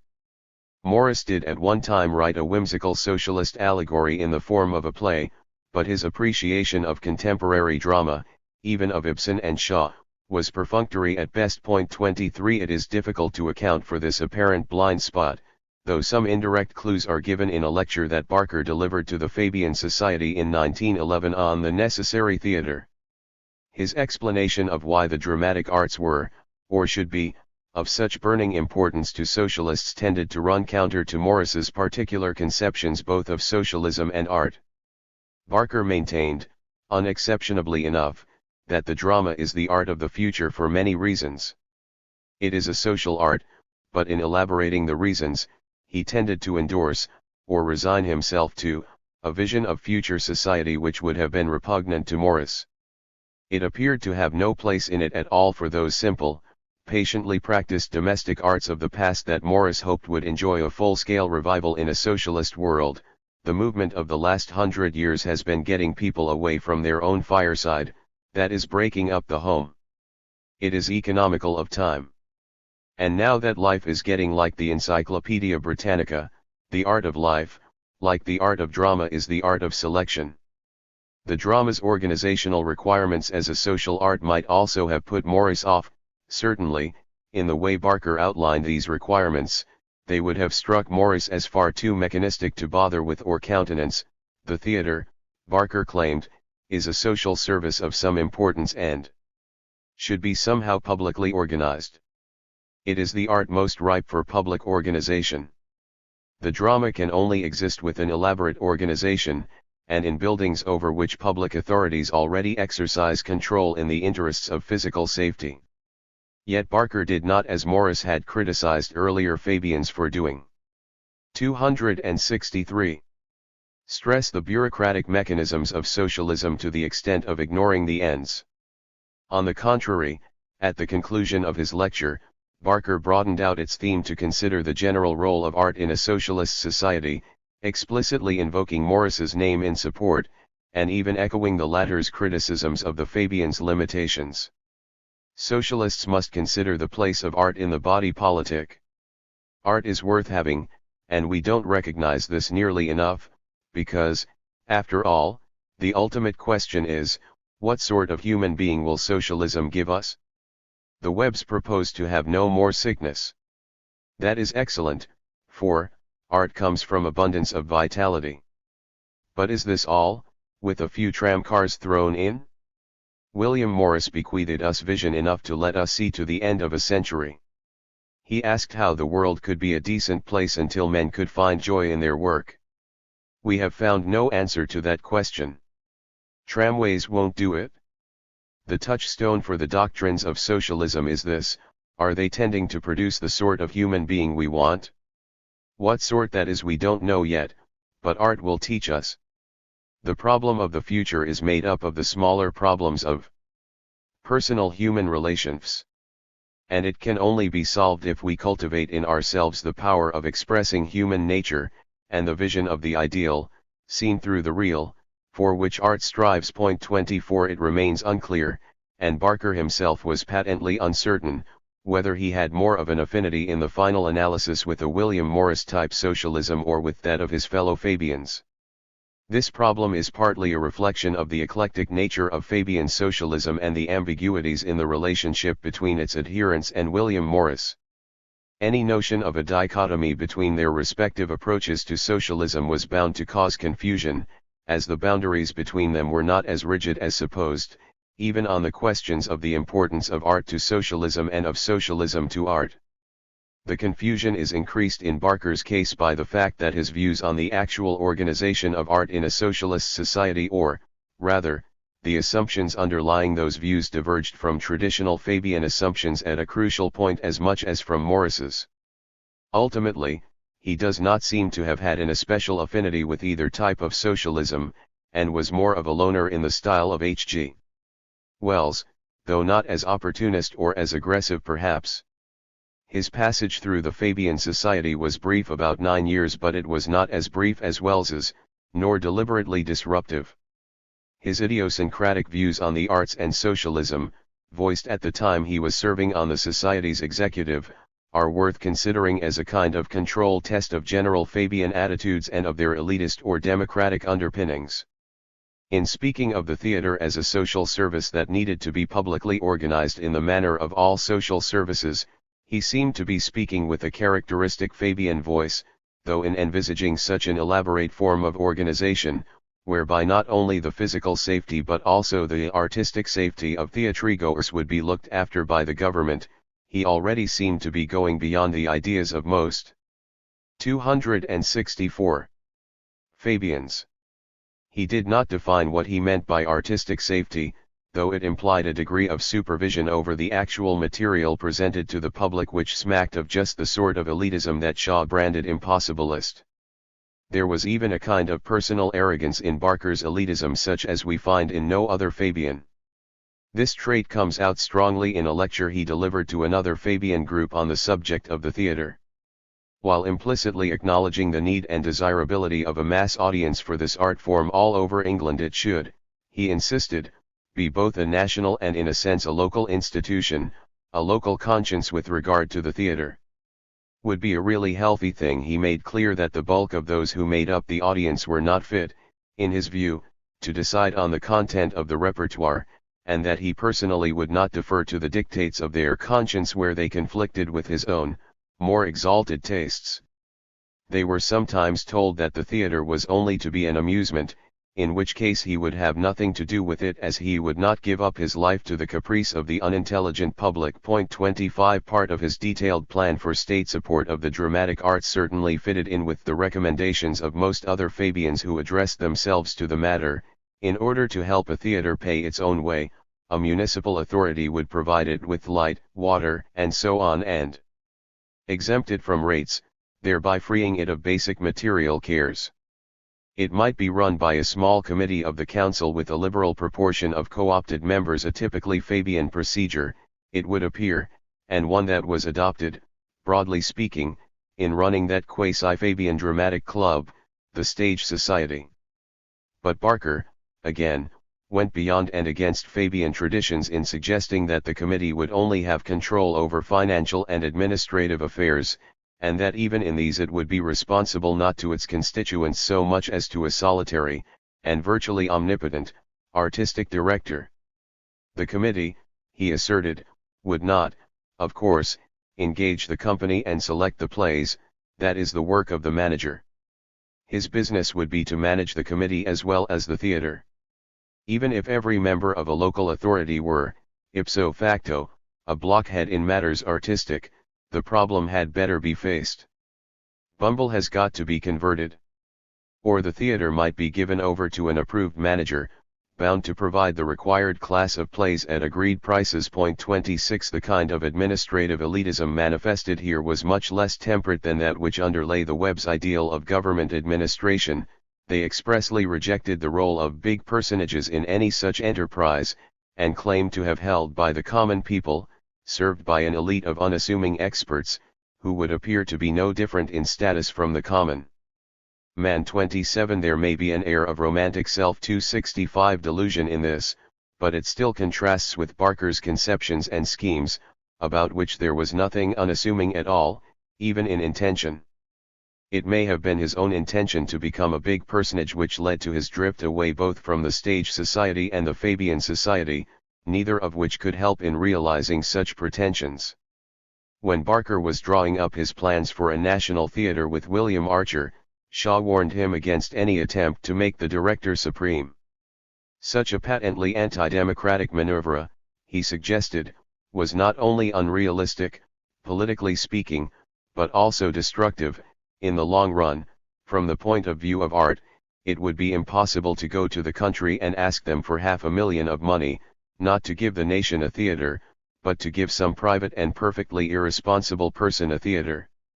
There is only one condition on which you can establish an autocracy, and that is, by providing such a minute and elaborate constitution and articles of war that the director, like the captain of a battleship, has no more freedom than his subordinates. If you want elasticity and humanity, in other words, if you want art, you must have democracy. 28 Nothing demonstrated Barker's extreme position in the Fabian society more plainly than his apparent failing, in Shaw's eyes, to abide by this last dictum. For Shaw did not usually feel impelled to defend democratic practices in such an impassioned manner, and himself remained very sceptical about any sort of democracy which involved direct government by the people. This was just a crude and impracticable form of it in his eyes. To be effective in any way, it can only be government by consent of the governed. 29 If this more refined notion was, in fact, a rationalization of deep-seated elitist instincts, it was not just that. Though the degree of democracy involved in the provision for popular consent was much more limited than it would be in any exercise of popular control, the notion of consent as the abiding basis for government was in itself a limitation on the elitist procedures of imposition and manipulation. Such procedures were impossibilist in Shaw's eyes when they came to involve any positive resistance to the majority's wants and needs, especially in the field of the arts and entertainments. There were others in the society who would have endorsed, and gone beyond, Shaw's pleas for democracy in the arts. Not only Stuart Headlam, whose views on theatre and the music hall discussed above verged on a kind of laissez-faire populism that was the opposite extreme to Barker's Mandarin authoritarianism, but also Barker's fellow actor and director, Charles Charrington, who showed great admiration for the extremely modern and democratic arrangements made for municipal theatre in Germany, and recommended them as a model for English theatrical administration. 30 A short for while after Shaw penned his warning to Barker about the 266 dangers and follies of an anti-democratic policy in the arts, there was a Fabian lecture delivered at Cambridge which directed itself specifically to the relationship between democracy and the arts. It has managed to come down to us in a complete, and published, form, because of the later fame of its author, Rupert Brooke. Speaking to the university's Fabian branch, the future war poet dealt with his subject exclusively in terms of his own chosen field of artistic endeavor and of other high or fine arts.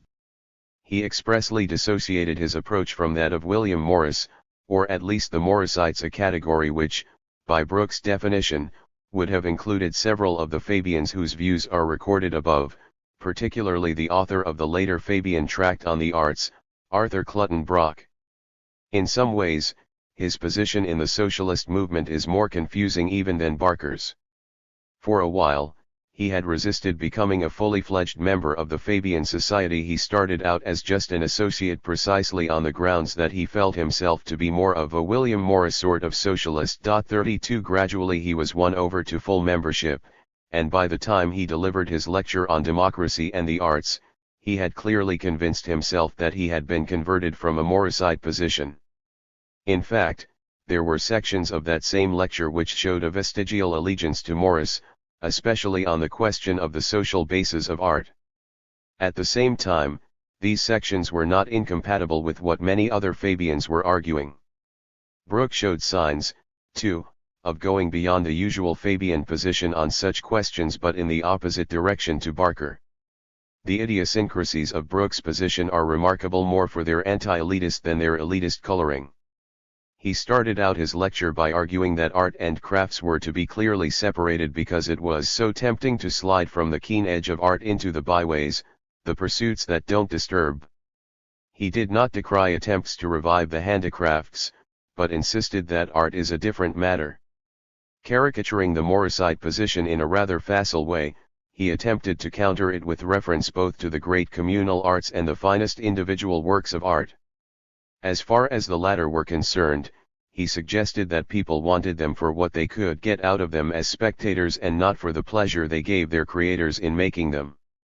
With regard to the communal arts, he believed that not only was it no good going back to the Middle Ages for models on which to base a revival, but that any form of revival in these arts would be a small thing. Individuals have made tunes and poems as good as those we are told come from the people.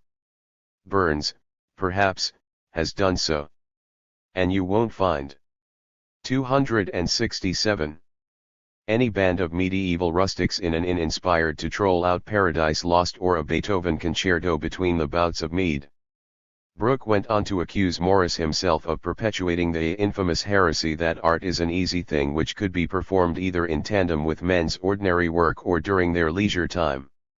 This critique of so-called Morrisite views they are presented in such a highly simplified form that Morris himself would probably have disowned paternity, for most of them emphasizes a strong elitist strain in Brooke's own particular view of art.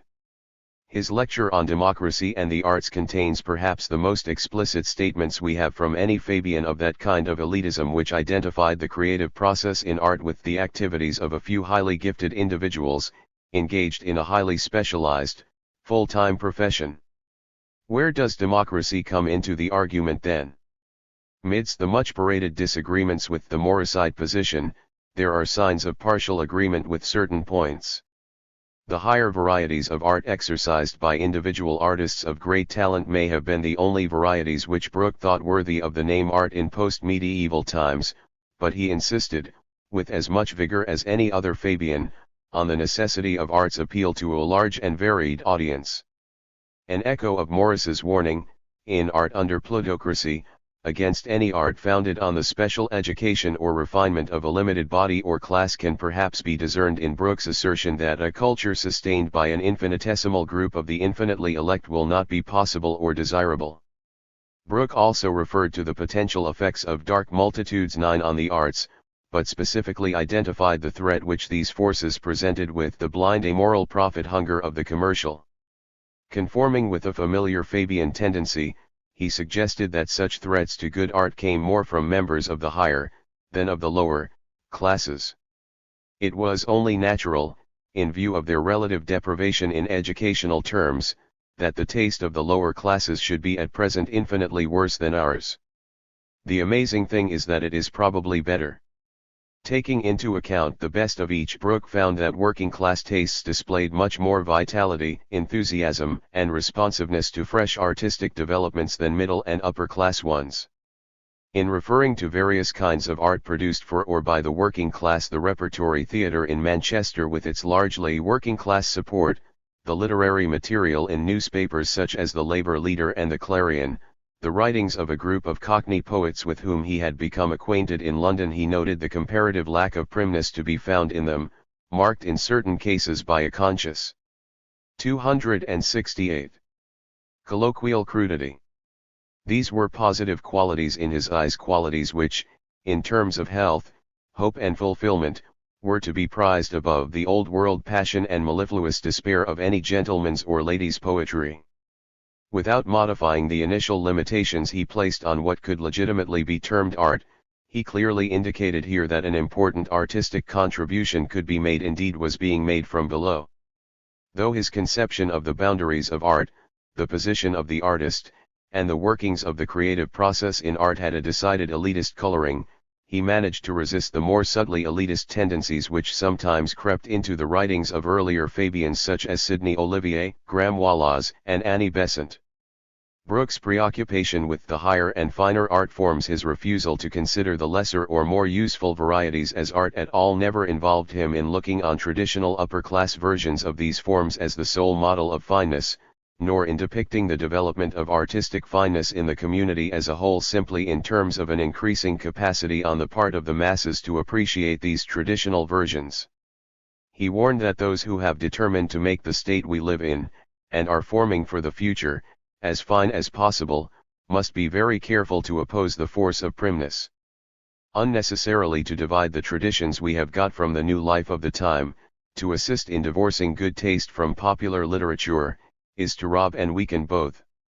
Vulgarity, and bad grammar, are the epithets corpses fling at the quick, dead languages at living. They do not matter. More, they are praised. 33 It would be wrong to suggest that Olivier or Wallas or Besant or any of the Fabians ever endorsed the prim gentility which Brooke attacked here.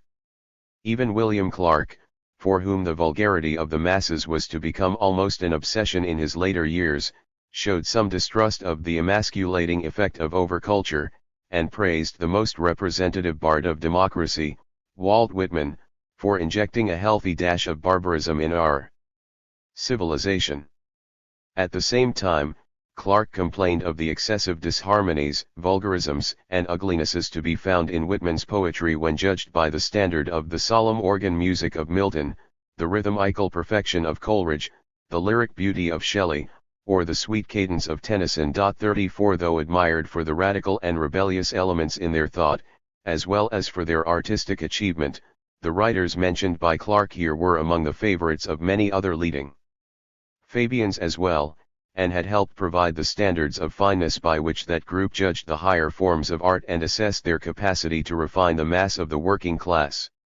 On the whole, Fabians did not look to any writers from within the working class itself to provide standards of this kind, they did not even entertain the possibility of doing so. Brooke did not discard their standards. 269. But he went beyond most of his colleagues in asserting the relevance of other standards of fineness, drawn from working-class literature and based on the very crudities of its argot. The influence of democracy on the arts, Brooke insisted, need not be bad. To show that it is good, and to make it better, it is most importantly our duty to welcome and aid all the new and wider movements that come with the growth of democracy, to accept where we cannot understand, to endure the boots and accents of the unrefined in the sanctuary for the sake of the new gods that follow. He indicated that the gradualist, non-revolutionary methods by which the Fabians hoped to encourage the growth of full social democracy were the most effective ones for ensuring the survival and development of art. When Morris contemplated the possibility of art's temporary demise during the transition to social democracy, Brooke claimed to feel deeply with him. Brooke even confessed to sympathizing with those who hold it a waste of time to consider anything for the moment but material social reform. If a choice needed to be made between art and social reform, they had their priorities right, as far as Brooke was concerned. But he doubted that such a choice needed to be made at all. Things don't happen that way. We have forsworn revolution for a jog-trot along social reform, and there is plenty of time to take things with us in the way art above all. This last statement is more in the realm of airy assertion than of solid argument, and Brooke could justifiably be criticized for its compound of vagueness, complacency, and naivete. In a later section of his lecture, however, he goes some way to remedying these defects by putting forward a number of detailed suggestions about how English society, as we grow more democratic, might set about making appropriate arrangements for the endowment of art and the artist through a wide array of agencies, national and local, governmental and voluntary. As a check against bureaucratic over-systematization and the dangers of fostering dead official art, it was a firm principle of Brooke's that endowment should be of as various kinds as possible. A form of elitism, akin to that which has been seen at the basis of the Webb's educational policies, was implicit in the mechanics of at least one of the schemes which Brooke proposed, a grant by the state of 1,000 scholarships for life to aspiring young artists. The abiding aim, however, of all his schemes including this one was not to support a meritorious few for whatever benefit they might return to the state in terms of their talent. Rather, he hoped for a situation where as many artistically inclined people as financial resources allowed would be given complete freedom from material pressures to explore their particular field of interest and to develop their personal talent up to whatever level satisfied them. The endowment of mediocre. 270. Artists' failures even was an integral part of the scheme. Under his schemes, genius without though high talent of this kind would have as much chance of emerging from a youth discovered in the back streets as from any upper-class rival of his. 35 The particularly complex interplay of elitist, anti-elitist, and anti-exclusivist impulses in Brooke's lecture to the Cambridge University Fabian Society is possibly another reflection of the personal confusions and naivetés of its sentimental and immature author. 36 But it is not simply that. In varying degrees, a tension between impulses of this kind characterized the response of most Fabians whatever their temperament or age to the question of art's relationship with a democratic society or with full social democracy.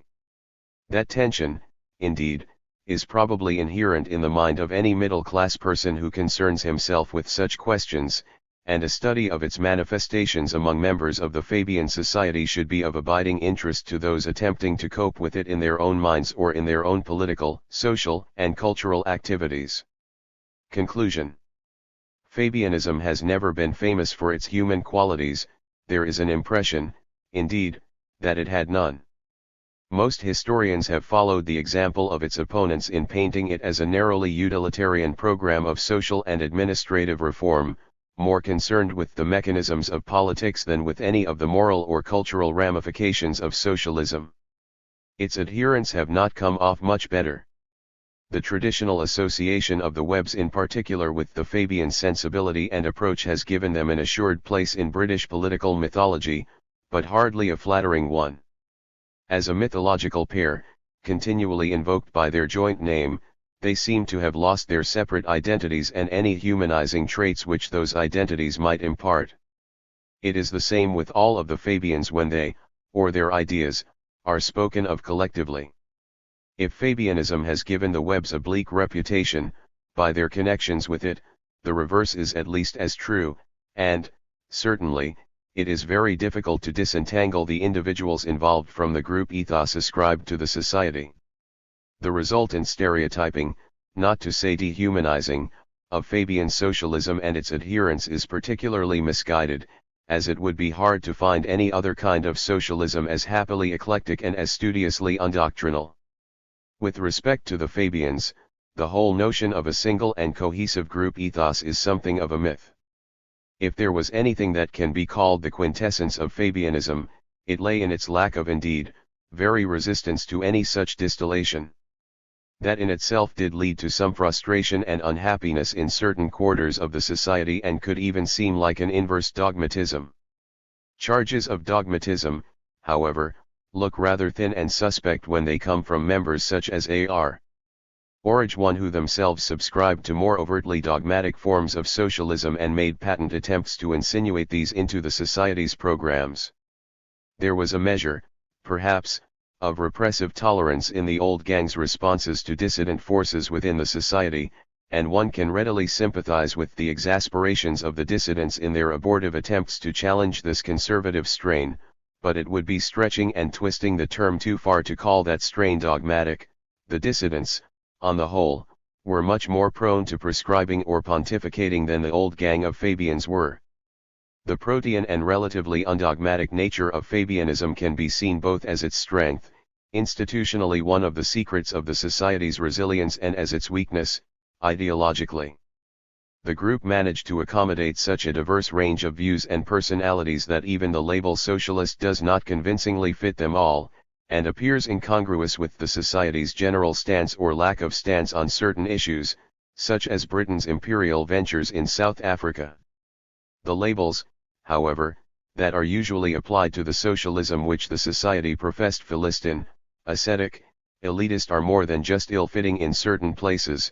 They facilitate a general prejudice which retards historical understanding. Their largely pejorative implications tend to confirm the impression fostered by the effective and well-justified debunking of the Fabians' political claims that nothing of past value or current relevance is to be found in Fabian approaches to socialism, and that further study of these is a waste of time. Individual Fabians may be interesting for the eccentricities of their private lives, but the interest and significance of their ideas, if they ever counted for much, has now been quite exhausted. Point 3. One of the chief aims of this book has been to point up the vitality of Fabian ideas in precisely the area where they are considered to be most impoverished, the sphere of culture, in the sense of the arts and their relationship with work and leisure, morality and religion, politics and social class. Close analysis of the Fabians' artistic attitudes and activities exposes clearly the unfair prejudices involved in stereotyping these people, and their beliefs, as Philistine, ascetic and elitist.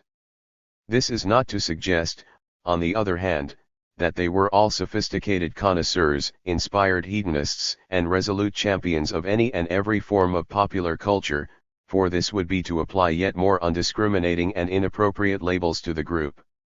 In its ranks, there was an abundant variety of responses to the arts and their relationship to society, and it is in this variety and the very conflicts and self-conflicts which it engendered that the unexpected, and far from exhausted, riches of Fabianism may be found, whatever we think of it as a political ideology.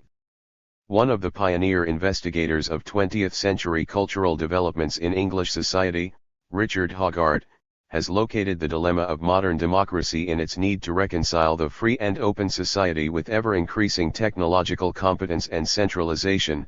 The problem, he states, is acute and pressing how that freedom may be. Conclusion 273 kept as in any sense a meaningful thing whilst the processes of centralization and technological development continue. Point 4 The Fabians from early on were not unaware of this problem. The very origins of the society may be seen as a response to it, and an engagement with various aspects of it can be traced in the subsequent pronouncements of all the society's more articulate and active members, not least the Webbs.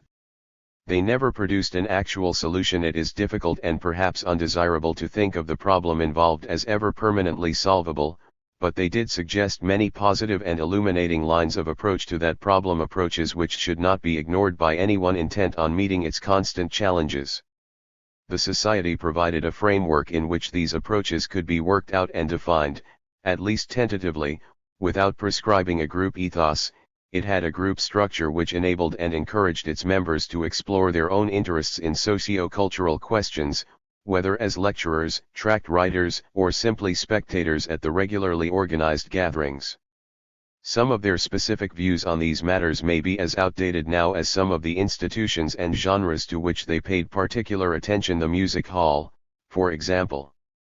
But the central issues on which they were divided among themselves have still not been resolved today.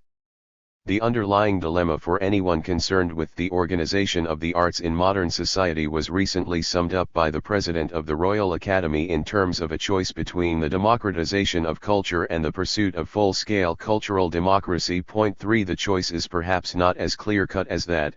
Part of the dilemma lies precisely in the difficulty of defining any distinctions between these two procedures or goals and of working out the theoretical and practical implications of the relationship between them. Point 6 The Fabians did not exercise their minds expressly or exclusively on these problems, but they did not ignore them either.